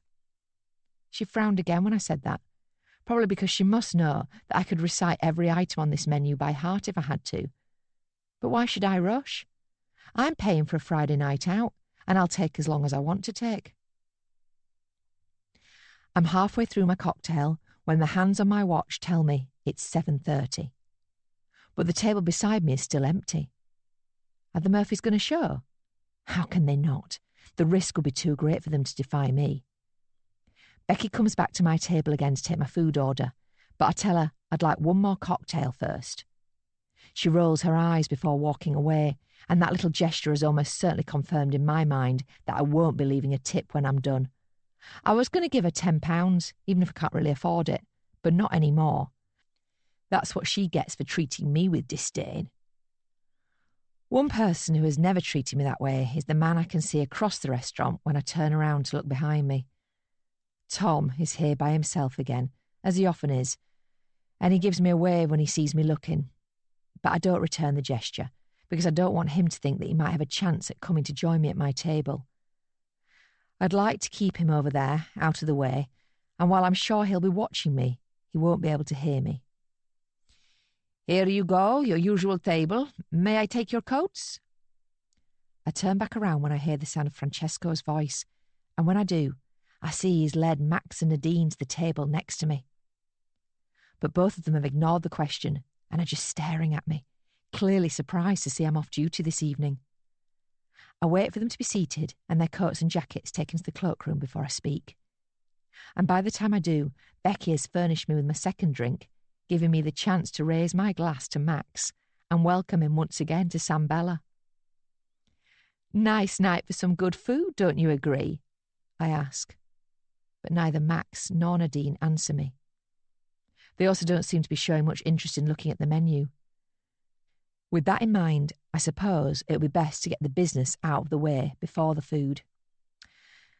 "So, have you considered my offer?" I ask as I run my finger around the rim of a martini glass. "We have a counter offer," Max replies, piquing my interest. "And what would that be?" "We'll give you £250,000 to leave us alone. Cash, if you want it that way. And you can have it tonight." Max studies me for my reaction, but it's Nadine who I'm interested in. But she isn't even looking at me, and that makes me think that the money was not her idea. "This isn't what your wife and I discussed," I say to Max. "Did she tell you what I really want?"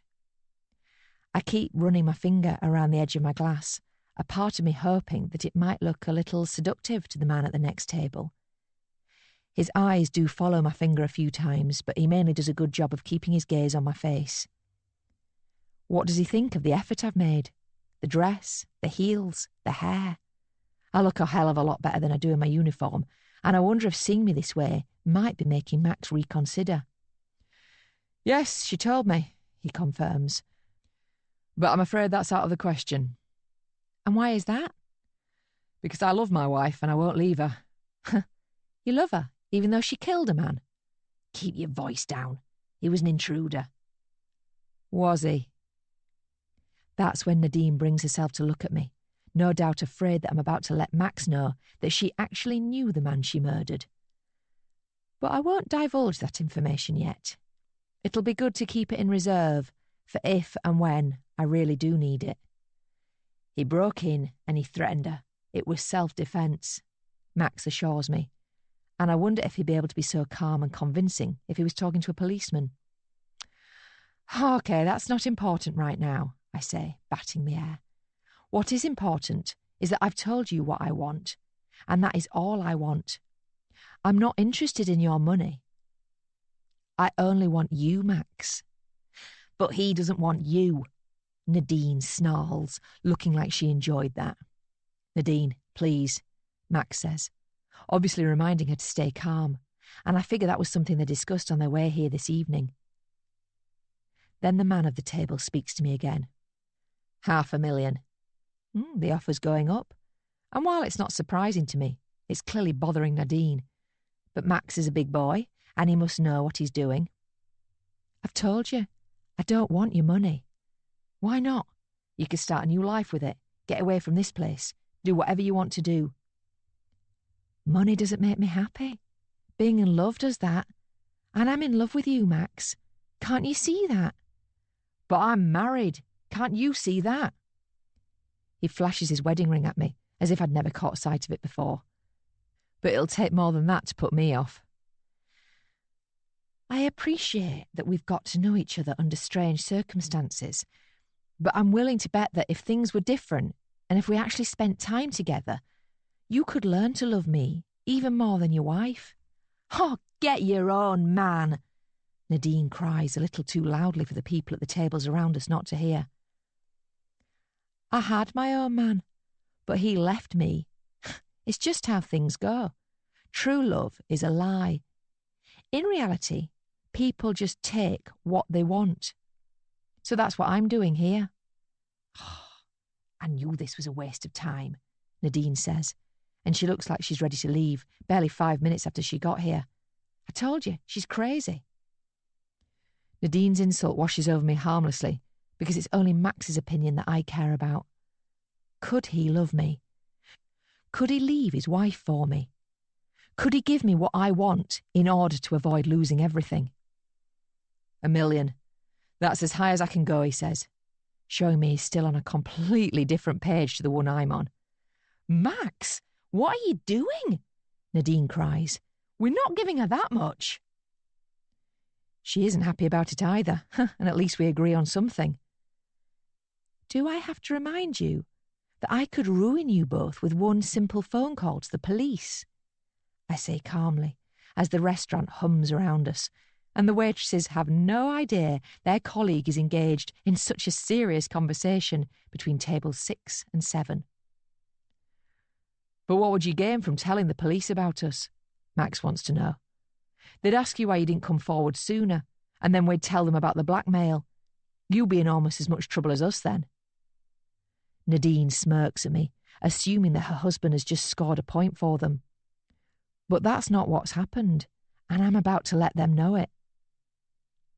I'm a single waitress with no life outside of these 4 walls, so I'm prepared to lose everything to potentially gain something. But are you? I've made my stance clear. I don't give a damn about getting in trouble with the police, but I know the Murphys do. If you keep threatening us, then I swear to God I'll make you wish you'd never been born. Nadine hisses at me as she gets out of her seat and looks like she might go for me. But Max skillfully intervenes, and after telling his wife to wait outside, she leaves the pair of us alone. Then Max takes a seat in the chair opposite me, and I wonder if this might be the moment when I get what I want. It's not. But what I do get isn't so bad. Where do you live? Max wants to know. I think it's better if we talk somewhere more private, just the 2 of us. No Nadine? No Nadine. I like the sound of that. So I request Max's number and I tell him I'll send him my address, or at least the address I'm secretly staying at. I suspect my time's running out in terms of how long I can get away with living in the Spinner residence, so I might as well see if I can get Max there before I leave it behind for good. I'll come by later tonight when my wife's asleep, he tells me as he gets up from the table. I look forward to it, I tell him with a mischievous smile. He doesn't return the expression. All he does is apologise to Becky and say that he and his wife have to cancel their booking. She looks confused, he looks harassed, and Nadine's already gone. But I'm happy. I've got a cocktail in my hand. I've also got a date with Max later tonight. Nadine. I'm pacing around in the restaurant car park when Max finally appears, after staying back to say something to Hannah. I demand to know what was said after I'd left, but he only tells me once we are in the car, on our way home. He pretends that's because it's cold out, but I know it's just so he can get me away from San Bella before Hannah and I can cross paths again. I've told her to reconsider my offer, Max tells me. Sleep on it, see what she thinks in the morning. She won't change her mind. She's too stubborn. Let's give her one more chance. No, let's not. Every minute we leave this unresolved is another minute when she could go to the police. She won't go to the police. She's not as stupid as you think. How do you know? We barely know anything about this woman. This time last week, we thought she was just a friendly waitress who was good at serving us our drinks. Now we know she is dangerous. We have to stay calm. I can't stay calm.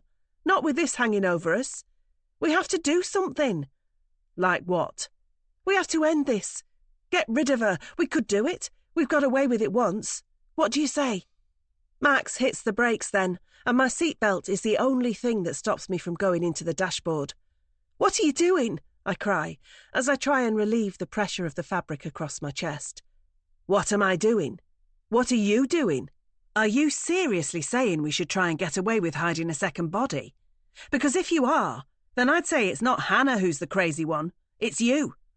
We can't reason with this woman. She won't even take £1 million. We can't kill her. I won't do that. The first time was an accident. This would be a real murder with a motive, and that's very different to killing an intruder, if that's who they were. What do you mean by that? Why did Hannah seem to suggest that there was more to it than that? I was hoping that Max would have missed that, but sadly not. I don't know. She'll say anything to get her way. Will she? Yes. I don't believe this. Is Max actually starting to have some sympathy with this woman? And even worse, could he start believing her over me?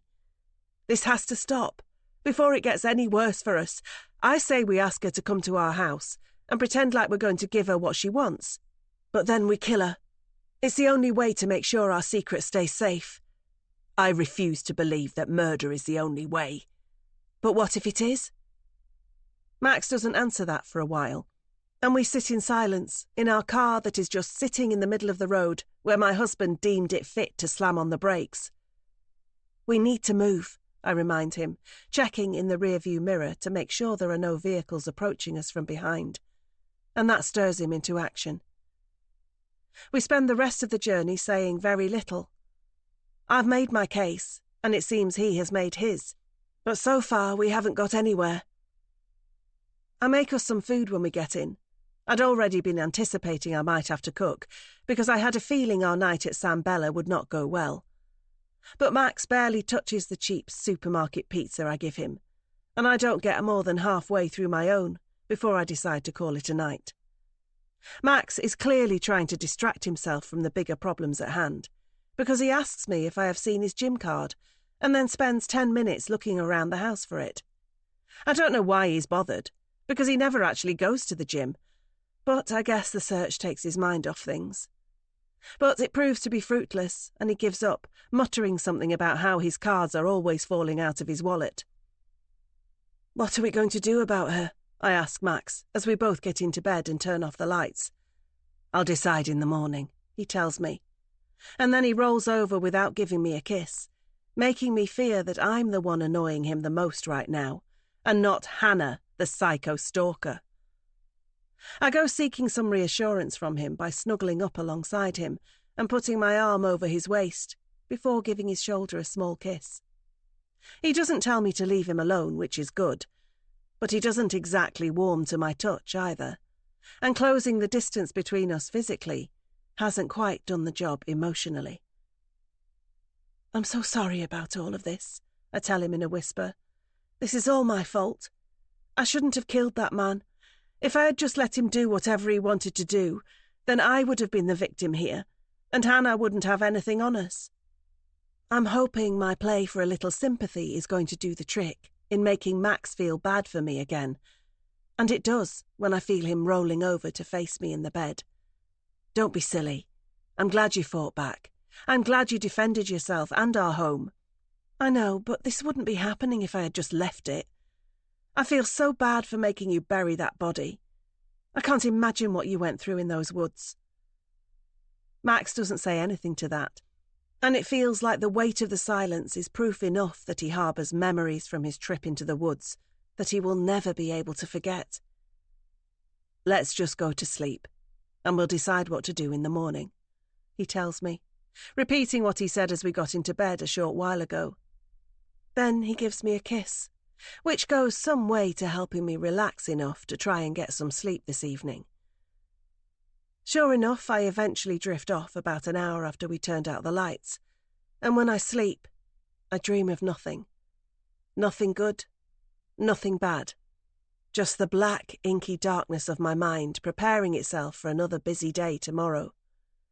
But that's okay. I need all the rest I can get. So does Max, who I assume will be sleeping soundly beside me all night.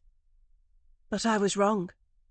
The bed was empty beside me not long after I drifted off. My husband was on his way to see that woman. I just didn't know it. If I had, then I would definitely have woken up screaming. Hannah.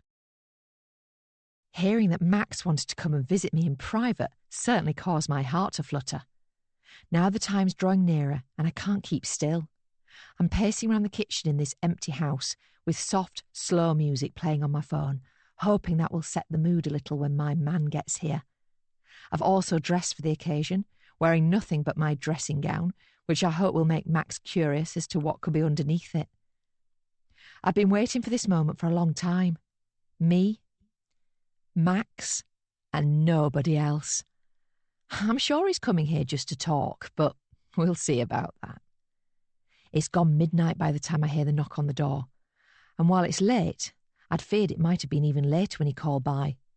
He told me he was going to wait for Nadine to fall asleep before visiting me, but I'd been prepared to stay up all night if need be.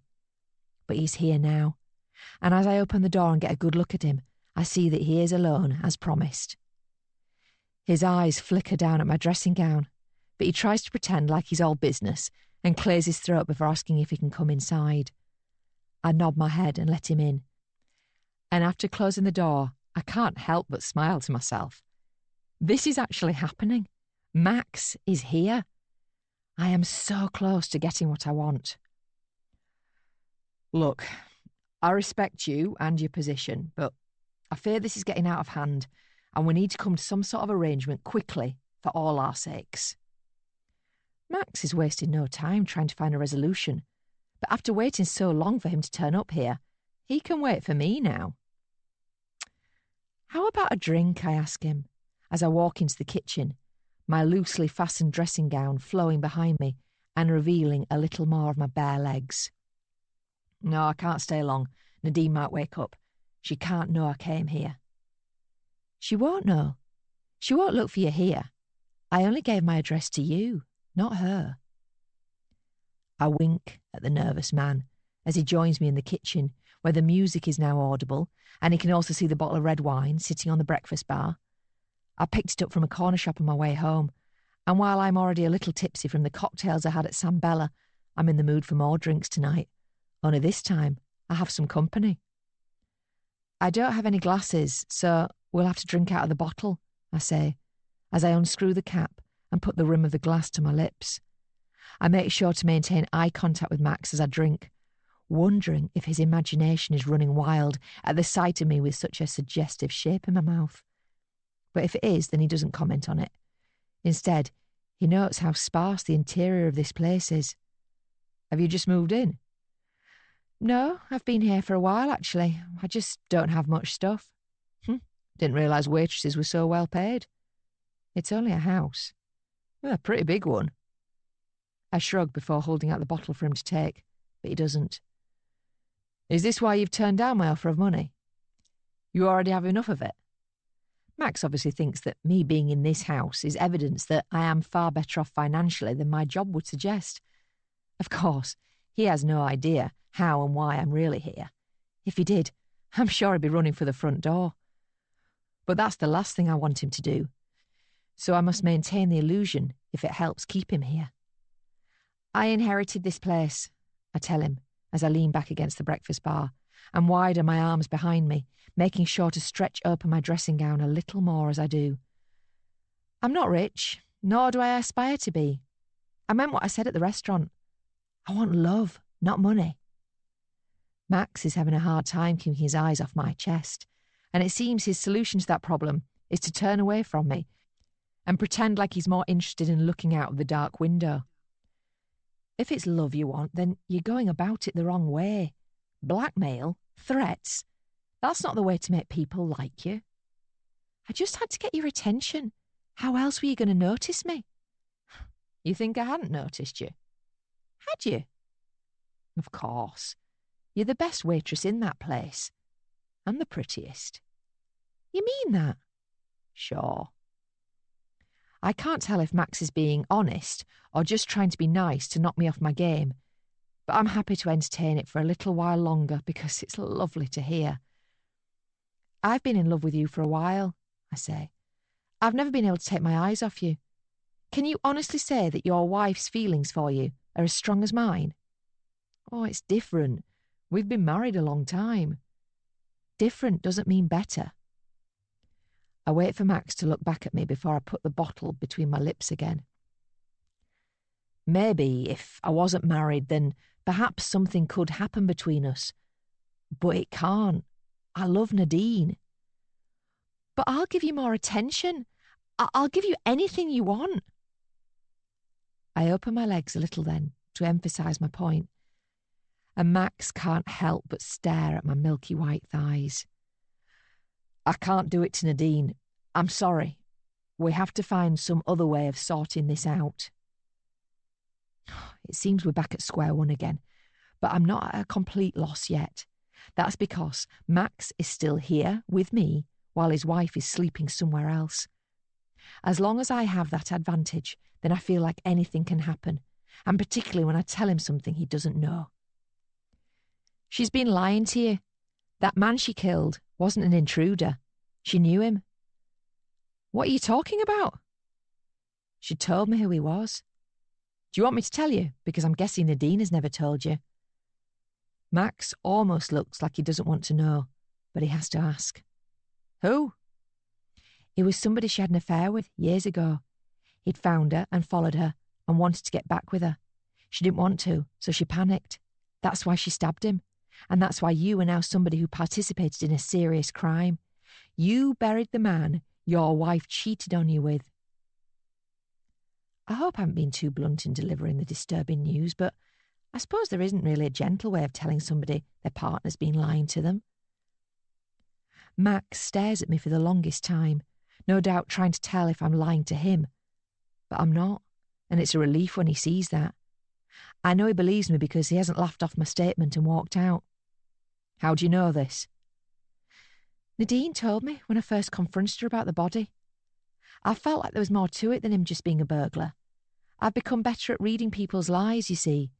I had to become that way after my own partner cheated on me and completely blindsided me. But I don't get why she'd tell you. She probably thought it might get us some sympathy. She told me he was being threatening towards her. She thinks she was the victim in all of this. But I don't see it that way. I think she stopped being the victim when she committed adultery. What do you think? Max looks like he doesn't know what to think, so I take advantage of his defences being down and I move closer towards him. He stays still as I near him, and with the bottle in my hands, I ask him if he'd like a drink now. He doesn't refuse this time, and as he takes a swig, I smile because I feel like this is all working. Of course, he doesn't make it easy. He says there must be some other explanation, and then when I tell him there isn't, he says he needs to go. But I don't let him. I just step even closer towards him and tell him that I would never hurt him like Nadine has. I tell him that if he was mine, then I would worship him and be the perfect wife. And then I prove it. I prove it by letting my dressing gown fall around my ankles before taking his hand and pulling him towards me. Nadine. I didn't hear Max get up. That's why it was a surprise for me to roll over and find the bed empty beside me. A quick check on the time tells me it's just after 6 in the morning, and I can see the first light of the new day filtering through the curtains. Looking around the bedroom, I am trying to tell if any of Max's things are missing. That would give me some idea as to whether he has already left the house or not. But he shouldn't have. It's a Saturday, so there are no meetings today. He's not much of an early morning exerciser either, so I can rule out the idea of him going for a jog at this time of day. No items of clothing seem to be missing, so I have to assume he is still in the house. But where? And why isn't he in bed with me? Max? My call goes unanswered in the otherwise silent house, and I know I won't be able to get back to sleep until this mystery is solved. So I pull back the duvet and get up. I find my dressing gown quickly and tighten it around my waist as I leave the bedroom and step onto the upstairs landing. Max, are you here? I'm still not getting any kind of a response, so I go over to one of the windows and look out over the driveway to see if his car is still here. I'd be worried if it wasn't, but there it is, parked in the place it should be. Max must definitely be here somewhere. I go downstairs in a hurry, afraid that something might be terribly wrong if Max is home but is failing to answer me. Did he get up in the night and have a fall? Or a heart attack? Even with things as bad as they are at the moment with Kieran's murder and Hannah's threats, losing my husband would easily trump all of those things as being the worst to happen to me this week. That's why it is such a relief to find Max in the kitchen, sitting at our breakfast bar with a cup of coffee in his hand. There you are. I was calling out for you, didn't you hear me? Max doesn't say or do anything other than take another sip of his drink, and that's when I notice that he looks exhausted, like he hasn't slept. Has he been up all night? What's going on? I ask him as I approach him and try to touch him, but no sooner has my hand touched his arm than he is pulled away from me. Hey, what's wrong? You tell me. What's that supposed to mean? Max just stares at me, but it's very disconcerting, and I wish I could read his mind, because there is clearly something troubling him deeply. What time did you get up? I ask him, but he just shrugs. Why didn't you wake me if you couldn't sleep? He doesn't answer that one either. Max, what is going on? Talk to me. That finally gets a response from him, but that doesn't necessarily mean things are better, as I'm about to find out. Why did you lie to me? Why did you pretend that man was a burglar? What? The man you stabbed. You knew him, didn't you? And don't lie to me. No, of course not. Tell the truth. Tell me how you knew him. I didn't know him, I swear. Liar.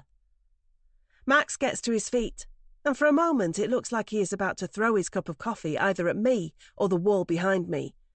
But he doesn't do that, although he's clearly incensed by what he's hearing. How does he know about Kieran? Hannah must have told him. I should have known she would use that information against me. I was a fool for thinking being half honest with her could ever work. You had an affair, didn't you? Max says with utter contempt in his voice. No, wait, I can explain. Then explain. Max's loud voice echoes around our cavernous kitchen and makes me jump. It's hard to believe this house was peaceful only a few minutes ago, because now it feels like a war zone. Yes, I knew him, and I shouldn't have lied to you about that. But there was nothing going on between us. He was here to threaten me, and I had to defend myself. You mean you had to defend your secret?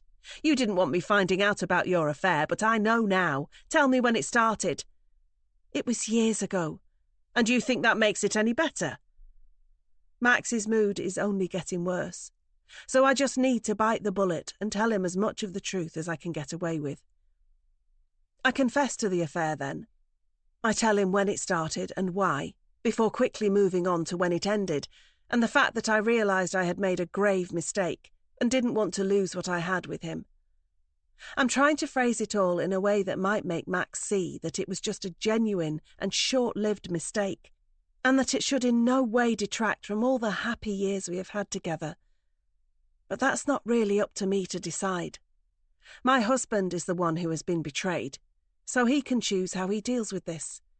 He can choose to forgive me and stay, or he can choose to hate me and leave. Of course, I've left out the part about Adam not being his son, because I know for sure that will be a deal-breaker. Max would never forgive me for that, so he can never know, and that's why I kept that secret from Hannah too. Thank God I did, otherwise my life really would be ruined. But this is still bad even without the full story coming out, because no one wants to find out their partner strayed. How could you do this to me? And how could you lie to me for all these years? I haven't been lying to you. I just didn't tell you because I knew it would upset you. Damn right it's upset me. How would you feel if you found out I'd been having an affair behind your back? It was a long time ago, and it was over quickly. It's not as if I've been doing it all throughout our marriage. How do I know that? I feel like I don't even know who you are anymore. You lie so easily. It was one lie. You told me that man was a stranger. I buried him, for God's sake. I could go to prison for the rest of my life for that. And for what? To help you almost get away with killing the man you cheated on me with. I feel like I'm losing Max and there's nothing I can say to bring him back to me. Unless I forget about trying to defend myself and just remind him that, as crazy as it seems, we have even bigger problems than this. I'm sorry. And I understand if you hate me. But we have to deal with this another time. We still have the problem of Hannah to sort out. She'll go to the police if we don't get rid of her. Max falls silent again then. And while it's a relief to not have him shouting at me anymore, it's not much help when he closes himself off from me. Max, what are we going to do? He still says nothing. So I try and bridge the gap again. Please, baby, we need to stick together. We have a family and we've worked so hard for this life. We can't lose it. Get away from me. Max finds his voice again in the worst possible way, and he storms out of the room after shouting at me before grabbing his car keys and heading for the front door. I try and catch him up and beg him to stay so we can talk this through, but he doesn't listen. He just tells me he needs some space and to leave him alone until he has had time to think, which I don't want to do because it worries me. But I see I have no other choice. It's either let him go or throw myself down on the front of his car and refuse to let him drive away. But I won't do that. He has a right to be mad at me, and I just have to pray that he comes back soon. The house is silent again as I close the front door and stand by the window to watch Max drive away. But as the sound of his car engine fades, I hear a text message alert behind me. Looking around the hallway, I see that Max has left his phone behind in his rush to leave. Picking it up, I check the new message, but it's from a number I don't recognise. But it's the content that is most disturbing. Last night was crazy. Thanks for coming to see me. Kiss, kiss. Who is this? Unlocking the phone with the passcode we use on all the other devices around our house, like the alarm and the TV, I open the message stream and scroll back. And that's where I find an address. Max was with someone else last night while I was asleep. He was at this address. There's one way to find out for sure. I'm going to go there right now. Hannah. What a night! It was wild. I got everything I ever wanted. I got my man. Max might have physically left me, but he's still with me emotionally. I can't stop thinking about him. The way he looked at me, the way he felt, the way he kissed me. It was incredible, as well as a little unexpected. Even in my wildest dreams, I could not have envisioned it going so well. Just getting him to this house by himself was a major achievement, but there had still been so much work to do from there to get him closer to me, to get him to put his hands on me. But it worked. Max's stance softened when I told him that Nadine had been unfaithful with the man she murdered, and I took full advantage of his defences being down by making my move and making him mine. We had sex in the kitchen, right there on the floor beside the open bottle of wine that I had been drinking so suggestively. It was rushed and not as romantic as I'd have liked, but that wasn't the point. The point was that I got him to be intimate with me and not his wife. Now I have. I'm another step closer to getting him permanently. Max didn't hang around for long after we'd done the deed, and I can't blame him. While it would have been lovely to snuggle and spoon, he had to go. He had to get back home. But unlike when he had arrived at my place, he hadn't been worried about his wife waking up and discovering him gone then. He'd been more concerned about the fact that his partner had been lying to him, and he was on his way to confront her about it. I wonder how it went. What did he say to Nadine? What did she say in her defence? And would he have told her what he just did with me? I doubt he's been that honest, but he's not the one in the wrong here. Nadine betrayed him first, so he's free to do whatever he wants in retaliation. He chose to sleep with me. It'll surely break Nadine's heart. Too bad she broke his heart first. I'd love to lie around all day and reminisce on the amazing night I just had with Max, but I can't do that. I've got a lunchtime shift at San Bella, and I need to run a few errands in town before that, so I better get moving. It would be nice to be just able to get dressed and walk out the door, but as always, I have to hide all the evidence of my stay here in case Michael's parents call by while I'm out. I'm just about to get started on doing that when I hear the sound of a car parking at the front of the property, and my breath catches in my throat as I freeze and try to figure out who it could be. Is it the parents? If so, then I am in serious trouble, because there's no way I can get everything tidied away in time before they walk through the door. But it might not be them. It could be anybody. Somebody might have got lost. Somebody might be using the driveway to make a U-turn. Or it could be a postman delivering a letter addressed to the deceased residents, one of those few items of junk mail that hasn't been rerouted since they passed. But I'll only find out if I creep towards the window and peep outside. When I do, I get my answer. It's not Michael's parents, nor is it a random passerby or a postman. It's someone I know well, but equally did not expect to see here today. It's Nadine. I have no idea how she got my address, but she's here now, and she's on her way to my front door. What do? Hide? Pretend I'm not in? That might save me from some short-term pain, but in the long term it won't be good to have her out there knowing that I'm here. While she has secrets at her house, I have secrets in this one, and now she's on the premises, she's the chance to find out what it is that I am hiding in my private life. Nadine knocks loudly on the front door, but barely gives me time to answer before she knocks again. Then she calls out to me, and what she says removes all doubt as to whether or not she knows where her husband was last night while she was asleep. "Open this door now. I know you're in there, and I know Max was here. What did you do with my husband? Come out here and face me, you coward." She's angry, and she's every right to be. But I'm still not sure how she knows. I guess Max must have just told her what he did as a way of getting back at her for what she did to him. But that was a bold move on his part. And why did he have to tell his wife where I lived? Unless she found the address on his phone by accident. That could be it. Max might not know she's here now. Not that it makes much difference, because she's still pounding on my door and still calling me all sorts of nasty names. I'd love to leave her out there, but I'm terrified of somebody driving past and hearing her, because I don't want this house getting any extra attention. So I have no choice but to open the door and face Nadine. No sooner have I opened it than she dives into the house and grabs me by my hair, dragging me away from the door and into the kitchen. "Get off me!" I cry, but it doesn't make any difference, and Nadine's anger is matched by a surprising strength that actually has me worried for my safety for a few seconds. Things only get worse when I see what she's brought with her. A knife. Just like the one she killed that man with. Is she going to do the same thing to me? I can't afford to hang around and find out. All I can do is reach for the empty wine bottle that we are passing, the same one that Max and I shared last night.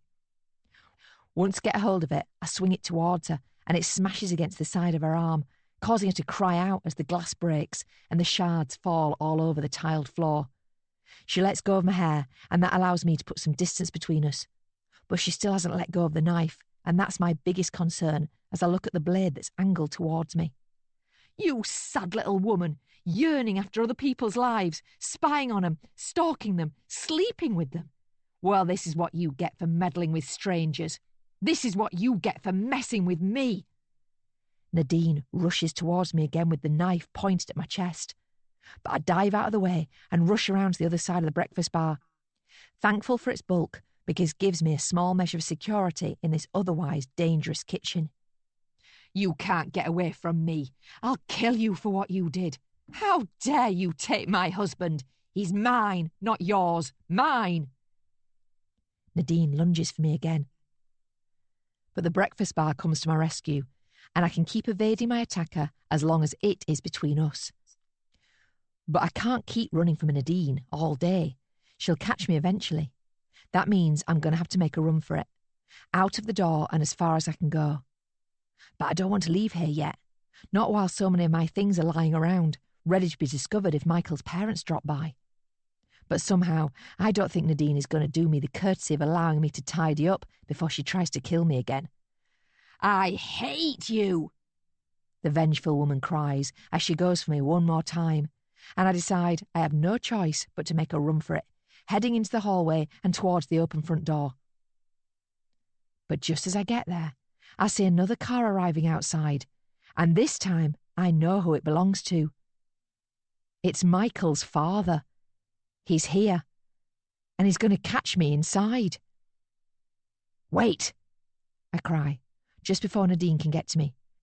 And when she stops, I let her know that we are no longer alone. The sight of the vehicle parking beside hers is sobering enough to stop her from using the knife. Now she knows she won't be able to get away with it without there being a witness at the scene. "Who's that?" she asks me as she lowers her weapon, and I don't see much choice other than telling her the truth so she understands the seriousness of the situation. "It's the person who owns this place. We need to get out now or he'll call the police."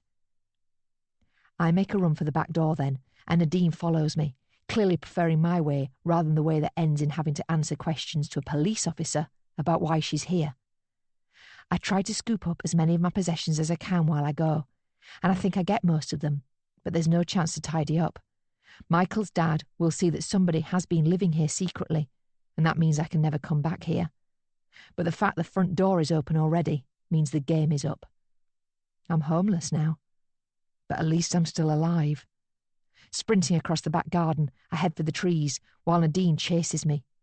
But I'm ahead of her, and once I'm amongst the foliage, I make sure to duck out of view so she can't keep following me. Using the trunk of a tree to hide behind, I stay in position for a couple of minutes until I know Nadine is gone. I can hear Michael's dad calling out in the back garden, trying to find out if the intruders are still near, and telling them that he will find them, whoever they are. But he won't find me. I got out. I've got away with it. But what about Nadine? Her car is still on the drive. What's she going to do about that? And what's she going to do now she knows I have things to hide too? Nadine. My foot is all the way down on the accelerator pedal, and as a result, my car is moving a lot faster than the law says it should be on this road. But this is not the time for sticking to the speed limit. All I am interested in is getting away from that house and that man who clearly did not expect to find anybody there. It was a shock to hear from Hannah that we had to run, and all I could deduce from it was that she was not supposed to be there and had been living there in secret. What made the whole moment even more confusing was I had been hell-bent on killing her only a few seconds before, but that plan had to be shelved in favour of me being able to get away without being caught by the real homeowner, and thankfully I have made it out. Unfortunately, I lost Hannah in the chaos, but I know I will be seeing her again soon. She can't get rid of me that easily. I keep my foot down as I increase the distance between myself and that house. And as I go, I think about how I was fortunate to be able to get to my car and get it out of there before the man called the police. After following Hannah into the back garden, I had been ready to try and hide amongst the trees at the back of the property, like she was. But then I had remembered my car was on the driveway, and that meant I wouldn't be able to get away with being there, even if I could hide myself. Forcing myself to go back, I had hidden around the side of the house as I had listened to the man calling out all sorts of menacing things in the garden before I had been able to sprint around to the front of the property and get back into my car. Then I had hightailed it out of there, spinning the tyres and kicking up a load of gravel as I got my car on the road before the licence plate could be captured by that angry man's phone camera. I only start to slow down once I'm sure I have got away, and I make the rest of my journey home at a more suitable speed for these roads. It's still early, so I'm grateful for there not being much traffic about, but that's about all I'm grateful for. It's been a hell of a morning. Max confronted me about my affair. I found a suggestive message on his phone, and I visited Hannah at what I thought was her home and chased her with a knife before having to make a run for it myself. That's quite a lot to process, at a time when most people in this town haven't even finished their breakfasts yet. Max is still gone when I arrive back home, but that's okay, because I could do without the distraction for the time being. I need to speak to him soon, and I will, but first, I want to find out what the deal with Hannah and that house was. Why was she there? Who does it really belong to? And why was she more worried about being caught there than she was about the knife I was threatening her with? I typed the address of the house into my laptop's search engine to see what I can learn from the internet. I'm expecting to have to try and glean some information from things like land registry records and such, and it could take some time. But I'm wrong. All it takes is a split second for the search engine to produce several shocking results. Once it does, I know everything. That house is connected to a serious and currently unsolved crime from 2 years ago, when the owners were found dead inside the property. I read every article I can find about Michael and Victoria Spinner, and now I'm thinking of it, their names do seem a little familiar. I must have heard them on the news at the time when the crime was committed, but I had no idea of the full details of the case, nor did I have any idea that the house where the bodies were discovered had stood empty ever since then. Or so everyone thought. According to the most recent article I can find online, the property is now owned by Michael's parents, and after finding a photo of the grieving couple in one of the reports, I know now that it was the senior Mr. Spinner who turned up and tried to catch us. I feel bad for what that poor man has been through in losing his son and daughter-in-law in such horrific circumstances. But I feel even worse because I have helped contribute to the shock he has suffered today when he found out people were inside his son's house when they shouldn't be. But I know why I was there. I was there to confront Hannah at what I thought was her home. But it's not hers. So why was she there? Did she somehow figure out the house was empty and just decide to start living there rent-free for as long as she could? Or did she know it was empty because she had been there before the murders took place? More importantly, did she have something to do with them? Hannah was so afraid when she saw Michael's father arrive that I have to assume she wasn't just worried about getting in trouble for trespassing. She was worried about getting in trouble for something else. Something worse. Something like murder. Could that be it? Could Hannah and I both be harbouring the same secret? We're two killers, and now we both know what the other one is capable of. If so, I need to be more careful than I thought. But this is a good thing. It means I'm not the only one with something to lose anymore. Hannah is as compromised as I am. Neither of us will want the truth to come out. That has to be something we can both agree on. Therefore, it must be possible for us to come to some sort of an agreement. All I need to do now is see her and tell her what I know. Hannah. I hid for half an hour amongst the trees at the back of Michael and Victoria's house, as Michael's father looked for the intruder he had chased away from his son's home. I only left once I saw the police cars arrive and figured the officers inside them would be conducting a more thorough search of the area around the house in due course. But while I made it away from the scene safely enough, I'm paranoid as to whether or not I removed every bit of evidence that could lead the police to me in the near future. I think I got it all. My work uniform, my phone, my ID. All I left behind was the pillow, duvet, and a broken bottle of wine. It's obvious someone was there, but they shouldn't be able to figure out it was me. After dealing with my first problem of getting away, I'm going to have to start considering my next problem, and that is where I am going to live now that I've lost my base.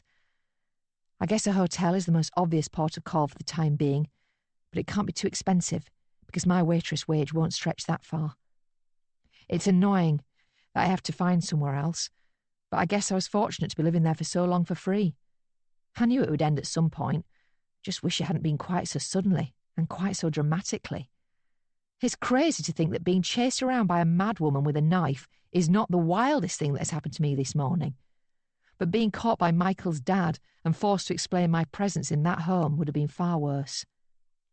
Depending on how good the police officers' questions were in that interrogation room, they might have been able to make me crack and admit that I knew Michael and Victoria. And once they'd done that, I'd be suspecting their deaths. I can't have that because I know I'm not strong enough to stand up to police questioning. I'll crumble because I'm guilty, and because the thought of going to prison for the rest of my life feels like a fate worse than death. That's why it's imperative that I stay out of their investigation.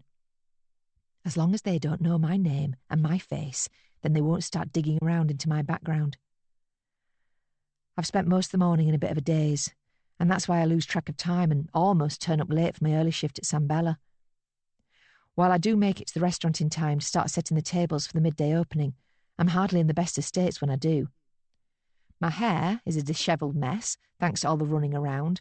My uniform has mud on it, thanks to dragging it through the bushes at the back of Michael's house. And I even have several scratches on my face from a particularly prickly bush that I fell into while I was making my hasty escape. I'm a mess, and it doesn't take long for my colleagues to notice it. "What happened to you?" one of the chefs wants to know. "You okay?" one of the waitresses asks.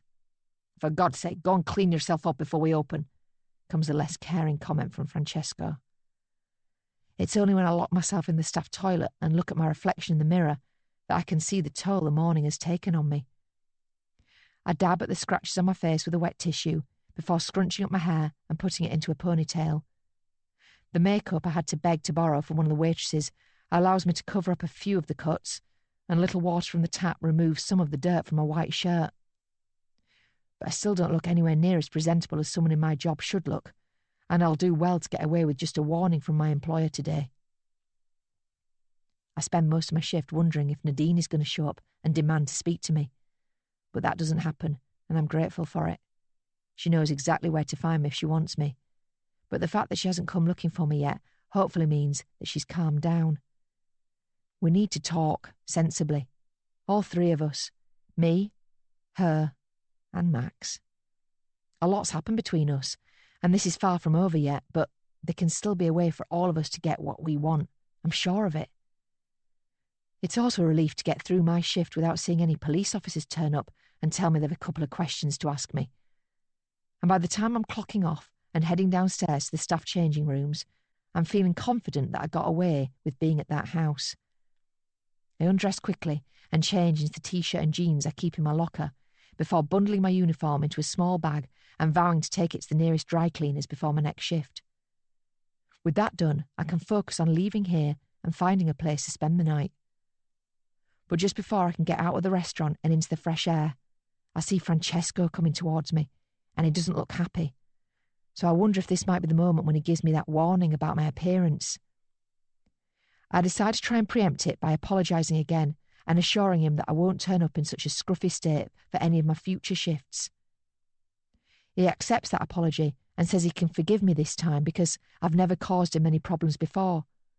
But one thing he can't forgive is me not wearing my name badge during my shifts, because that's how the customers can identify each waitress, and it makes the staff here seem more personable. I frown because I'm not sure what he means by that, and I tell him that I did have my badge on because I'm almost positive that I did. But he tells me not to lie to him and warns me not to forget it again before walking away. Confused, I fish my work shirt out of my bag and check the front of it, expecting to see my gold name badge pinned in the place where it should be. But my manager is right. The badge is missing. Where is it? Then it slowly dawns on me what's happened. I must have left it at Michael's house when I ran. That one thread of evidence that connects me to that place. Not only does it have my name on it, but it has the San Bella logo on it too, meaning any police officer will easily be able to figure out where it belongs and call by here to investigate.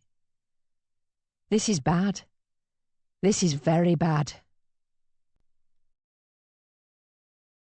Nadine. My crazy day took an even crazier turn when I found out that Hannah was connected to a house with a very sinister past. I've been desperate to talk to Max for a couple of reasons ever since. One, because I want to ask him to come home so we can discuss the problems in our marriage, like me having cheated on him, and now him having spent the night with his stalker. But two, and perhaps more importantly in the short term, I want to let him know that we might have something we can use against Hannah. But him leaving his phone at home means I can't reach him. It's frustrating, but I'm not going to spend the whole day banging my head against the proverbial brick wall. I've decided to take action. and I've done so by going to San Bella to see Hannah again.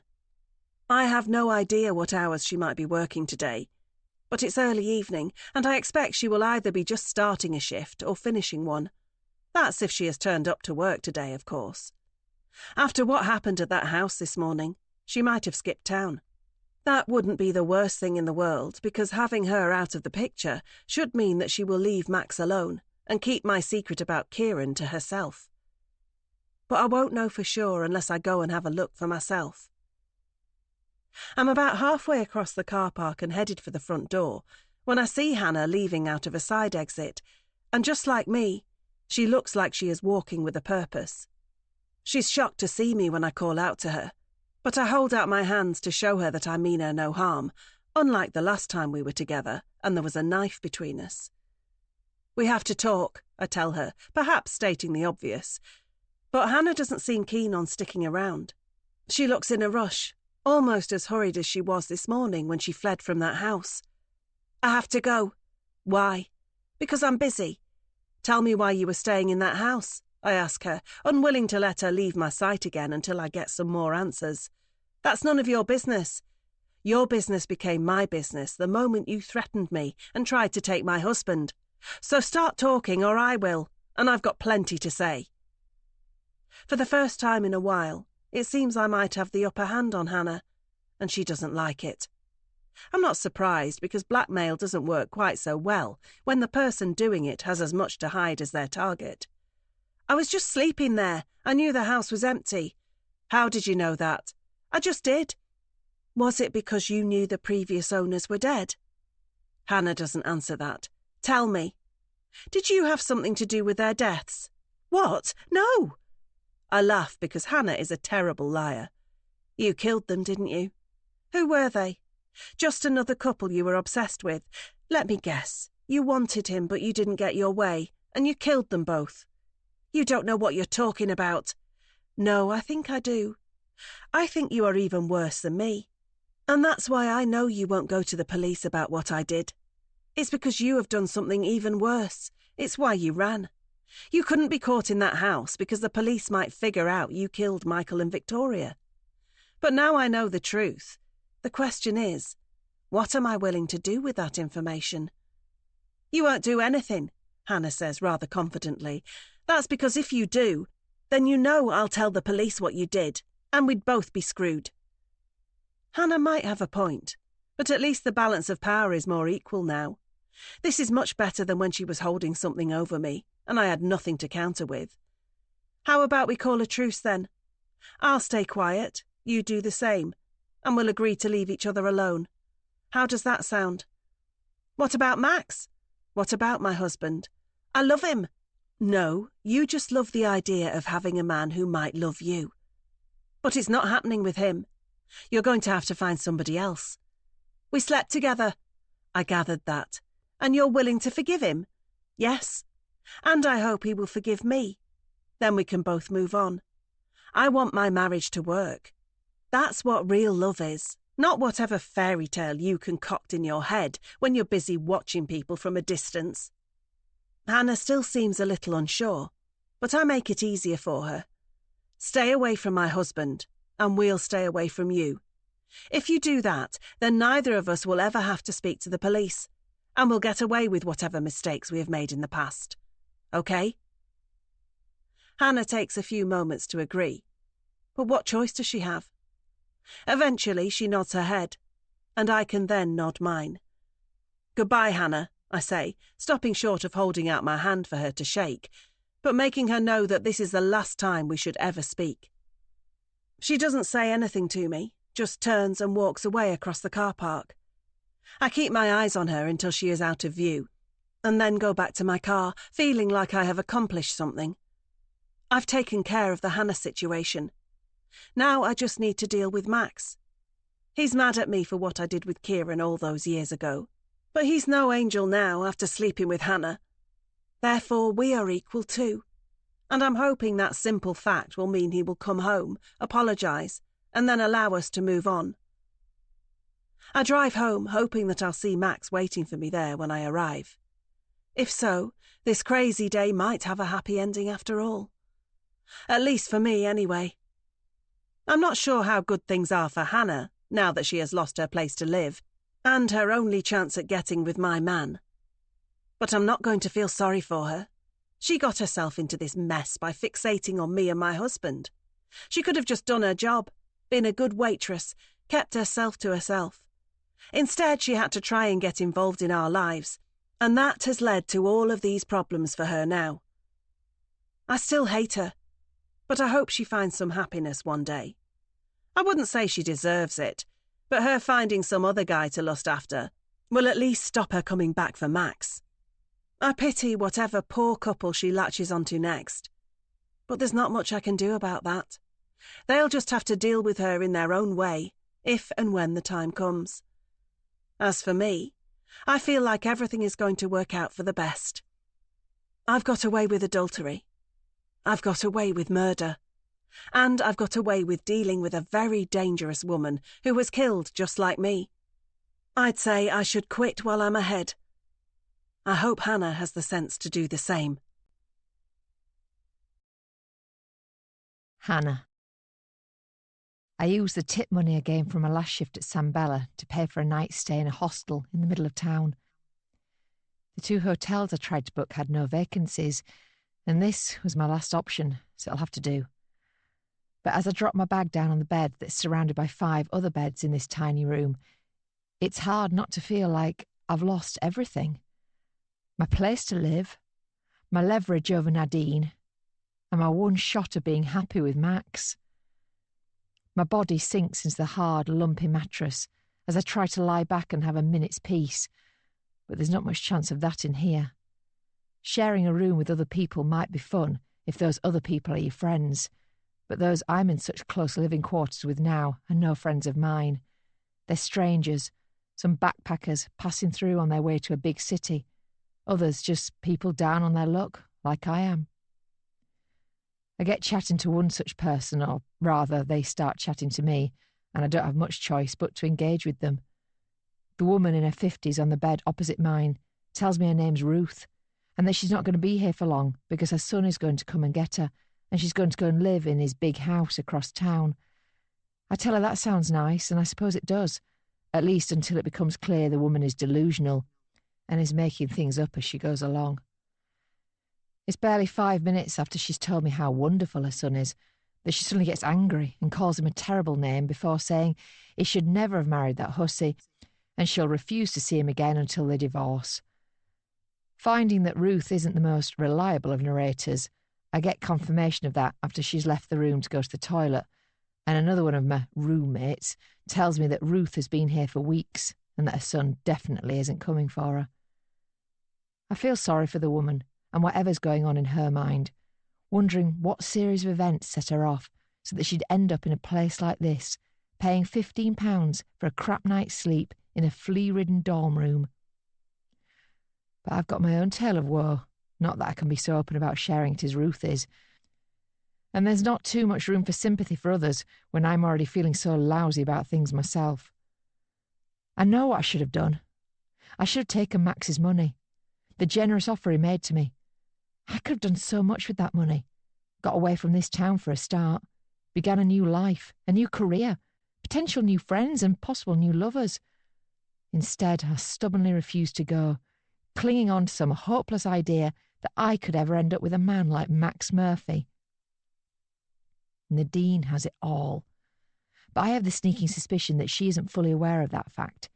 She takes it all for granted, the family, the house, the car, the money, the companionship, the love, the life that anyone who doesn't have those things would kill for.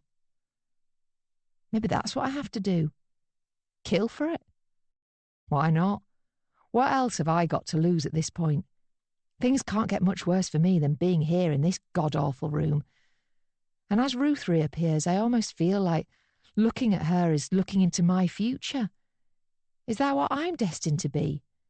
A woman of advancing years, forced to live in grotty conditions with no one to help me because nobody cares about me.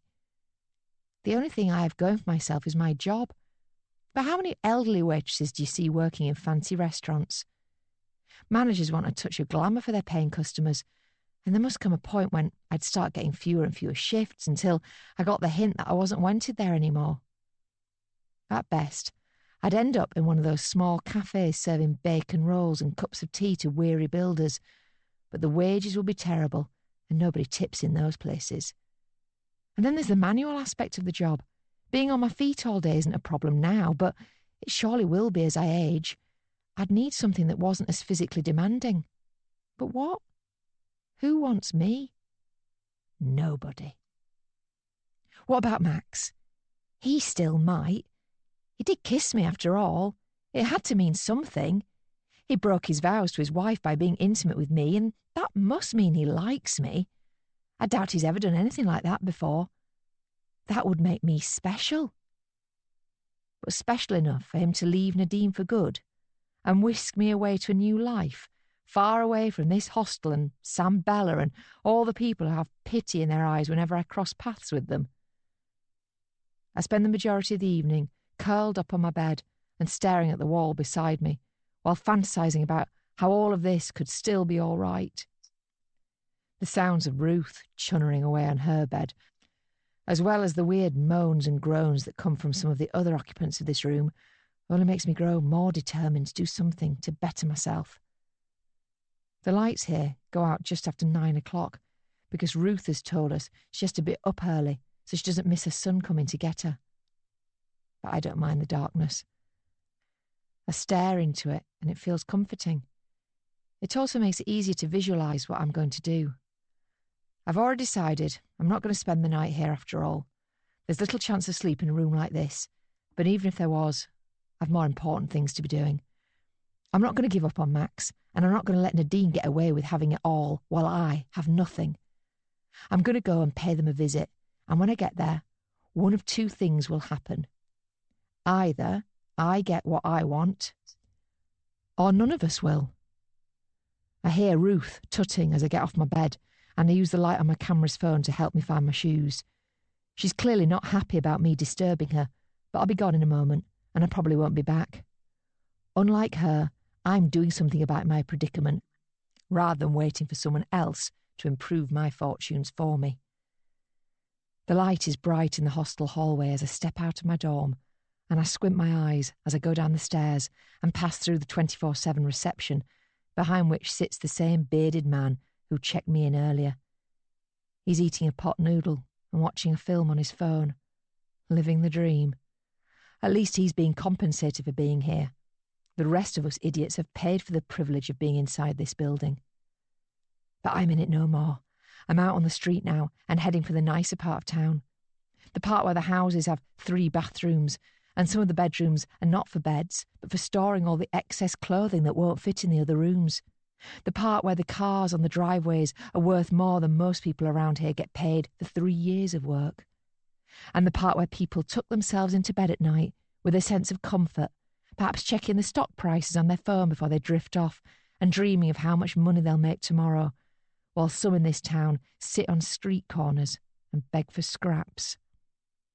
I know all too well what it's like to be on the unglamorous side of town, but I also know what goes on in the more affluent areas. Both parts can be just as seedy and sordid, and both contain plenty of things that should be kept secret. The key difference is only one part can afford to keep things secret. They hide behind their security gates and their alarm systems and their big bank accounts. They shake their heads as they drive past the homeless and roll their eyes when the waitress forgets to bring them their drink. But they're no different, really. Everyone's the same. We're all human. I could have been Nadine in another life, married to Max, raising children, sipping champagne on a Friday night. And she could have been me, tired, desperate, lonely. She wouldn't want to swap, and why would she? But that was my mistake. I gave her a choice. I offered the option. But the blackmail didn't work, and even worse, it almost cost me my life when she came to kill me. It's time to do what I should have done from the start. No more asking. I'm going to take what's mine. Nadine thinks we're even now. but we're not even close. Nadine. I've spent the majority of the evening preparing a lovely home-cooked dinner for when Max arrives home. I know it will take a lot more than some delicious food and a glass of red wine for us to repair the damage that has been caused between us. But it's a start. I'm treating tonight as a new beginning for us. Hannah is in the past now, as is Kieran and all those dreadful mistakes, and my husband and I can look forward to a bright future. Sophie and Adam are off having fun, and it's time their parents did the same. The prospect of all the money from the sale of Max's business means we could do anything and go anywhere, buy a holiday home somewhere sunny, or even move abroad more permanently. We could rent this house out and make a fortune from letting, or we could sell it and cash in completely. We could travel or stay in one place, wake up and do whatever we feel like. These last few weeks have been the stuff of nightmares, but now we're in the clear. We can go back to living the dream. Max arrives home at 9:30, and I greet him with a hug, which is an early test to see how receptive he will be with me. To my relief, he embraces me tightly before we both apologise for the things we have done and said, and agree that we both still love each other and can make it all work in the end. We're both hungry, so we waste no time in eating, and the wine helps the flow of conversation. I tell Max all about my last meeting with Hannah and how she has agreed to leave us alone. He goes over his moment of weakness with her and even thinks him leaving his phone behind for me to discover was some subconscious act in which he actually wanted me to find out what he had done. I'm not sure about that, but I can see he feels guilty, so I agree with him.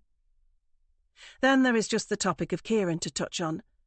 But Max still has no idea about the full reason why I killed that man. And as long as that is the case, then we can get past it. So what's next? I ask my husband as I put my knife and fork down neatly on my empty plate. What do you want to do when you've sold the business? Max takes a moment to think about it, before telling me that he wants a break from this place. We'll get Christmas out of the way with the kids being home. And then I want some sun, he says with a sense of purpose. I don't care where, just somewhere new. That sounds good to me. We clink our glasses together and finish our wine, before retiring to the lounge, where we snuggle up together on the sofa and lose ourselves in a movie.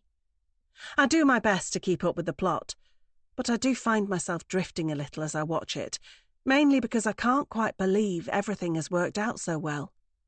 It almost seems too perfect, like I'm missing something. But am I? Kieran was a threat, but he has been dealt with, and Hannah was a major problem, but she is gone too. So what else could there be? I guess it's a little residual paranoia left over from the stress of recent events. I'm sure it will pass as more time goes by. I make a concerted effort to focus on the rest of the film, and by the time the credits roll, I have done a good job of freeing up my mind. So much so that I'm able to chat about the movie with Max as we turn off the TV and make a move upstairs. I liked the twist at the ending, I tell him. Yeah, I wonder how they came up with that one. Do you think there'll be a sequel? Maybe. We'll have to go and watch it at the cinema if there is. Definitely. It's the kind of banal chit-chat that I presume most couples go through after watching something together. But it's exactly what I need, because it's a sign that things are returning to some semblance of normalcy around here. Give me boring conversation all day over dead bodies, blackmailing bitches, and the looming threat of losing my family, my freedom, or even my life. Max is ahead of me, and he is halfway up the stairs when we hear the knock at the front door.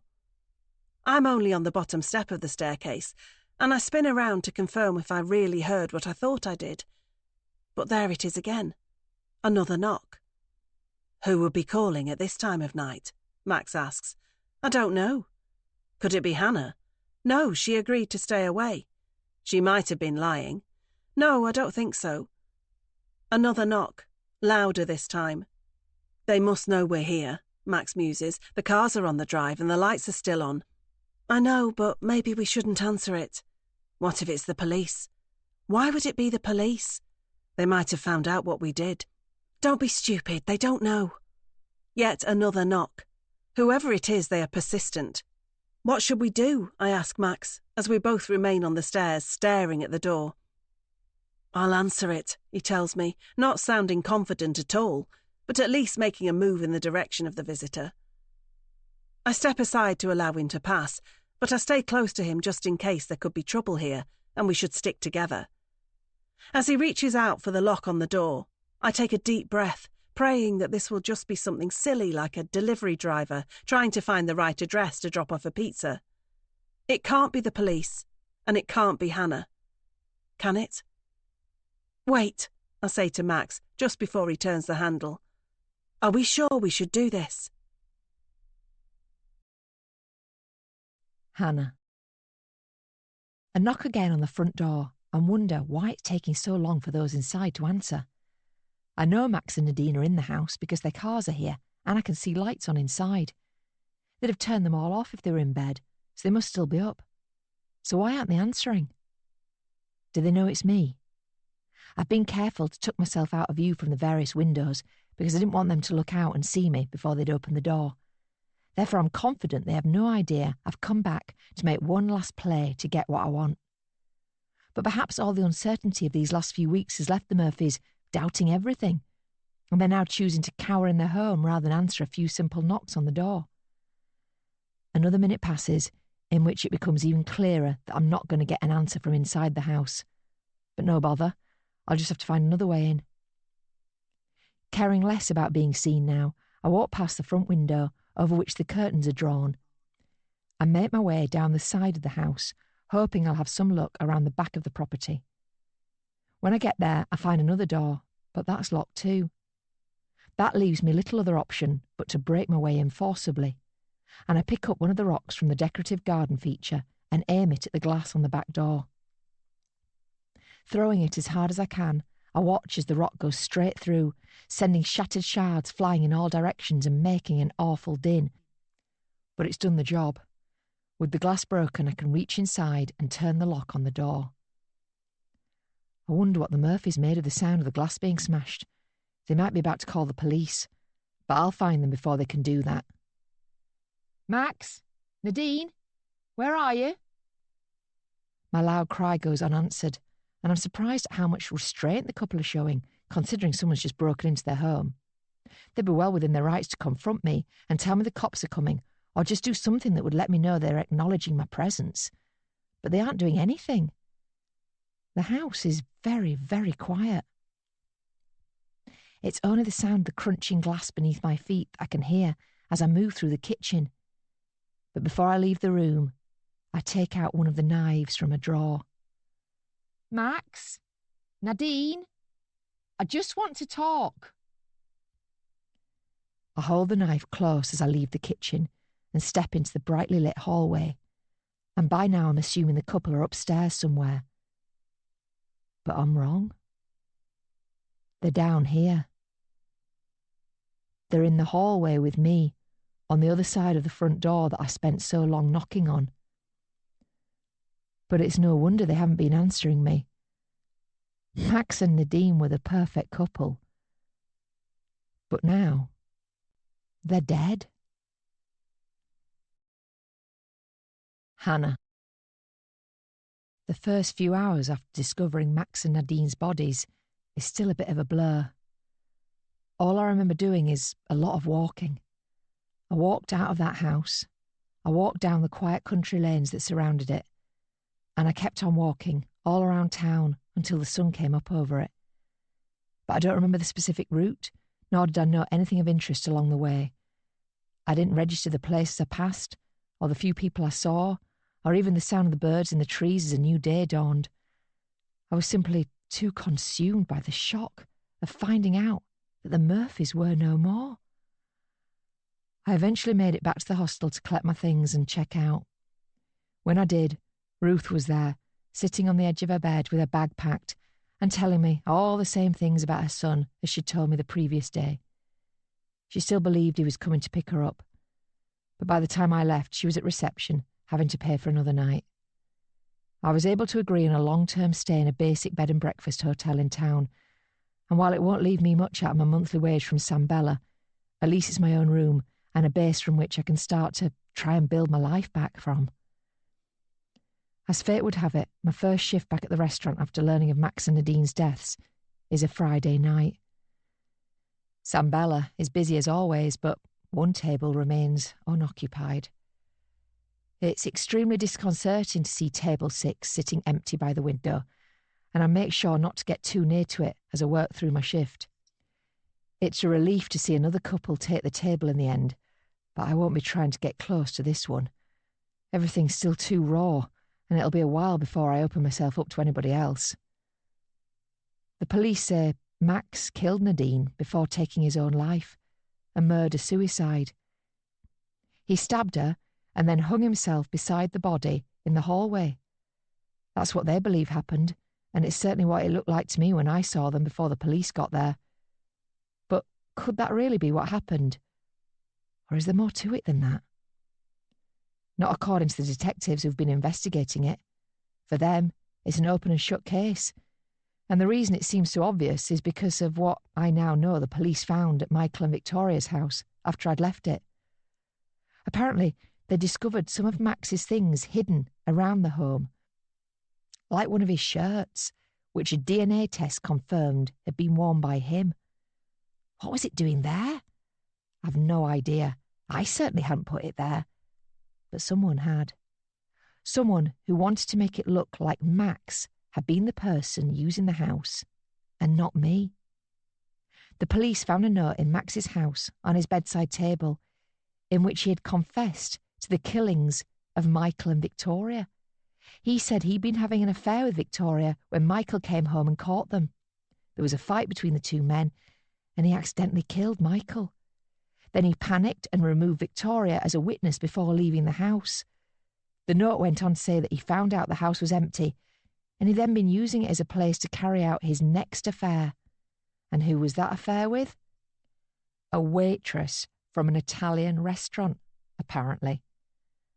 I wasn't named in the confession letter, but the fact the police had found my name badge back at the house I had fled from meant they were able to track me down and ask me a few questions. They basically wanted to know if it was true. Had I been having an affair with Max in that house? Confirming so seemed to be all they needed to have him treated as the killer of the Spinners, and not me. So I told them what they needed to hear. Yes, Max and I had been seeing each other secretly. We'd been disturbed when Michael's father had turned up unexpectedly and ran away. But Michael's dad had seen the car in the driveway, and he was later able to confirm that it was the same one that was parked in the driveway at the Murphy residence. That seemed to fit in with the story that Max had been there that day. The confession letter finished with Max saying that he knew his things were going to be discovered at the house he had fled, and he didn't want his wife to find out about the affair. But he also couldn't go on living with the guilt of what he had done to Michael and Victoria, and so he'd taken extreme measures. He'd killed himself and his wife, and that was the end of it. What do I think about all of that? Well, I know it's a load of nonsense for a start. Max didn't kill Michael and Victoria, because I did. Max wasn't the one who had parked that car outside their house that day when Michael's dad came, because it was Nadine. And there's no way Max would have killed himself or his wife out of guilt or fear, because he wasn't guilty of murder, and his wife already knew he'd strayed with me. He also had 2 children who he loved, and he'd never leave behind voluntarily. That all leads me to think one thing. Somebody killed Max and Nadine, concocted a story for the police to buy, and in the process got me out of it all. But who? This Friday night shift is very different to all my other ones, and not just because the couple at table 6 are no longer here. It's because all my colleagues at the restaurant are treating me very differently now they've seen my name in the paper and found out that I'm connected to the murder-suicide that's the talk of the town. The media have portrayed me as some man-eating waitress, and the other waitresses at Sam Bella have been lapping it up. No longer am I the boring Hannah who they feel sorry for. Now I'm suddenly the most interesting person they know, and they all have questions for me, including Becky, who clearly thinks I'm cool now and hasn't stopped looking at me all night. I just have to play along with it and While it's a little awkward, I must admit, it's nice to be so popular. But it's not enough to distract me from the very troubling question I still don't know the answer to. Who really killed Max and Nadine? I've been racking my brains, but I still don't have an answer. It has to be someone who cares about me. Otherwise, why would they go to all that effort to make it look like Max was the bad guy? But who cares about me? I don't know a single soul who'd hold open a door for me, never mind fake a murder-suicide, and send the police in this town down the completely wrong path. I try to focus on my work for the next part of my shift and stay clear of Becky and the other gawking employees here. Serving a couple of tables in quick succession, I almost feel like I'm doing a good job of keeping myself busy. Can I take your plates? More wine? Are you ready to order your dessert? My last question is to the man at table 12, Tom, on his own as usual. He looks up at me, smiles and tells me he'd like the tiramisu. And then he tells me something else. He tells me he loves me so much that he's killed for me. And then he has a question. Will I go on that date with him now? Epilogue. Tom. Hannah sees herself as someone who will do anything to get the guy, but I see myself as someone who will do anything to get the girl. I've been in love with my favourite waitress for a long time, even longer than she spent obsessing over Max Murphy, the married man at table 6. I've watched her, I've been pleasant to her, and I've been patient with her. I didn't get angry when she turned down my offer of a date a while ago, nor did I ever feel like giving up and turning my attention to someone else who might have reciprocated my feelings. No, I stayed focused and just realised I would have to work a little harder if I wanted to get the woman of my dreams. After realising that Hannah was in love with someone else, simply by observing her in San Bella, I figured the answer to my problem might lie if I started observing her outside of the restaurant. After seeing her go running out of the restaurant one Friday night after Max had abruptly left seconds before her, I followed her to a lovely house out in the countryside. I observed Hannah creeping up to the property and watched as she peeped through one of the windows. I figured this was where her crush lived, but I got confirmation of that fact when I saw the front door to the house open and Max come out, along with his wife, who I recognised from San Bella. I also saw that they were carrying something between them. It was the body of a man. Oh, Hannah, what had you got yourself mixed up in? I continued to follow Hannah so that I was able to see where she lived, and it was quite the surprise when I saw the property she resided in.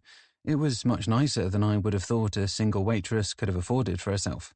Alas, I soon discovered it was a house with a dark past, and my only question then was what was Hannah's involvement in the murders that had taken place there before?